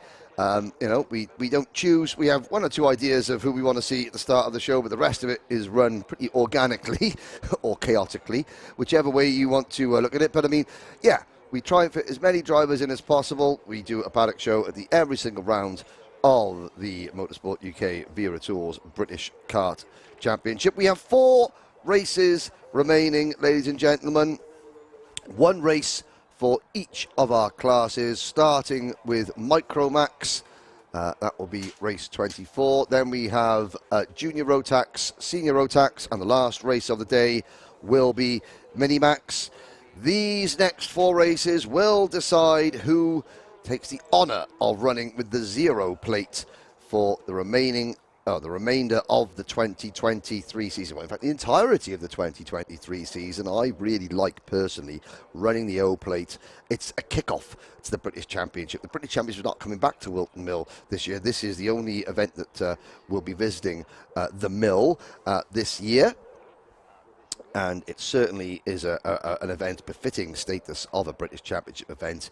It's exactly like the British Championship in all but name, but this is the O-Plate event, and we have 30 drivers in Micromax, and then 34 drivers who have successfully made it to this point of the event in each of the other 3 classes. We started with 43 in Minimax, 59 in Junior Max, and in Senior Max, and 79 in Junior Max. These races will be the longest races we have, 12 minutes plus 1 lap. Thank you very much. Please keep your comments coming in on the live chat. We certainly are very grateful for all the support that we're getting from Germany, from the Netherlands, from Belgium, watching the Craft Motorsport team. Some of these drivers will be in action the whole season. Those onboard Kovacs, really looking forward to competing in the British Championship. Here, though, is your starting lineup for the first final of the day. Micromax, it's Oliver Spencer and Zach Starbuck. Privateer driver on the front row of the grid, Luca Barak and Oliver Warner on row number 3. Row number 2, row number 3, Harvey Bacon and Edward Haynes. When we're looking down, yes, there have been some changes after the pre-final. Harry Taylor and Grayson Wortley go from row number 4. Jensen Chalk and Austin Oman go from row 5. Jack Freeman and Max Gilman start on row number 6. Row number 7, Joshua Cook and Maximilian Abrahart. Alfie Mew and Samuel Lowdy on row number 8. Colby Patterson and Sebastian Lusch on row number 9. Top 20 will be rounded out by Frederick Wood and Luke Millwood, Alex Goodson and Riley Murrow down in 22nd place. Then it's Josh Cormack and Maria Roberto. The final 3 rows of the grid, JJ Lowe, Lewis Cacaldi, Rhys David Richardson, Ethan McClelland, Dian Pahal, and after a technical problem after the pre-final, Emerson McAndrew Uren will start shotgun on the field in 30th and last position. Watch for his progress. That will be very exciting. He has got 12 minutes plus 1 lap to go from last to first. Can he do it? Can a privateer, Zach Starbuck, take a win? Here we go. They come to the line. No, they don't. And we will go around again. It will be, well, we have a Synergy Factory driver, a privateer. Will we see the first time for the RCE team and winning Motorsport UK level event? What about Jensen Chalk, the Dubai O-Plate champion? What about the reigning Bambino champion, Riley Murrow, coming from the back of the grid? And what about some of the teams that are new to Micromax? Of course, this class is new, but the big teams have moved in. There's still room for the privateer, though. Can Zach Starbuck carry one home for the Lad and Dad Brigade? We're going to find out, Anthony Jordan, very, very shortly indeed. Is there more races coming up today? Yes, there is. It's the 4 finals, and that's the end of the weekend. I No like to see races people using proper English grammar, like, you know, in it. Yeah. Yeah, there is more races, bruv. Yes. More races, fam. Yes. Loads more. 4 more. Here we go. Here's the first one, bruv. Take him to the line, Henry. Okay, out of the final corner, into the tram lines. Lights are out. No, they're not out. out. Oh, I got ahead of myself again there. I did think that Zach Starbuck was a little bit keen. He was actually ahead of Oliver Spencer there.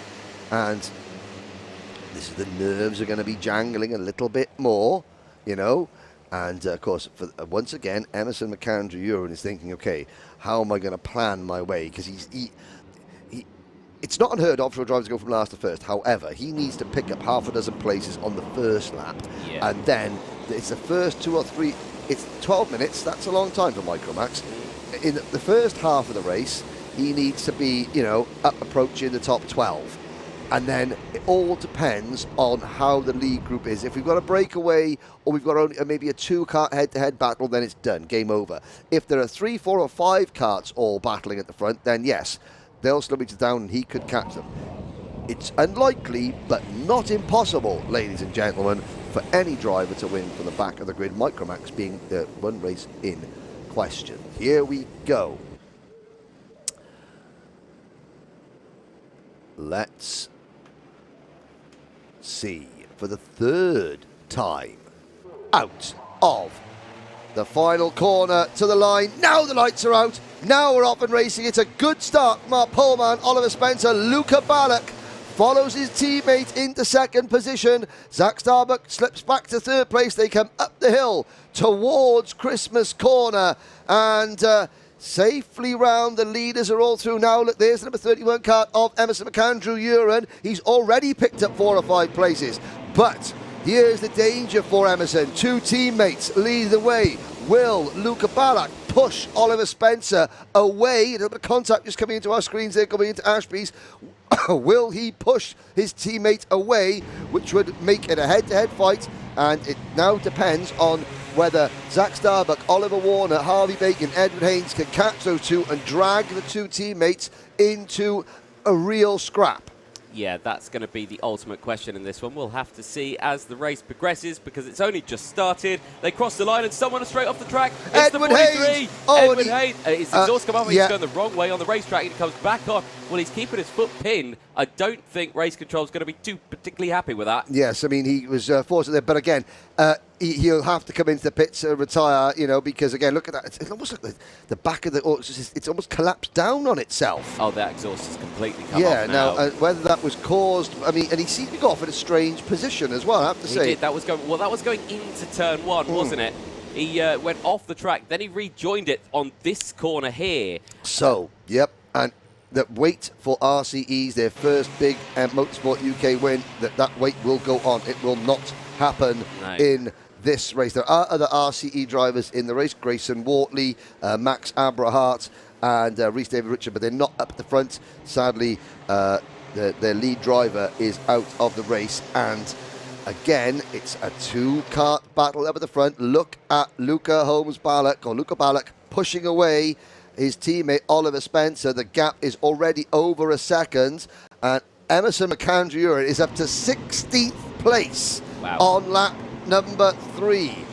But you can see the gaps already start to develop. We've got 2 karts in a breakaway, then another 4 karts scrap, and then a big gap behind them to Austin Oman in 7th. Austin Oman is leading a huge gaggle of karts there, and Emerson McAndrew-Uren is in that group. Yeah, that second group, they're going to have to make a big decision at some point in this race. At what point do they start scrapping for position? As someone going, is that another? That was, oh dear, that was another RCE kart. That was Grayson Wortley. Yeah. And no, that's Max Abrahart. That is. It was Max Abrahart, was it? Sorry. That was Emerson McAndrew-Uren just getting very, very committed. And he was on the inside, and on the outside, the RCE kart simply ran out of track. There is Zach Starbuck in 4th place trying to get back in front of Oliver Warner, who has now moved into P3. Looking at the lap times, the group behind's actually faster than the two in front. So the 4 kart's working a little bit better there than the 2 up in front. Keep an eye on the gap. 1.4 when they last crossed the line. It's 1.2 as they go into the boot section. 8.5 minutes to go. Game on. Jensen Chalk is now second in that big chase. Not this chasing group, this chasing group. Chalk is the second kart in that group. And there's a good view of the karts flashing across the start-finish line. There are your leaders. It's still the number 42 of Spencer leading the number 28 of Balak up the hill towards Christmas Corner. And Anthony, visually, that gap does look like it is closing. It is 1 second now. Yeah, so it's come down quite considerably. So they are closing in. And McAndrew Uren is now moving his way towards the front of the group. Colby Patterson, Jensen Chalk, 7th and 8th. And I think McAndrew Uren is probably about 12th now. The problem that they do have is there's a gap of 2.5 seconds between the battle for second place and then this car. Yeah, there's Patterson. Then a bit of a gap. Oh, it looks like Chalk may have fallen down or dropped down a little bit. In fact, yeah, I can see he has. So his progress is now stalled out. There's Patterson, and there's McAndrew Uren, and he's up behind the number 50 kart. That's Max Gilman for the Strawberry Racing team. Chalk has been shuffled back to about 11th or 12th position. Keep an eye here on Oliver Warner. He's broken away from the trio behind Starbuck, Bacon and Taylor. Those 3 currently on your screen. You can see the group of 2. Warner on his own here, on a mission. He's closed that gap up to less than a second now. Could cause a 3-way battle here, and that could bring it into this group of 3. Oh, yes. Meaning we could have the 6-way battle. And that could then bring him into the next group behind from 7th place all the way down. Because Patterson, like you say, Colin Patterson, 10 positions gained. He's had a brilliant start, as well as Emerson McAndrew Uren. So there are some drivers making some big moves here. Alfie Mew as well for Coles Racing. Brilliant start to the race, 7 positions gained. It just shows that, yes, okay, these are small karts. It just means that they have more space to be able to go 3, 4 wide and gain those positions through those tight and twisty sections. There's a look at the Cato Motorsport kart, the KMS livery kart of Harvey Bacon, Cato Adams, his team there. Again, always a very strong team. You know, Cato, he doesn't go in for the big flashy awnings, doesn't go in things. He just goes, nope, we're going to just use our knowledge, our years of experience to help our drivers. And yeah, they haven't got the biggest, flashiest awning or anything like that, but they have got lots of experience in that team. They've got good equipment, and they're teaching their drivers very well. And Harvey Bacon having to learn how to defend there because Harry Taylor from the Dan Holland Racing wanted to come through, but Bacon held him off. And has he got he's got a gilet on over his race suit there. Yeah, well, it is a bit chilly out there, I've got to say. It's not warm. No, it's not warm. It's not warm. It's decidedly unwarm. It is. Also known, as we call it, trade, cold. Here's now a 3-way battle. Change the lead, Anthony. Yes, indeed. Now, this is, we were expecting to see this Balak now back in front. And, you know, he's just thinking, right, you can see now that Warner's closed in. Another fastest lap of the race. Wants to try and break away now. He was a bit nervous that he would get swamped into the group behind. Luca did not want to be the meat in the sandwich. No. Because, again, when you've got to drive it... Now, the problem that Oliver Spencer now has is that because there is that Argenti kart of Oliver Warner right behind him, if he moves offline to try and make a move back on his teammate and say he takes a wide entrance into a corner, he's going to lose a position because, bang, Oliver Warner's going to be right there. So again, Luca wanted to avoid being in that situation. He has avoided being in that situation. He now leads the race.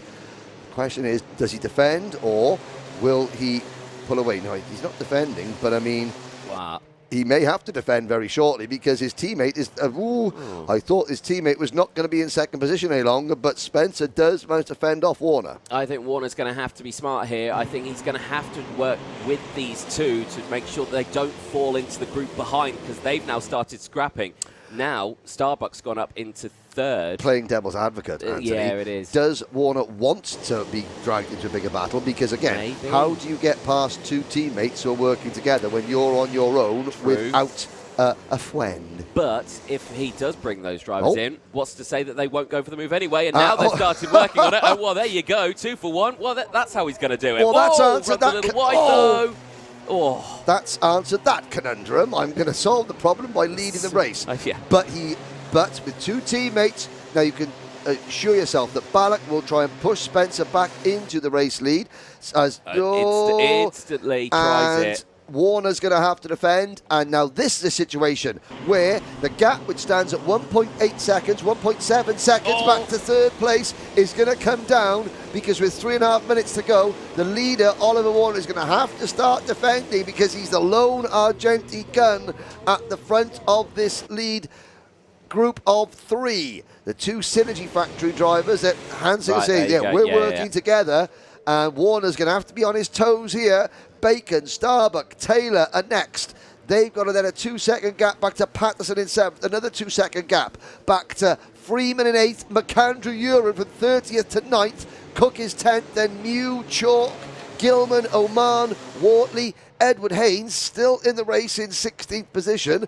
It's obviously not fallen off. Change the lead, Anthony. Yes, indeed. Back down the inside, Luca Ballack. And this is, well, there you go. And again, Spencer smart. follows go. Yeah. He made the move, but then also he helped his teammate out there by just jinking out to just make sure that Warner was not off, was not knocked, but he was put offline. Look at the time there as well that Oliver Warner's lost to these two now. Yes. He's going to have to make that all back up again. On his own? Yeah, on his own, and there's only 2.5 minutes left. It's taken him this entire heat to get that done.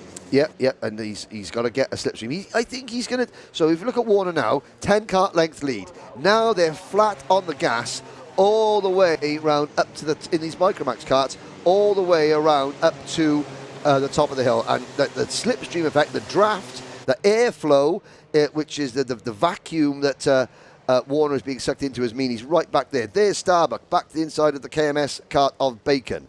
That's 4th and 5th positions. Emerson McAndrew Uren, 51.97 seconds. Absolutely outstanding drive. I think, though, it's going to come I think the highest he can get is 8th place, I have to say, just through the gaps that are now appearing. 90 seconds plus change to go. Onto the back straight. Ballack leads, looks over his shoulder. He's going to start defending, and you can see how Bacon, Starbuck and Taylor are lined up, because they think, okay, boys, now we got to go. They're going to slow each other down. We've still got time. We've still got time to catch them. Yes, they do. He's starting to heat up once again. That gap closed quite considerably, so it's only taken him about a lap and a half to close that gap up for Warner. And instantly, here comes Spencer, and defensive goes Ballack, and down the inside goes Warner. Sees the dummy being sold and thinks, I shall take that one. Splits the 2 Synergy drivers, and now is on the hunt again for Ballack for that race lead.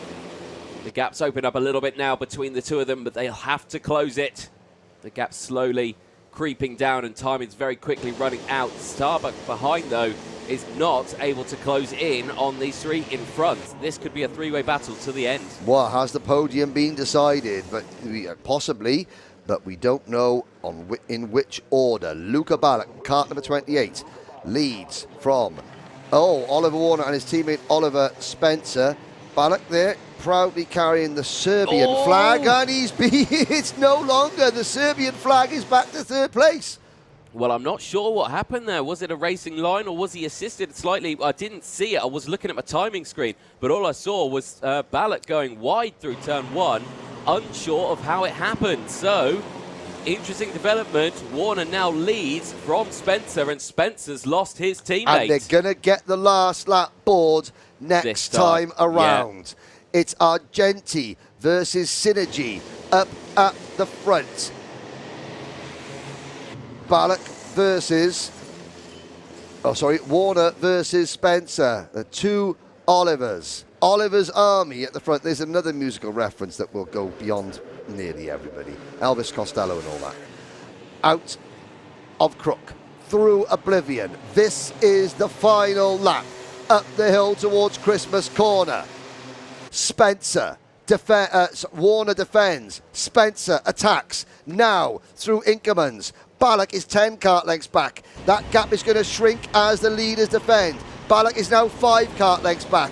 Out of Ashby's.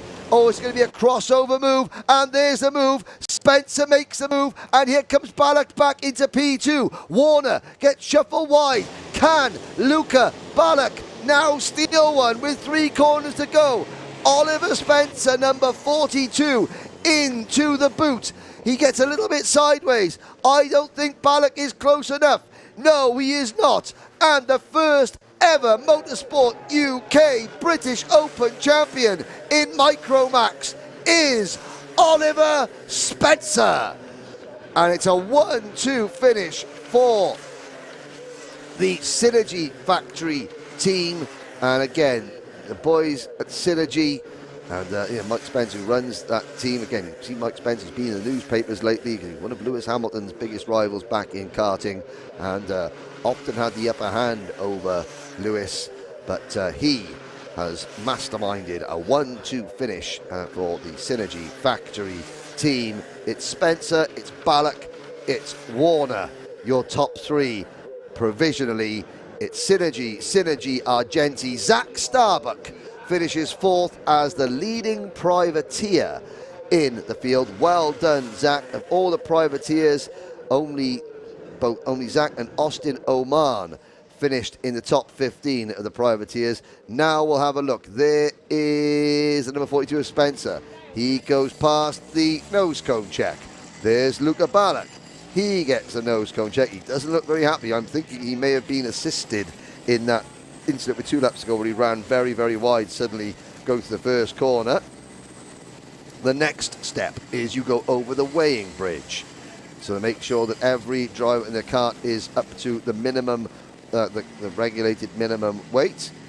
The scrutineer check, thumbs up. Now they'll go into post-race scrutineering where the there's Anthony on screen. He's made it up there to interview the winners. And there's a very happy Mr. Spencer, I think, waving his fist there. The rest of the field comes through. Here is a look at the final results. Oliver Spencer wins after 15 laps by 0.3 of a second over his teammate Luca Ballack. Oliver Warner third with Zach Starbuck fourth. Harry Taylor comes home in fifth. Colby Patterson is sixth, and Harvey Bacon finishes seventh. From last on the grid, Emerson McAndrew Uren comes through to take 8th position. Jensen Chalk finishes 9th. Jack Freeman rounds out your top 10 ahead of Joshua Cook, Max Gilman, Edward Haynes and Austin Omar. That's your top 14. Behind them, Maximilian Abrahart rounds out the top 15 ahead of Alfie Mew, Grayson Wortley, JJ Lowe, Sebastian Lusch and Frederick Wood, your top 20. Josh Cormack, Riley Murrow, Luke Millwood, Dian Pahal from 29th the grid to 24th, followed home by Maria Roberto, Lewis Cacaldi, Samuel Lowdy, Alex Goodson, Ethan McClelland and Reese David Richardson. 30 karts started, 30 karts finished. That is what you want to see from the youngest drivers here in the paddock.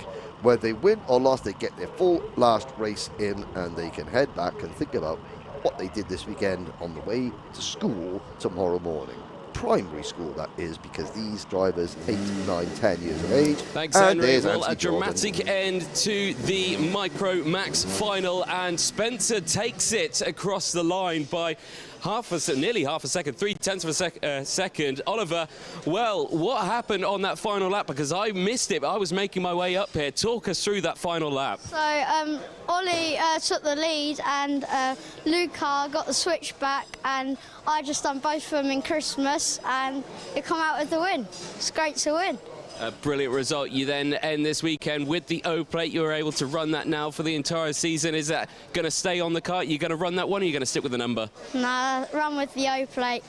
Right, that's the one we want to see. Who do you want to thank for this one? I want to thank Sinji, Rob, Mike, Sam Fusion, KR Engines, Mega Power and Fens for everything, all the suit and stuff they've done.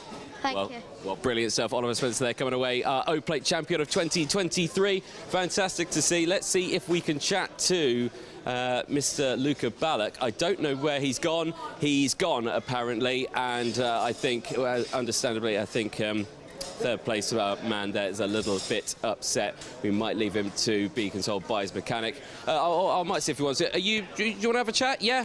Come on, excellent stuff here. Well, Ollie Warner, that was a tough race, but you drove brilliantly on that one. What happened on the last lap? Thank you. Just lost my head a bit and just should have gone wide with Ollie, but just didn't turn out very well. I mean, these races, it's only the start of the season. It's a one-off weekend. Yes, okay, you may not come away with the O Plate, but it just shows it's a great stepping forward going into the season. Are you looking forward to this year's 2023 season? Yeah, I really am. Hoping to win the British Champs this year. So That's the main gain you can get away with this. Go for that #1.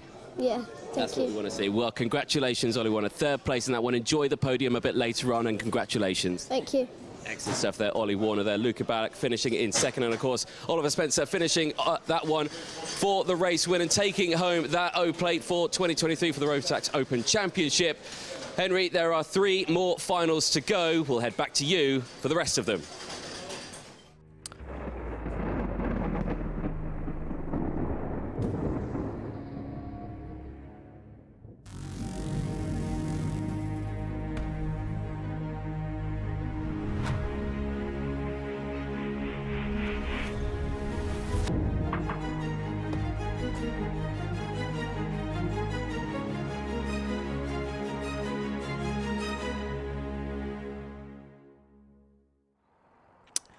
Well, thank you, Anthony, and hope you enjoyed that race at home, ladies and gentlemen.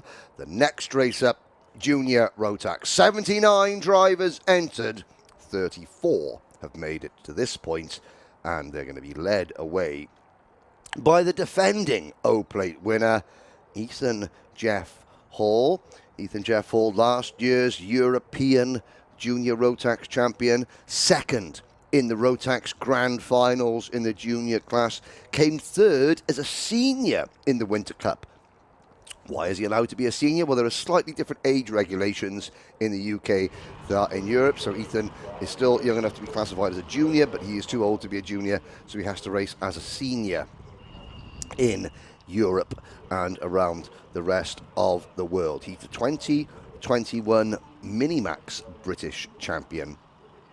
A very dedicated, decorated driver, and I think in his 3rd or 4th season with the Strawberry Racing team. He is the defending O-Plate champion. He finished 7th in the 2021 O-Plate as a Minimax driver. He leads the field, and starting alongside him is Macaulay Bishop for the Dan Holland Racing team. Then it is Ewan Charman on row number 2, with Sam Pollock Racing's Archie Clark, Ollie Stevens and Gustav Usakovs on row number 3. Freddie Lloyd and Josh Graham go from row number 4. Freddie Ingram and Harrison Whitcomb round out your top 10. Jack Hobson and Charles Cheesy Green go from row number 6. Archie Buttle and Finn Leslie start on row number 7. Lizzie Mentier and Hugh Moulton on row 8. Liam Hartley and William Antrobus on row number 9. The top 20 rounded out by William Murphy and Reg Hayward. Leon Hasty, Thomas Min-Spearing, James Shotton and Arthur Thacker are next. Timo Youngling, former British Honda Cadet champion, starts 25th alongside Tommy Harfield. Then it's Owen Neve doing his own mechanicking this weekend, and Alexander Cole. Thomas Ingram Hill and Ayman Bansal from India. Jacob Jukes, Aditya Kulkarni, Australia's Armand Hamilton, and Mercedes Junior Driver Program, Kenzo Craigie, 34th and last after an accident on the first lap of the pre-final. A loaded field here in Junior Rotax on a very exciting 12 minutes plus 1 lap race in store. They come up the back straight towards the boot. Just looking at the plain white crash helmet there on the back of the field there, Armand Hamilton, who was involved in an incident, and Kenzo Craigie also in a separate incident. Kenzo Craigie, a little bit, he's fine, but he was in a bit of discomfort getting out of the kart earlier on. Well, we've just seen one driver go from 3rd to the grids to 8th in Micromax. What can Kenzo Craigie do? 34 drivers in this one. They come into tram lines, lights are out, we're off and racing into turn number 1. It's a great start from poleman Ethan Jeff Hall, not a great start from Macaulay Bishop, who drops 3 or 4 place. They head up the hill towards Christmas Corner. It is Ethan Jeff Hall and Ewan Charman, and there's a bit of a collision going into Christmas Corner. They're still 3 wide, and they've got to sort themselves out through increments. There's a spin in the middle of the pack. Oh, wow. That was the Synergy kart there getting turned sideways and 2 drivers directly behind having to take evasive action. That could have been major, but they all somehow managed to keep it going. Anthony Jordan, you have returned. I have, yes. Get my steps in this weekend. Is it cold out there still? It's a little bit chilly, yeah. There's a bit of a breeze going. Ah, okay, well. I'm very lucky that I've got lots of insulation. You've got lots of insulation, Yes. and you're tucked away in the commentary box, and you don't have to leave, and you don't have to walk 2 miles to a post-race That's right. That's the one advantage when you look like I do. They try and keep you off camera as much as possible. There's the number 69 Kart getting involved. That's Freddie Ingram involved in that tussle. We've got Ewan Charman making a move on Ethan Jeff Hall for the race lead, and there is the number 40 Kart getting forced a little bit wide. That was Jack Hobson. Yeah. Whitcomb just getting through Ashby, and Hugh Moulton getting a bit high, wide, and handsome on the outside there at the exit of Chapman's, showing how bumpy it is off the racing line out there. So, yeah, definitely wanting to bring it back in. Love this shot as they're going through the boot. The speed that they carry through that corner is immense. And Yes. it's such a tricky exit on that one. Yes, you carry loads of space. You've got to slow it right down. You've got to be on the anchors, bring it down, and then bring it back through. This, though, is looking interesting, and it's looking even more interesting now as down the inside. Nice change for the lead. Charman takes the lead of the O-plate, but Ethan Jeff Hall, he's not going to like that. He's defending his O-plate. He will want that back straight away. Yes, indeed. The only 2 drivers here that are defending their championship they won last year at the Mansell Raceway, Ethan Jeff Hall and Kai Hunter, who we'll see in the next race. And, yes, you know, Kai Hunter has won 3 O-plates already. He's going for a 4th. But no one's won 3 seniors. He won 1 in juniors. He's won 2 in seniors. No one's won 3. We'll get to that in a minute. But, yes, Ethan Jeff Hall would like to retain the O-plate title. Out of oblivion, Macaulay Bishop is closing in as well. After a poor start, Bishop is back in there. So you can see Bishop in 3rd. Now, 4th is Ollie Stevens. Freddie Lloyd. He was the driver in the paddock show who was running away. And there's Bishop. So Freddie Lloyd, the paddock show, was the driver running away from me. They had to get caught. Asked him how he went. He went, "Oh, binned it in a wall." Yes. Which in English is I binned it in the wall. Yes. I means I made contact with the wall with my go-kart. But binned it in the wall is exactly. But no, Freddie is on a mission here up into 5th position, closing in on Ollie Stevens. Ollie Stevens ran last year as a privateer, just missed out on a national seeding for the 2nd time.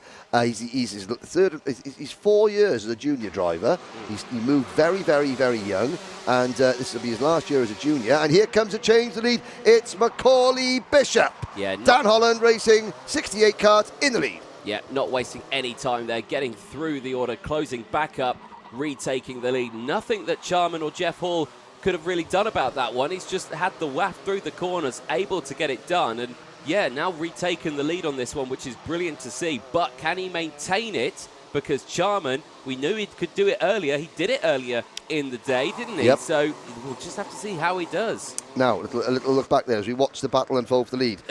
Oh, I thought he was going for it then. Yep, but he's literally almost sitting on Macaulay Bishop's shoulder coming out of the final corner. Ewan Charman was so close. Ollie Stevens now in 5th position, in 4th position rather, setting a new fastest lap. And the top 5 getting closer and closer. Over the grass, Ewan Charman. Ethan Jeff Hall went in and Ewan Charman was closing the door. And the top 5 have now become the top 4. With Archie Clark running in 5th position. Ingram is now 6th, Graham 7th, Whitcomb 8th, Moulton is 9th. Ewan Charman will filter back on just behind the 54 car in 10th position. Then it's Hobson 11th, Green, Usakovs, Antrobus, Leslie, Haywood, Buttle, Mentier, Shotton, Hartley, Cole, Neve, Ingram Hill, Murphy, Youngling, Jukes, Kulkarni, Craigie, Min-Spearing, Thacker, Harfield, Mansell, Hasty and Hamilton.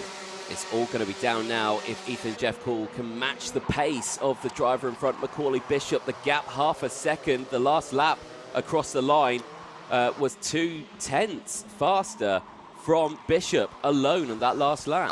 There was contact. Yesterday, Macaulay Bishop was insane. He was pole position. He won both his heat races. He obviously made a poor start this one. I mean, he got pegged back a little bit again in the pre-final, but he's proving now if you give him clean air and even a slightest whiff of victory, he's gone. However, Ethan Jeff Hall, Strawberry Racing now beginning to close back in. and they're bringing Ollie Stevens, very, very solid, mature drive. There is the number 96 Kart out of the race. That's William Murphy. Yeah. He's the first retirement of the race. Ethan Jeff Hall, and again, Ollie Stevens is driving so maturely. He is now the elder statesman in this class, and the gap is closing. Watch the number 81 Kart of Ollie Stevens, however. Freddie Lloyd in 4th position. We haven't really seen Freddie Lloyd. He's made a good solid start, and he is just sort of there with the leaders, but we haven't seen him show his hand just yet in terms of making a move. The movement has come between Ethan Jeff Hall, Bishop, and Charman. But now Charman is back in, I'm having a look where, 9th place. He's gone. Yeah, what can we see from Stevens and Lloyd? Well, you say Bishop's been on point in this early half of the weekend, but coming here now in the final, he's not able to pull away, and Jeff Hall has closed in. Gap now 0.2 of a second. I would say that was lunge distance if he's going to go for something. Well, yes. Well, actually, now that gap looked a lot larger then, didn't and don't count out the Sam Pollitt Racing, number 43 of Archie Clarks, and the KR Sport, number 69 of Freddie Ingram. They're all closing in. Yeah, and then the 2 Argenti Karts. There's a bit of a gap, big gap, before with the 2 Argenti Karts, Joshua Graham. Oh, very wide from Jeff Hall. Mistake through turn 1, and Jeff Hall down into 3rd place. Last year's O Plate champion. Now struggling in the second half of the race. And this changes things dramatically. It does, because now Ollie Stevens has the opportunity to catch up to the back of his teammate. Is that able to happen? Well, it might be, but I mean, but for Macaulay Bishop, he's now going to, I'm not going to, I mean, obviously, if Ollie Stevens catches his teammate, he's going to try and make the move. Yeah. However, you know, you are less inclined to take a risk when it's against your teammate as you are somebody else. So that's good news from Macaulay Bishop. Yeah. Will Ethan Jeff Hall, was that just a simple one-off driver error, or was it like an indicative of the setup going away of the car? I think he's good. No, it looked fine that time around. So now will Ethan Jeff Hall work with Ollie Stevens, or will he go back in on him? No, There's your answer. Yeah, immediately going back in on him. My turn to try and redo that again. Yes, I made a mistake. I'm going to fight back, though, and see what we can do. They're going to have to work together here now. Straight back, Freddie Lloyd. I was going to say, I'm really ultra impressed by Freddie Lloyd. He's driving with a great amount of maturity. He's being very, very sensible indeed. Obviously, he's always been fast. That's why we call him Fast Freddie. But there have been instances where sort of his right foot has been very, very quick, and the decisions have been made that haven't been perfect. Now he's getting the pace, and he's getting that racecraft and the maturity and putting it all together. And we're talking about looking at championship contenders this year. The Evolution Racing team, they haven't had a British championship contender for several years, but they've got one this year with Freddie Lloyd. Archie Clark. Speaking of title contenders, there's another driver. So smart so far. Archie Clark. That's the first overtaking move we've seen from Archie, and it's come with 3 minutes to go, and it is for 3rd place, a place on the podium. Yeah, exactly that. Now, that overtake's given Jeff Hall a little bit of breathing space now. He can now focus on really setting those good lap times, focus on taking the normal racing line, not having to position the car maybe a little bit more in the inside or in the middle of the track to try and defend that inside line to any potential overtakes. Now he's got the opportunity to really match the pace of Bishop and close that gap. The gap, just about 0.6 of a second, will update it as they hit the next sector beam. There were yellow flags waving. I just saw them. And that was for James Shotton, Timo Jungling and Alexander Cull. Yeah. So that is unfortunate. Now, stationary yellows, nobody making a move, everyone obeying, the flags. And really 2, 4, 6 drivers. Then a big gap back to Graham 7th. Green is now 8th. Charman's 9th. Harrison Whitacombe has dropped down. Oh dear.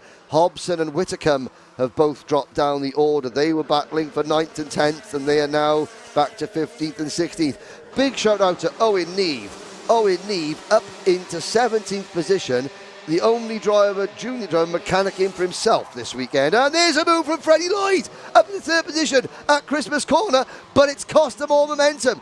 Now, with a minute and a half to go, Freddie Lloyd moves into third place, and Archie Clark, he was third, he's now dropped down to sixth position, but that late lunge from Lloyd has allowed Bishop and Ethan Jeff Hall to extend their advantage. Well, I think we knew that was going to be coming, because I don't think Freddie Lloyd thought... Got a minute to go, and Lloyd, Stevens, Ingram are not out of this one yet. Clark at the back of this lead group. This is great stuff. We've got 2 Dan Holland karts, and then 1 from Strawberry, Evolution, KR Sport. Look at it here, look at it here. Here it is. Oh, what a move there. Just saw the gap slowly opening and just put that kart right in between himself and Bishop and the curb. If you are a driver at this level, you have to take... Oh, he's run wide there. No, he's run wide. That's another mistake. You have to make split-second decisions, and that was a split-second decision that worked for Ethan Jeff Hall. It's now 20 seconds to go. The top 6 are as close as they were on the rolling lap.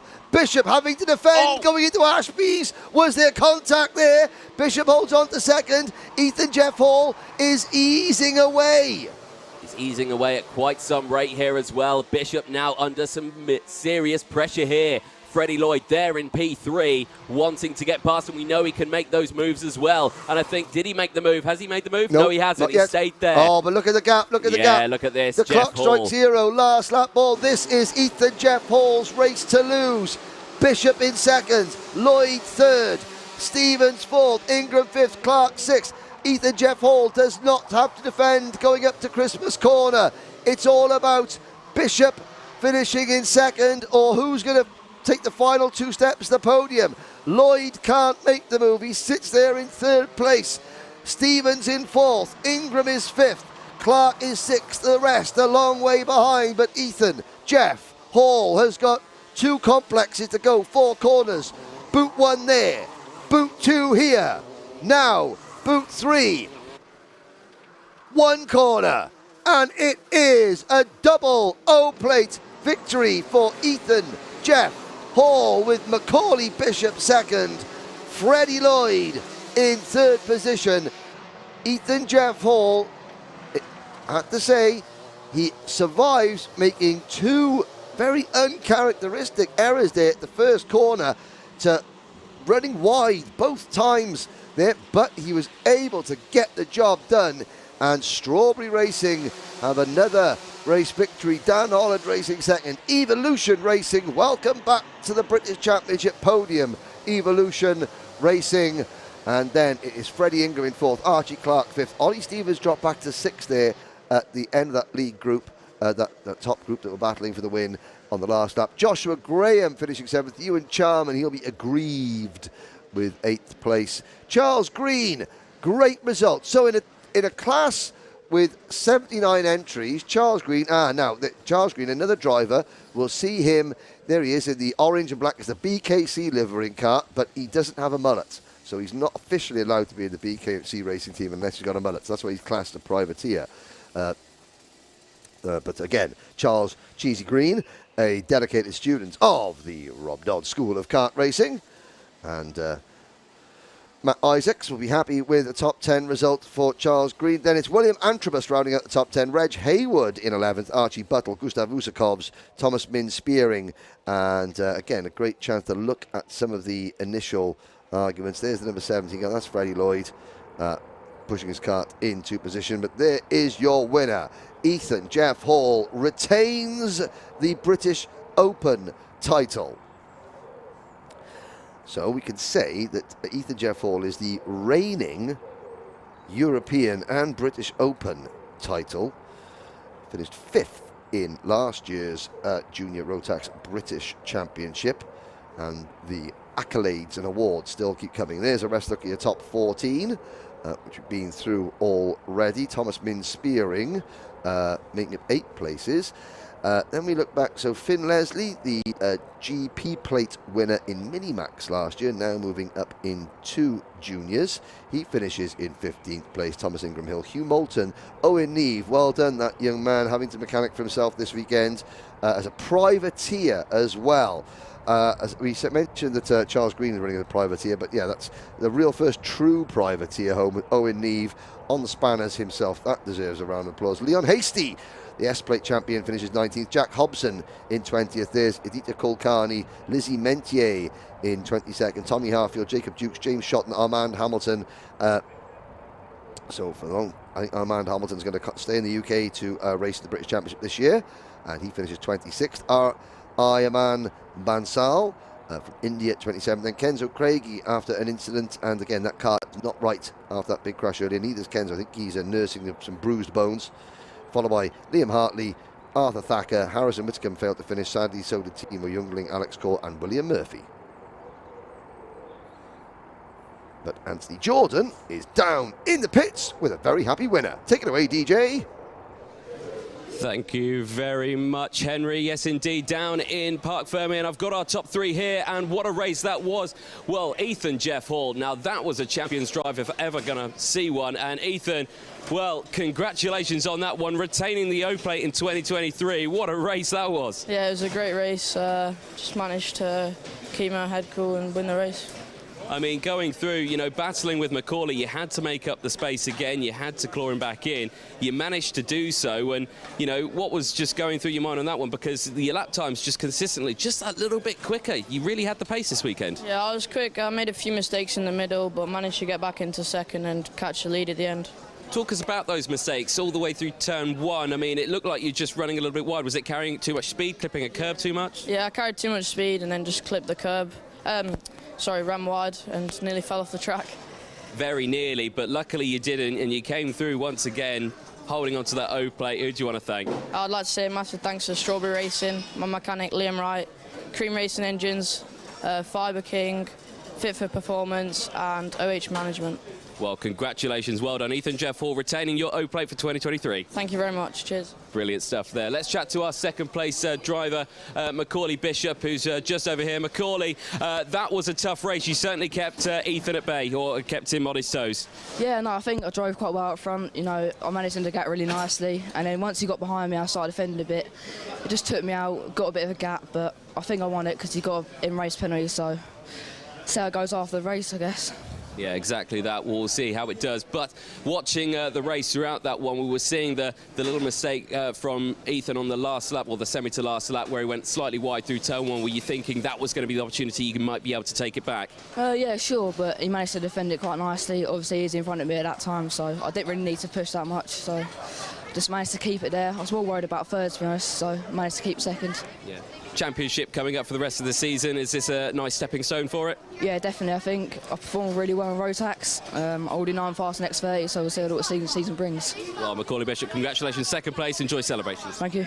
Brilliant stuff there from Macaulay. Always come under pressure as well as that one. Third place, though, well, this man here, Mr. Freddie Lloyd. Freddie, what a result that is. I'm sure you can be happy with it. Yeah, it's good. It's good. Not what I was hoping for. I wish I won it, but on podium. A solid result still. I mean, we talk about you all the way through this season. You know, Henry calls you fast Freddie Lloyd as well, and you were really showing how fast you were in that one, weren't you? Yeah, I was pushing my hardest, trying not to drive off the track, so yeah, I think I did well. So that's pretty much it. At the latter stage of the races where you could think, I don't think we're going to catch up the two in front, what was going through your mind holding on to third place? Was you thinking, what am I going to have to do? There was people behind me thinking, like, am I going to have to defend or not? But then Ethan and Bishop started to defend, so I caught up and I was just like there, I was pushing, just trying to win it, but couldn't get there as much as I could have thought, but yeah. It's a bit-ish. Yeah, unsure, pretty much. Pretty much, like one went off and then caught Ethan, or no, killed Bishop, but yeah. Yeah. Well, I mean, it's a nice stepping stone for the 2023 season. This is a nice confidence boost for you, though, a podium? Yeah, good. It's really good. Well, brilliant stuff. Who do you want to thank? I'd like to thank Time Engines, Laker, Evolution, and JP for being my mechanic, and my dad for supporting me. Brilliant stuff. Freddie Lloyd, congratulations. P3. Thank you. Well, excellent stuff there for the juniors. Again, a brilliant result and plenty more to come up. Stay tuned with us. There are 2 more finals to go. Stay with us. Well, there we go. I've got to say, Freddie Lloyd. It's great to be able to see these interviews where Freddie Lloyd, I tried to drive my hardest and not drive it off the track. Yes, Fred, that was just very, very, very well put indeed. And good to see as well. Again, what happens after the race, obviously what we say is a provisional. We aren't privy in the commentary box to any post-race goings on, either in technical or driving penalties. We see incidents happen, but we're not, privy to stewarding decisions, clerking decisions. So what, Macaulay thinking that Ethan may be due a penalty for something in that race. We don't know that. All we do is call it as we see it on the track. And on the track, Ethan Jeff Hall has provisionally won the 2023 Junior Rotax O Plate. And now that was one driver trying to defend their title. We have another driver now trying to defend their title. It's Senior Rotax. It is the final.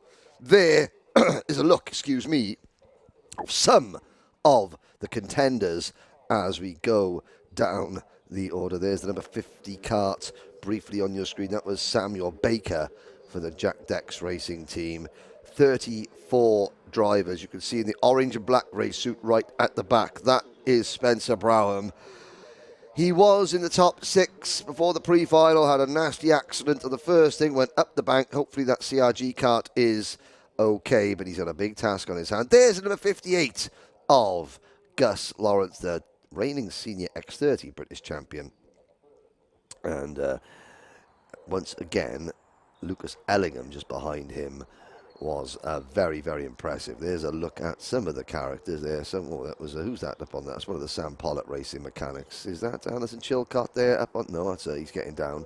There's Bradley Barrett looking at the centre of the screen there, looking up. So I think Bradley might be hanging his helmet up. A very, very successful driver both in Britain and Europe. Raced in KZ2 last year, saying that he might be it for him this year. He's not sure. He's running the Sodi Vitesse team with his dad Mark, and hopefully we'll see Bradley in a kart a few times this year, but not this weekend, and maybe not in the British Championship as a full-time driver again. Now the signal has been given. The mechanics leave the track, so they leave the dummy grid and head out to their positions where they can signal to encourage their drivers from afar.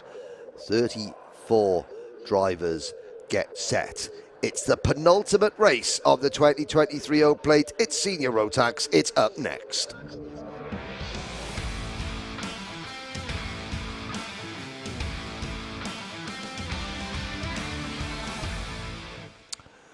The starting lineup for this 12 minutes plus 1 lap race. Kai Hunter, the defending champion, starts from pole position alongside Gus Lawrence. Matt Higgins and Lucas Ellingham share row 2. Guy Cunnington and Morgan Porter on row number 3. Leo Brown and Pearson Bullock Carter on row 4. Lewis Gilbert and Neo Clark on row 5. Jamie Perilli and Sam Gornall share row 6. George Holbrook and Jude Fernhow on row 7.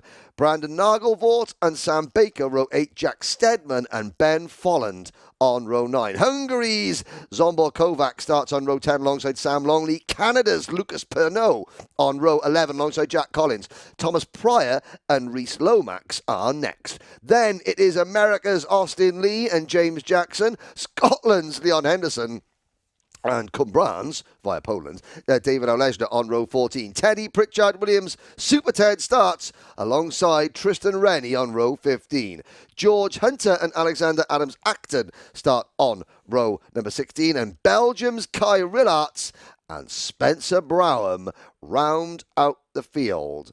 Vice-European champion Kai Rillarts meet CRG privateer Spencer Browham. Such is the nature of the game. They come out to the final corner, and it's a false start, which allows Anthony Jordan to reposition himself in the commentary box. A little bit of, I explain that we say it as we see it on track there, but Cordy Bishop seeming to think that there may be a penalty forthcoming for Ethan Jeff Hall. Ooh, okay, yeah, I did hear that from him, and thinking, okay, we'll see how it goes. But, yeah, like I say, I can't make a call on that. No, I'm not a steward or anything like that. Explaining that we try not to second guess what we see on track, and obviously what the driver says. You know, that's Macaulay's opinion that he thinks Ethan has a penalty, but obviously that is his opinion, and we didn't see anything. But we don't know what is going on. The communication system that happens quite correctly keeps us out of the loop, because we are here just to inform, educate, and entertain. A real public service broadcasting, and that's another band reference as well. Great band. Yeah. I do know that one. You do you? I do. Excellent. There we go. Some things you do say about music. Yes. Do get through my skull.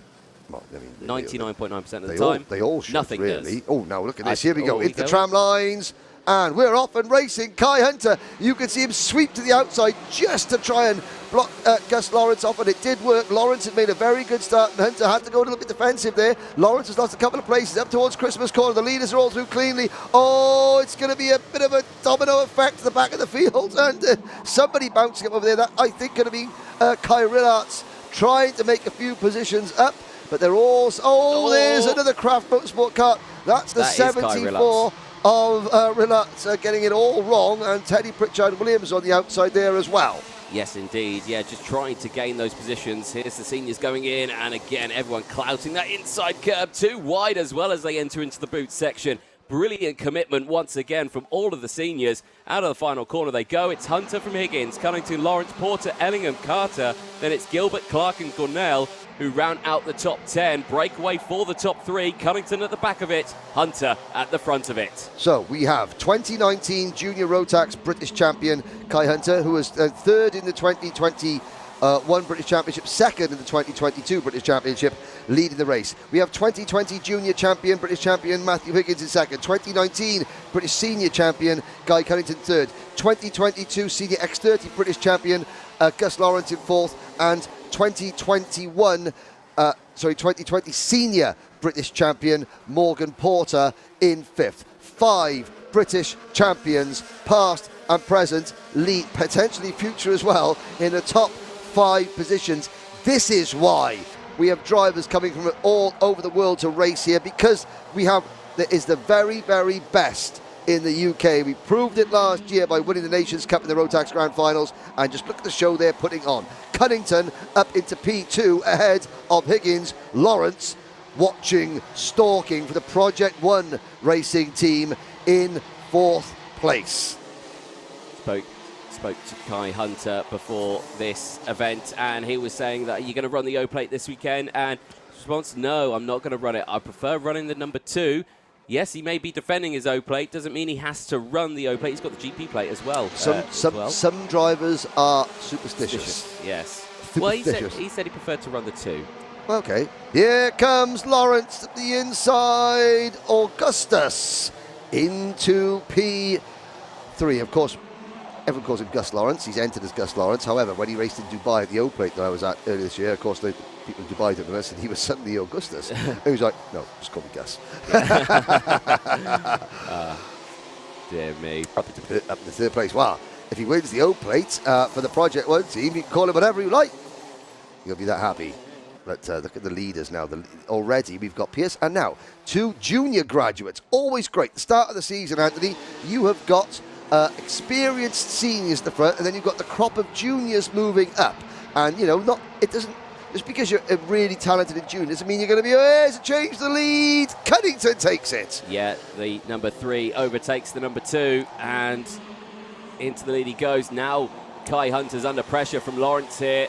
Lawrence under pressure from Higgins, and it's all Constantine back up again. And I absolutely love this, because you've got the top 5, we've been through them, multiple British Championship victories, international wins, things like that. And then the next 2 karts, the Thule Motorsport number 28 and the 25 Jacks Motorsport kart, 2 drivers, Neil Clark, Pearson Bullock Carter, just graduating out of juniors, their first big senior race, and look at the company they're keeping. Boys, if I were you, I would take your notebooks out and start making notes, because you're learning from the masters up at the front of this field. Yes, indeed, and look at that. There's a nice key little move there. Yeah, that was Porter, exit stage left Higgins. Yes, well, Porter making the moves here. You know, Porter, a brilliant driver racing in KZ2 with the Kart Republic chassis, and, you know, this is a little bit of a change for him as well. So, real shake-up for Morgan Porter, but giving it a really good go, checking over the shoulder there. And the next group, behind, and the two junior graduates have now caught. So we've got a 7-kart battle. Then we've got Lewis Gilbert, the Diamond of Dalry, Lucas Ellingham in 9th, Sam Gornall 10th, Jamie Perilli in 11th, followed by Jude Fernihau, Brandon Nagelfort and Leo Brown, your top 14. That's all one big battle. Then it's Sam Baker, Holbrook, Zombor Kovacs up to 17th. Then it's Lomax, Folland, Rennie, Henderson, Olejna, Pernod, Pritchard Williams, Adams Acton, Browham, Pryor, Rillarts, Jackson, Colin Steadman, Lee. Sadly, Sam Longley and George Hunter have retired. Yes, that is a shame. 7 minutes to go, plus one additional lap in this race. Cunnington still leads, though. Not fully comfortable, though, because Hunter's behind, Lawrence is behind, Porter, Higgins, Clark and Carter now all in that lead battle. 1.2 seconds separating the top 7. Okay, at the moment, the top 10 represented by 10 different teams.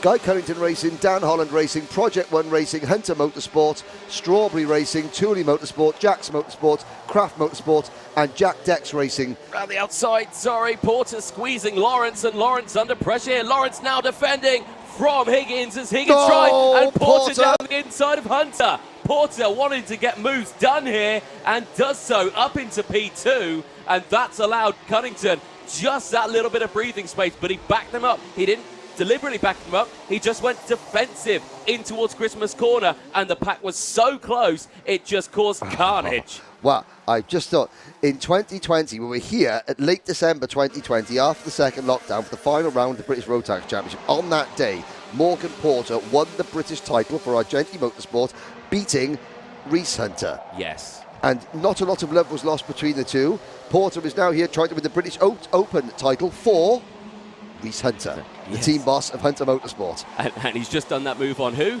Kai Hunter. Reese, no! Pierce, the two junior graduates. That's it, game game that's over. The radiator gone. Radiator gone. For Higgins. Pearson Bullock Carter went up the inside of Matthew Higgins, and radiator gone. Pearson Bullock Carter, and of course Neil Clark had nowhere to go. No! Porter's off!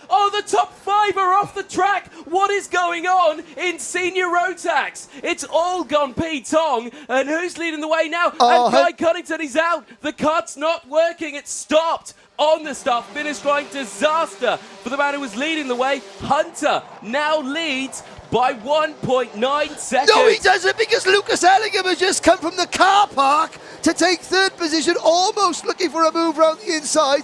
And the Diamond of Dalry, Lewis Gilbert, is in there. No, hang on a sec. This is the battle of a second position. It is, yeah. Kai Hunter's 2.6 seconds up the road. He's disappeared. Sorry. He got through. I thought I was looking at the Dan Holland racing cart, and I didn't realise that's actually Brandon Nagelvoort, the number 14. There goes Kai Hunter. Well, nobody has ever won the Rotax British Open Championships ever. No one's won 3. A couple have won 2. No one's won 3. We have got 4 minutes and 20 seconds, and Kai Hunter leads by 3.5 seconds. Oh, dear me.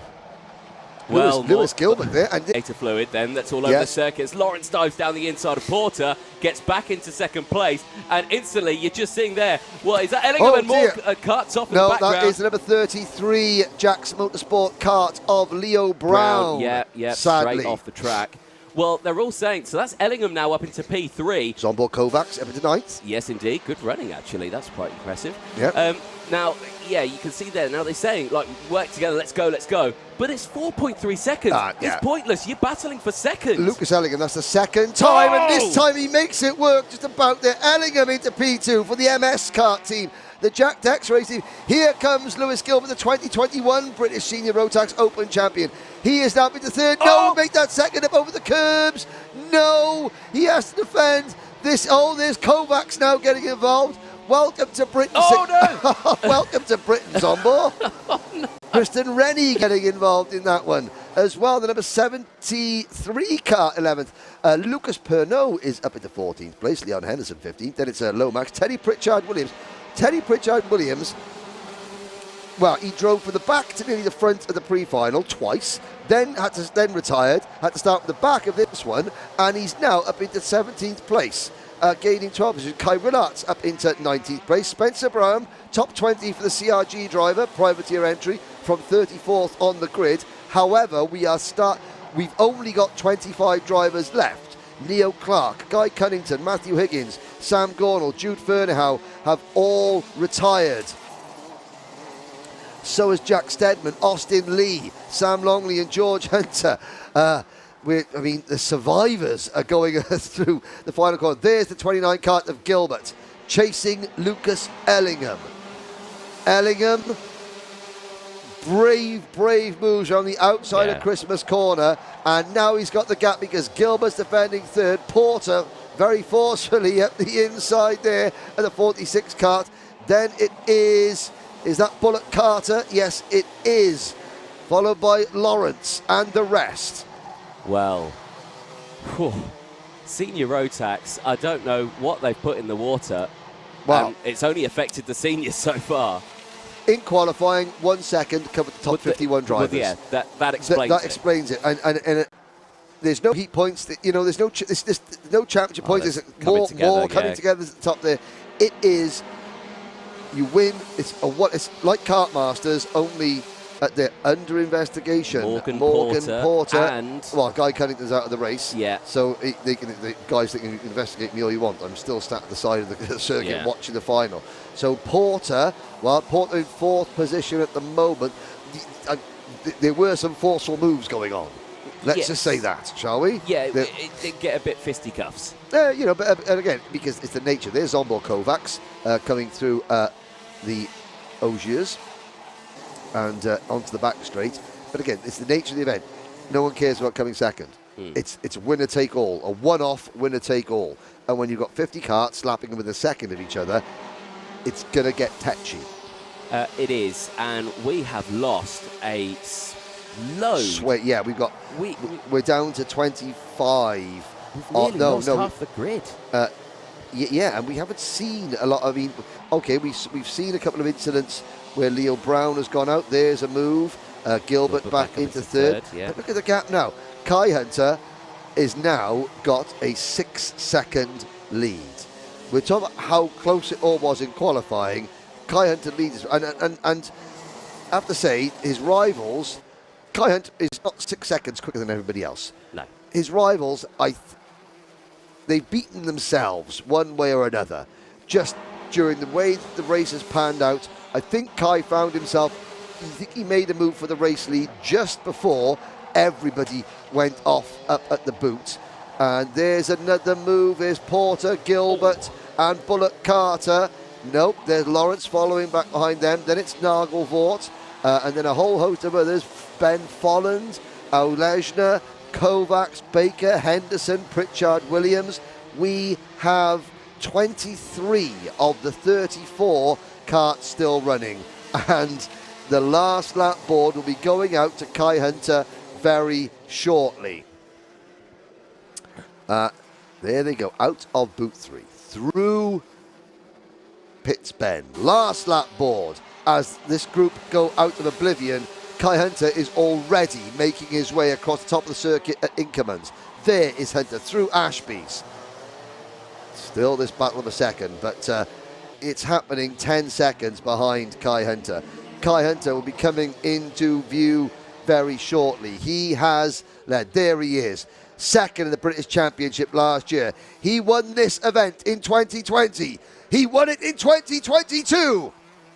Oh, it's magic for Kai Hunter. History made.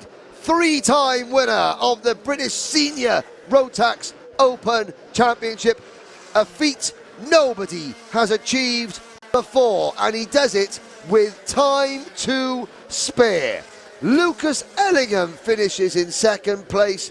What a result for the very, very hard-working Jack Dex Racing team and the MS chassis. And Craft Motorsport will be on the podium for the first time in the history in the United Kingdom, with Lewis Gilbert, the Diamond of Dalry, and Kai Hunter saunters back into pits. I mean, the first half of that race was absolutely hectic for him. The second half was like a quick drive in the countryside, and do you know what? There he is, fist in the air. He's won it by 6 seconds, and it doesn't matter whether he gets a nose cone penalty, which he looks like he has got, because he's still going to end up winning by over a second. So he wins, gets a nose cone penalty, and now he's a bit relieved. There's Morgan Porter, and again, some forceful moves there. Wait for Lewis Gilbert finishing in third place. That's such a smart livery kart, that Craft Motorsport entry. We wait for Lucas Ellingham in the number 99 kart. Has he gone through already, possibly? There's Gus Lawrence, and he's asking a question about something or other. But there we go, your provisional results. Kai Hunter takes his 3rd Senior Rotax Open, his 4th O Plate of his career. And he beats Lucas Ellingham, Lewis Gilbert, Morgan Porter. So the People's Republic of Tyne and Wera, where Kai Hunter hails from, and everybody up at Warden Law Karting Northeast will be celebrating wildly. Pet. Lucas Ellingham, Lewis Gilbert, Morgan Porter, Brandon Nagelfort from 15th to 5th. Pearson Bullock Carter, Gus Lawrence, Ben Folland, Leon Henderson, David Olejna, with Zombo Kovacs in 11th, then Teddy Pritchard Williams, followed by Sam Baker, Spencer Brown, Tristan Rennie, Kai Rillarts, James Jackson, Lucas Pernod, Thomas Pryor, Jack Collins, Jamie Perilli, Leo Brown, Alexander Adams Acton, Reese Lomax, George Holbrook, Neo Clark, and Guy Cunnington. All these drivers failing to finish. Matthew Higgins, Sam Gornall, Jude Ferniehow, Jack Steadman, Austin Lee, Sam Longley, George Hunter. A breathless Senior Rotax final, and Anthony Jordan will be making his way up to speak to top 3, Kai Hunter, Lucas Ellingham and Lewis Gilbert. Anthony Jordan is down with Kai Hunter. There's Matthew David Higgins walking across circuit, but a much happier Anthony Jordan will be speaking to the rest right about now. As a medical man walks right in front of me there, no problems from me whatsoever. No, it's fine. What a final that was. Senior Rotax take a bow. Kai Hunter winning that one by over 6 seconds. He retains the O Plate. He is the only person to win it 3 times now. Kai Hunter, who's just come back from taking sweets. What? Oh, wait. Oh, I've got to wait now. Got to wait. Well, it's dessert. Look at that. That's what it means. 3 times O Plate champion, and what a result it is for Kai Hunter. And, well, we'll let him help get the, that not knackered at all. You made that look a little bit easy. Kai Hunter, what a result that was. 6 seconds you won that one by. But before we talk about the challenge at the end of that race, let's talk about the challenge in that midsection, because what on earth happened there? Yeah, obviously, race unfolded. I had a good start. I got a little bit of a gap. Obviously, Matt caught us up. And then I don't know what happened behind. Cunnington came through, and then Porter came by me with some force. So I think he was just going to continue that, and then into the boot he did some evasive moves, and well he took Guy off, took himself off, and got a nose cone from it. So when I got in the lead, I knew I had to get a big enough gap to still win it. So I pushed as hard as I could, and then gap was 6 seconds. So won it, didn't I? A solid result, and you said to me after that, oh no, wait on, let me go get some sweets. So even at the end of that one, 3 O Plates you've got now, 1 by 6 seconds, the first thing on your mind is getting some sweets. Yeah, I'm out of energy now. I pushed so hard. Well, congratulations, well done on that one, 3 O Plates, well done, mate. Cheers. Congratulations. Cheers. Spot on. Let's chat to 2nd place, Lucas Ellingham, who is somewhere. He's right here. He's right in front of me. Lucas, well, congratulations. Were you expecting that result? I was hoping for more, but after the mess up at the start, I couldn't quite get back to them. Yeah. But I thought it was a good recovery for what it was. Definitely so. I mean, you had to battle your way through what seemed like an impossible task, with all those drivers getting involved and scrapping away and all coming together. You know, trying to sift your way through that. How on earth did you manage it? I mean, yeah, it was very, very hectic moments in that, but just kept my head down, focused on what was going on, had a look around, thought about what I could do to get past, did it, and it worked out. You're a regular at the Kart Club here at Whilton Mill. Of course, you've won that a couple of times as well. I mean, is this a nice stepping stone maybe for doing some more British and going to a bit more venture for you? I hope so. I just need to find some sponsorships to get me into it. As for the funds, we don't have it at the moment, but hopefully this year I'll be able to get back into it fully. Well, if that performance just there doesn't prove why you deserve the funds, I don't know what will. Lucas Ellingham, congratulations, P2. Thank you. Excellent. Let's chat to 3rd place, Lewis Gilbert, for the Craft Motorsport team. Well, Lewis, what a result that was, P3. You certainly had to work for it, though, at the end. Yeah, we didn't really quite have the pace to get to right to the front, but I just had to fight for what I had left, and P3, after the weekend that we've had, I'd take P3 any days, but yeah, there's a lot of hard work on the track. Yeah, of course, you got your family here this weekend, you've got all the team. Were you kind of showing them how it was done? I mean, you've had to teach them quite a bit in that craft motorsport team, haven't you, being here in Britain? Yeah, it's almost hard for first time in the UK for the international boys, so it's just a learning curve. They'll be doing the rest of the British Championship, so yeah, it's nice to have some teammates that can learn off the experience that I've had clearly, so yeah, good weekend. Brilliant result for you, and yeah, congratulations, P3. Well done, Lewis Gilbert. Thank you very much, thank you. Excellent stuff there from our top 3 from Senior Rotax. A brilliant race and definitely one for the ages. You'll have to watch that one back at the end of this stream. There's only one more final to go. Henry, it's back over to you.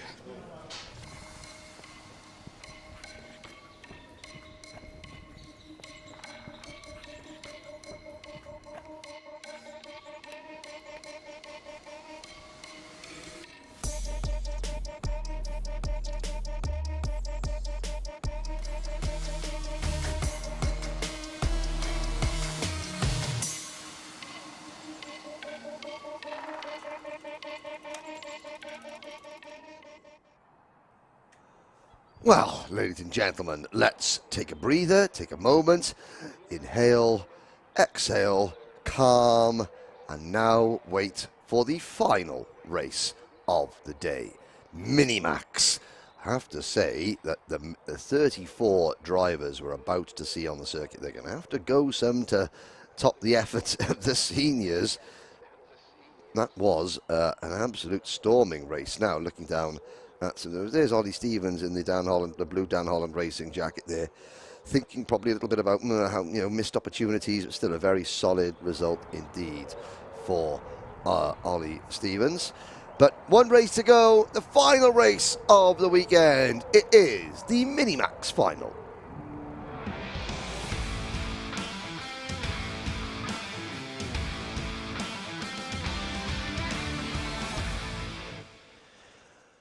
There is a look at the sign of a very, very impressive Whilton Mill circuit. Cole Denham and Oliver Mievski will start on row number 1. Jacob Ashcroft and Finley Lines go from row number 2. Max Endicott and Hugh Roche will start from row number 3. Then it's Thomas Hill, Oliver Meek, Jaden Sherwood and Will Green. Rory Armstrong and Kai Clark round out the top 6 row. Charles Keikley and Eva Morris, and next Blair Smith and Albert Friend on P16. Kevin Kielbasa and Isaac Barker start from the 9th row.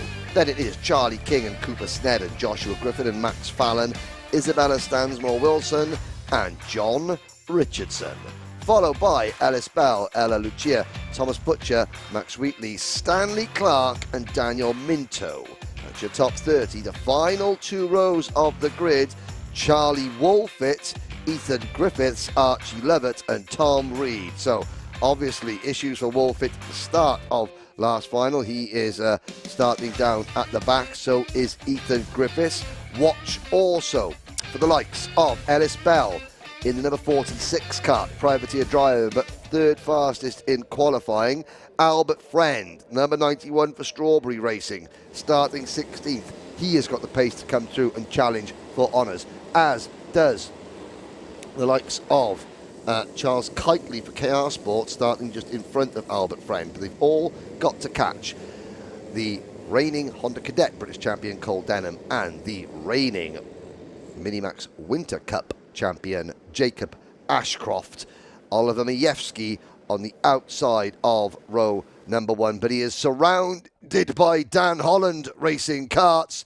What will happen? Lights are out. We're off and racing. It's a good start from Denham, who gets sideways through oblivion on the opening lap. Does that open the door for Ashcroft? Ashcroft looking, Denham defends. Here comes Mievski around the outside in the middle of the pack there. Concertina under braking, but all 34 drivers are safely through Christmas Corner for the first time across Inkermans. Down to Ashby's now, hard on the brakes. Out of Ashby's, up towards Chapman's now. They turn left, downhill towards Oisiers. Late apex, cut the exit of the corner across, so they get onto the back straight. Now set themselves up for this boot 1 and then a double right-hander at boot 2 and 3. Down the hill, pick your mark, flat out. Very, very brave. The final corner. Pitts bends on the rumble strips, and that is the opening lap in the books. Anthony Jordan with Cole Denham leading, Jacob Ashcroft and Oliver Mieski chasing. Yes, indeed. Really good start then. Breakaway for the top three. They'll be liking that one. Is down the inside there. Nice little move from Thomas Hill. Hugh Roach, sorry, on Thomas Hill, I should say. These top three going to have to be careful now. They're starting to look like they're already wanting to start scrapping. Finley Lines is there in P4. He'll be happy to pick up the pieces of whatever happens with these top three, but the two DHR teammates leading the way, Denham and Ashcroft. Majewski skills there in tow for KR Sport, the Polish driver, working well here in P3. He's had a brilliant weekend so far, but he's going to have to be careful. Like I say, that group behind looking very, very strong as they close in just behind. Out of Pitts Bend to complete lap number 2. Ashcroft with the fastest lap of the race, trying to push his teammate away. Majewski hanging on. It's down to the rest of the field now to work together to catch these top two, although Denham driving a little bit defensively. That's going to slow them down. Look for that bright line. Was that Ellis? No, it wasn't. It was the number 94 Kart of Kevin Kielbasa.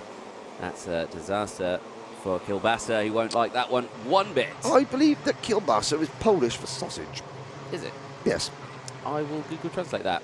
Oh, and you don't need to Google Translate that, because that was contact going into Osiers between a couple of Tony Karts and possibly an Argenti Kart a little bit further back. Couldn't quite see who that was, but they all managed to continue, and you can see now that gap is closing. Finley Lines, that bright lime green and orange crash helmet of Finley Lines, fastest lap of the race. Did so well. Leading rookie in Honda Cadet last year, Finley Lines. Finishing top 5 of the championship, I believe. Top 6 maybe. I will double check that. He is in kart number 81, and the answer is he was 6th for the Zip team last year. Yeah. Moving over to Dan Holland this season. And he's closing in on the top 4, being chased along by Max Endicott for Argenti Motorsport. Then it's Majewski's teammate Hugh Roche, the KR Sport team. Then that Zip kart of Thomas Hill. Thomas Hill, Kai Clark, Will Green, Albert Friend up into 10th position. And look, let's wait for them to cross the line. Look for the Tony Kart. There is Albert Friend, cross the line now. And he has got a big gap behind him as Albert Friend. And the good news is, even though there are small gaps amongst the top 10, no huge big breakaway. It's still game on. Anyone of 10 can still win it. Exactly that. Less than 9 minutes to go, plus that one additional lap. We're not seeing much scrapping going on here. Albert Friend, though, with the fastest lap of the race, 48.610. Like you say, he's doing well in that top 10 right now. 3.1 seconds further back from this battle here. But like you say, it's really going to be a case of who is going to go first in that top 3, really, isn't it? Again, we always see it in these lower divisions, in the younger drivers. Yeah. They'll work together for the entire race, Well, and then it will kick it's off interesting. at the end. Denham defended once. Yeah. So Ashcroft went and Denham defended, and now Jacob Ashcroft since then hasn't tried to make a move. He's just he thinks, Just stay okay, behind, right. I'm going to sit and wait, because obviously Cole has told me. I can tell that Cole is defending. Now what will Ashcroft do? Will he move? No, he'll still sit. But so you think, if I attack, Cole's going to defend. So I'm going to have to, whether I want to or not, I'm going to have to let Cole lead for the time being. Yeah, I mean, Majewski's got the fastest lap of the race now, so he's got the momentum. And was that a mistake there from Denham? It certainly wasn't the preferred line coming out of the corner. The top 9 separated by 3 seconds. Friend in 9th place. They're sort of like 3 by 3 by 3. Like a bit like Noah's Ark, but with an extra one. Yes. Yeah. Yeah. Finley Lines has dropped back now. He's still at the front of the trio behind, but he has not been able to latch on to the back. He has fallen back into the clutches of Endicott and Hugh Roche. Another fast lap for Albert Friend. He's really closing that gap. 2.9 seconds now. Yeah, it is. But of course, there's still he's got to get. The gap to the leader is closing. Yeah. The amount of karts between him and the leader is staying the same. Yeah. That stayed the same. Yes, he's closing the gap, but it's not really at a full potential right now. This is the battle for fourth place down, I should say. There's Albert Friend, who's now leading the trio just behind and through. Yes. Dispatched. He has dispatched Kai Clark and Thomas Hill. Yes, he has. So he's now leading in that trio, and he's latching onto the back of the trio in front. Yeah, he is closing in. So Finley Lines there, and Finley Lines in the 81, the 18 of Endicott, and the 70 of Roche. So, what are they going to do here? Again, it's a mental game, is karting at this sort of level, isn't it? Well, it's mental, I know that. And there's a move. That is the number 18 kart and Max Endicott in the lead. Now, into the lead of this group, 4th place. Now, yes. that's Endicott just thinking, right, okay, Finley, you had your turn to lead this group to try and close up. We're not catching. I've now got to have my turn. Yeah, let's have a go now, and you follow me. Let's see what we can do. Is it, I mean, and yeah, the way that some karts are set up, some drivers are better at being pushers, and other drivers are better at being pushies. Yes, yeah. Endicott has been the pusher, now he's going to be the pushy. And is that the lead battle? Game on, ring the dinner bell, 5 minutes to go. And Denham still has the lead, side by side for second. Majewski's got to get back in line.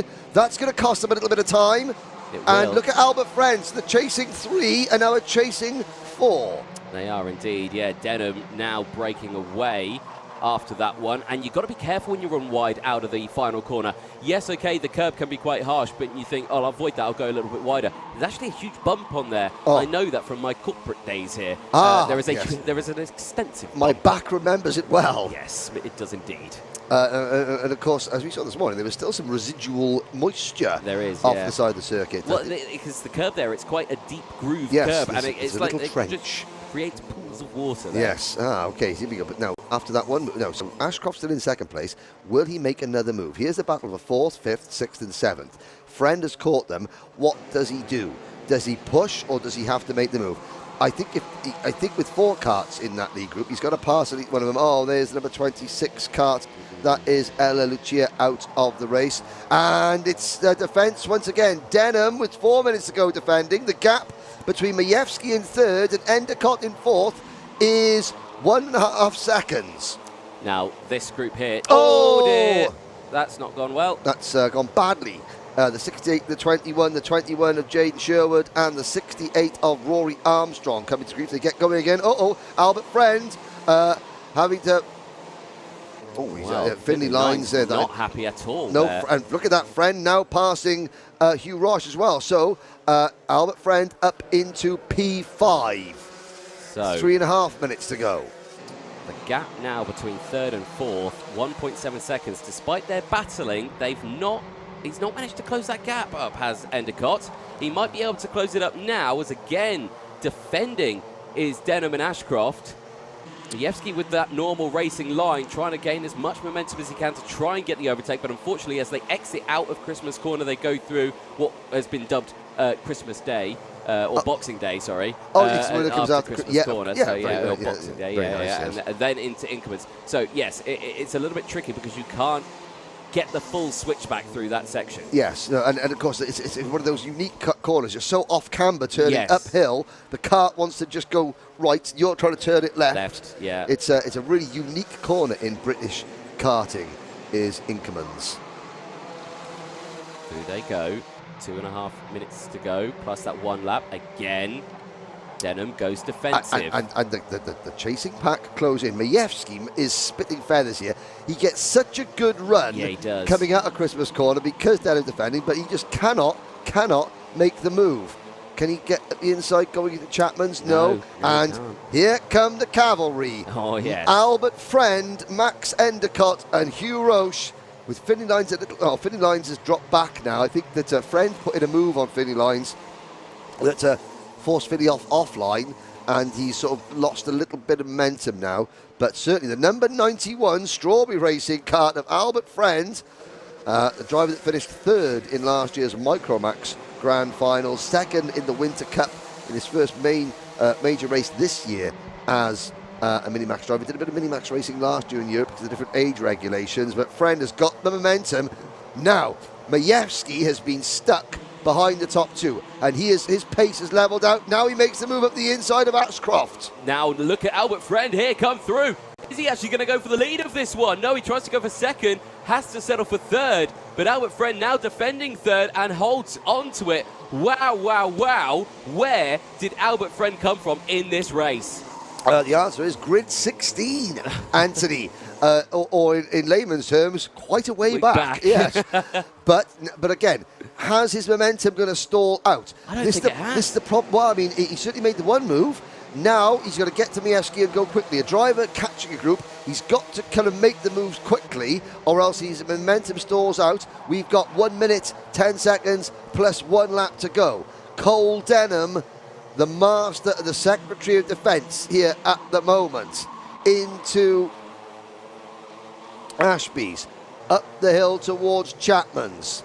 Now, down towards Ogier's, with Majewski making a move, and finally Denham's defences are broken, and that's going to cost him second, and it's going to cost him third. Oh, he almost forced his teammate onto the grass. Old friend on Majewski, this is going to go wrong. Who's going to emerge? Is Denham going to retake the lead? Yes, he is. I don't believe it. What? Whoa. Okay, well, I wish we had replays of this one because I missed all of that. Well, lots of people made, like Majewski made a very forceful move.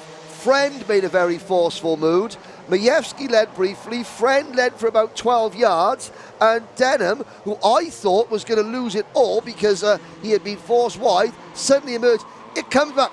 Cole Denham has the innate ability to do this.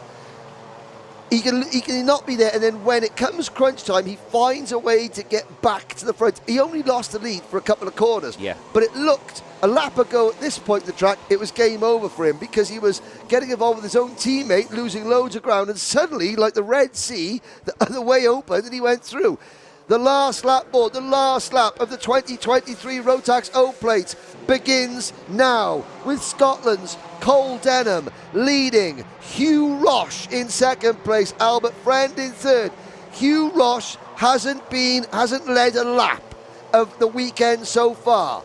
You only need to lead the last lap. You only need to lead the last metre of the last lap to become the British Open champion.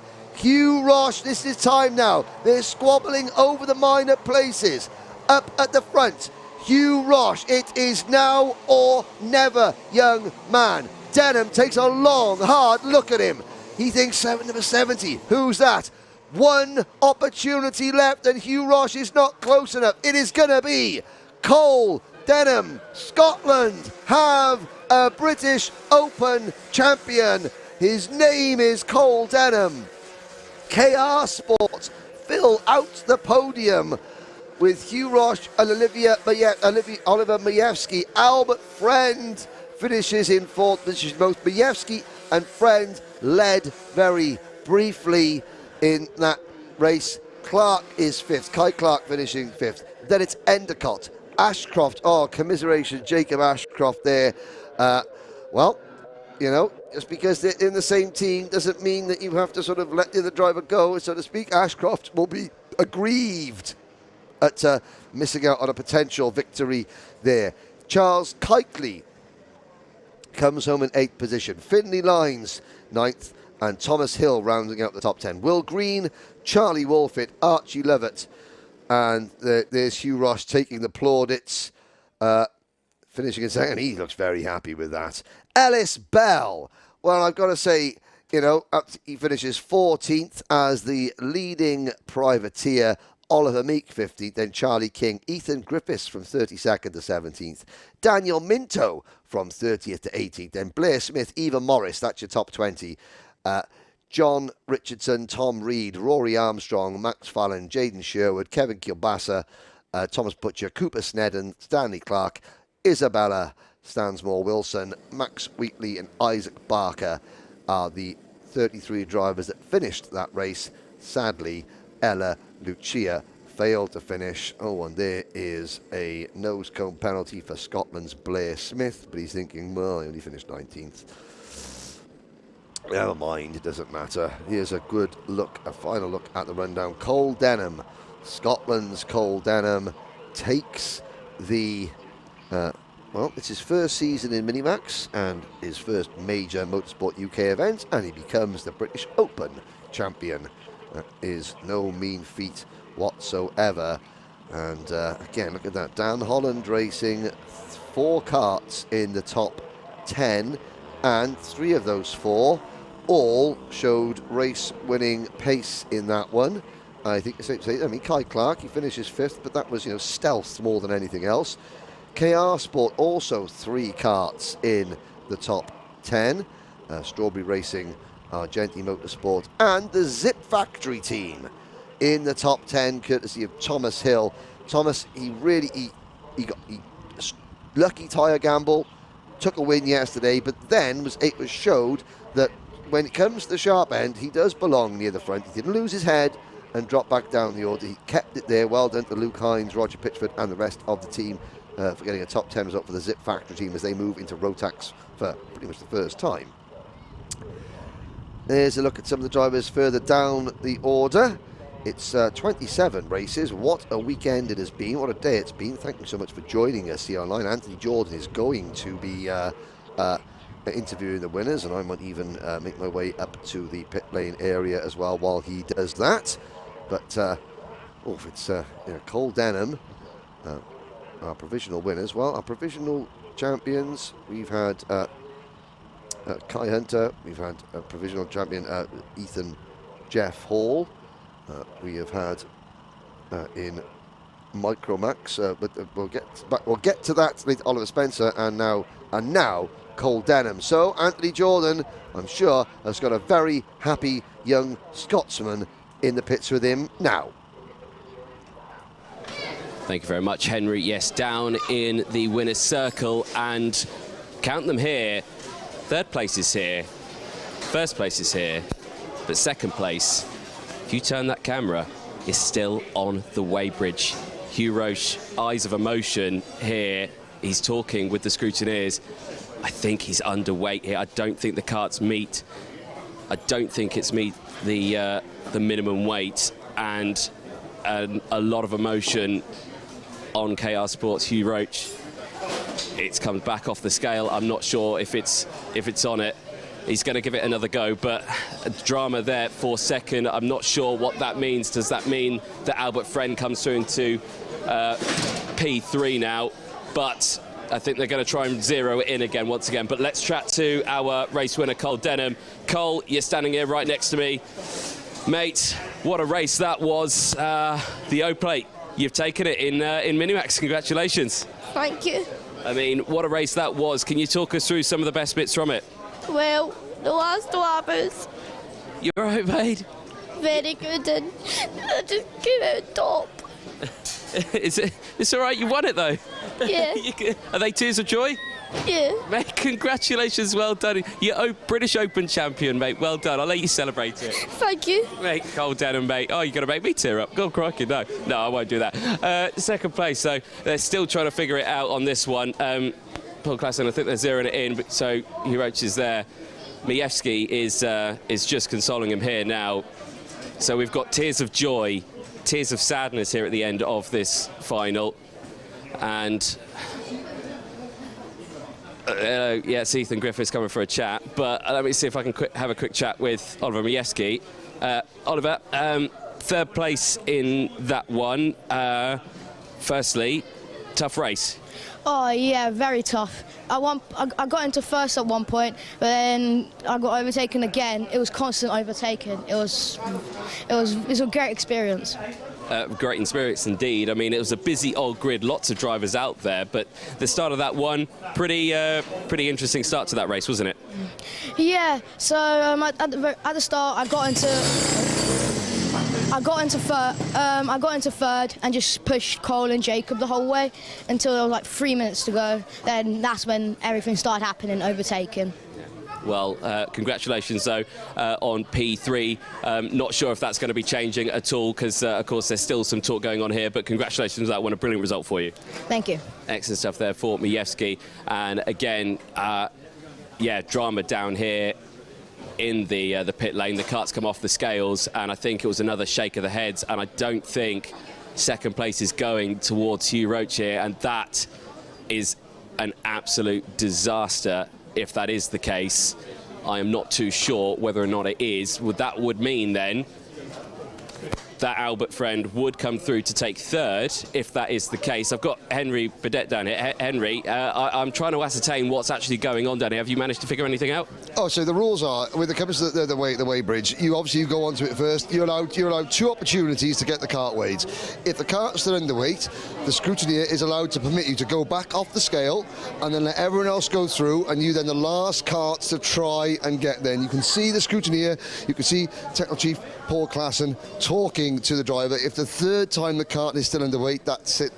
Exclusion. Yeah. So the driver who finished in 4th position, who was taken down there, will now be promoted up to 3rd. They'll move the cart up here into the top 3 area.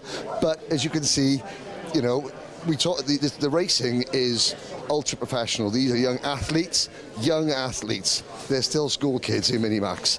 This is the British Open Championship being broadcast on YouTube all over the world. Thousands upon thousands of people watching, and yeah, the emotion of what is a kid comes through in the end. And of course, the officials speak them really nicely. Paul Klassen and the rest of the team here, they got a really nice way of, you know, letting the heartbreak. I mean, Hugh Roche, he drove so well.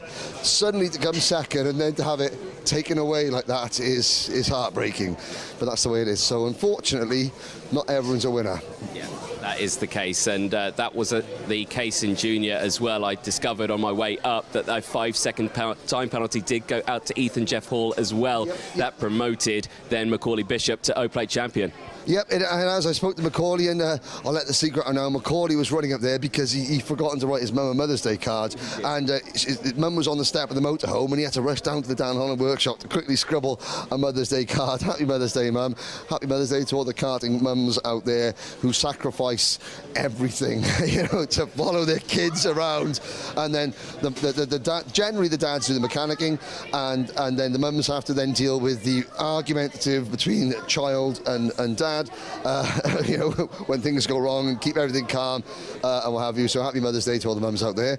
And let's have a little look at this. So I don't know who is going to be promoted to 3rd place now. I think it was Albert Friend finished 4th on the road, but there may be an issue with, you know, that. So what we say is provisional. Obviously, the podiums are going to be televised. They'll be added onto the YouTube clips later on. That will happen there. So again, but what a way to start the year. Yeah, certainly an exciting way to start the year. If that's any really show of what we're expecting for the rest of the season, I suspect you need to subscribe to either Motorsport UK, Alpha Live, or to even both, to make sure you don't miss any of the British Kart Championship for the rest of this season. No, thank you very much for joining us. The British Championship Major, that gets underway at the end of April. Got 11 events this year. You'll be joining myself, Anthony, and a couple of guest commentators as well during the course of the season. A huge thank you to Wera Tools for all their support for the teams, the drivers, the families. It has been a great way to start 2023. Good to be back with you, Anthony. Yep. We'll see you very soon. Thank you very much. Thank you for that, Henry. Bye.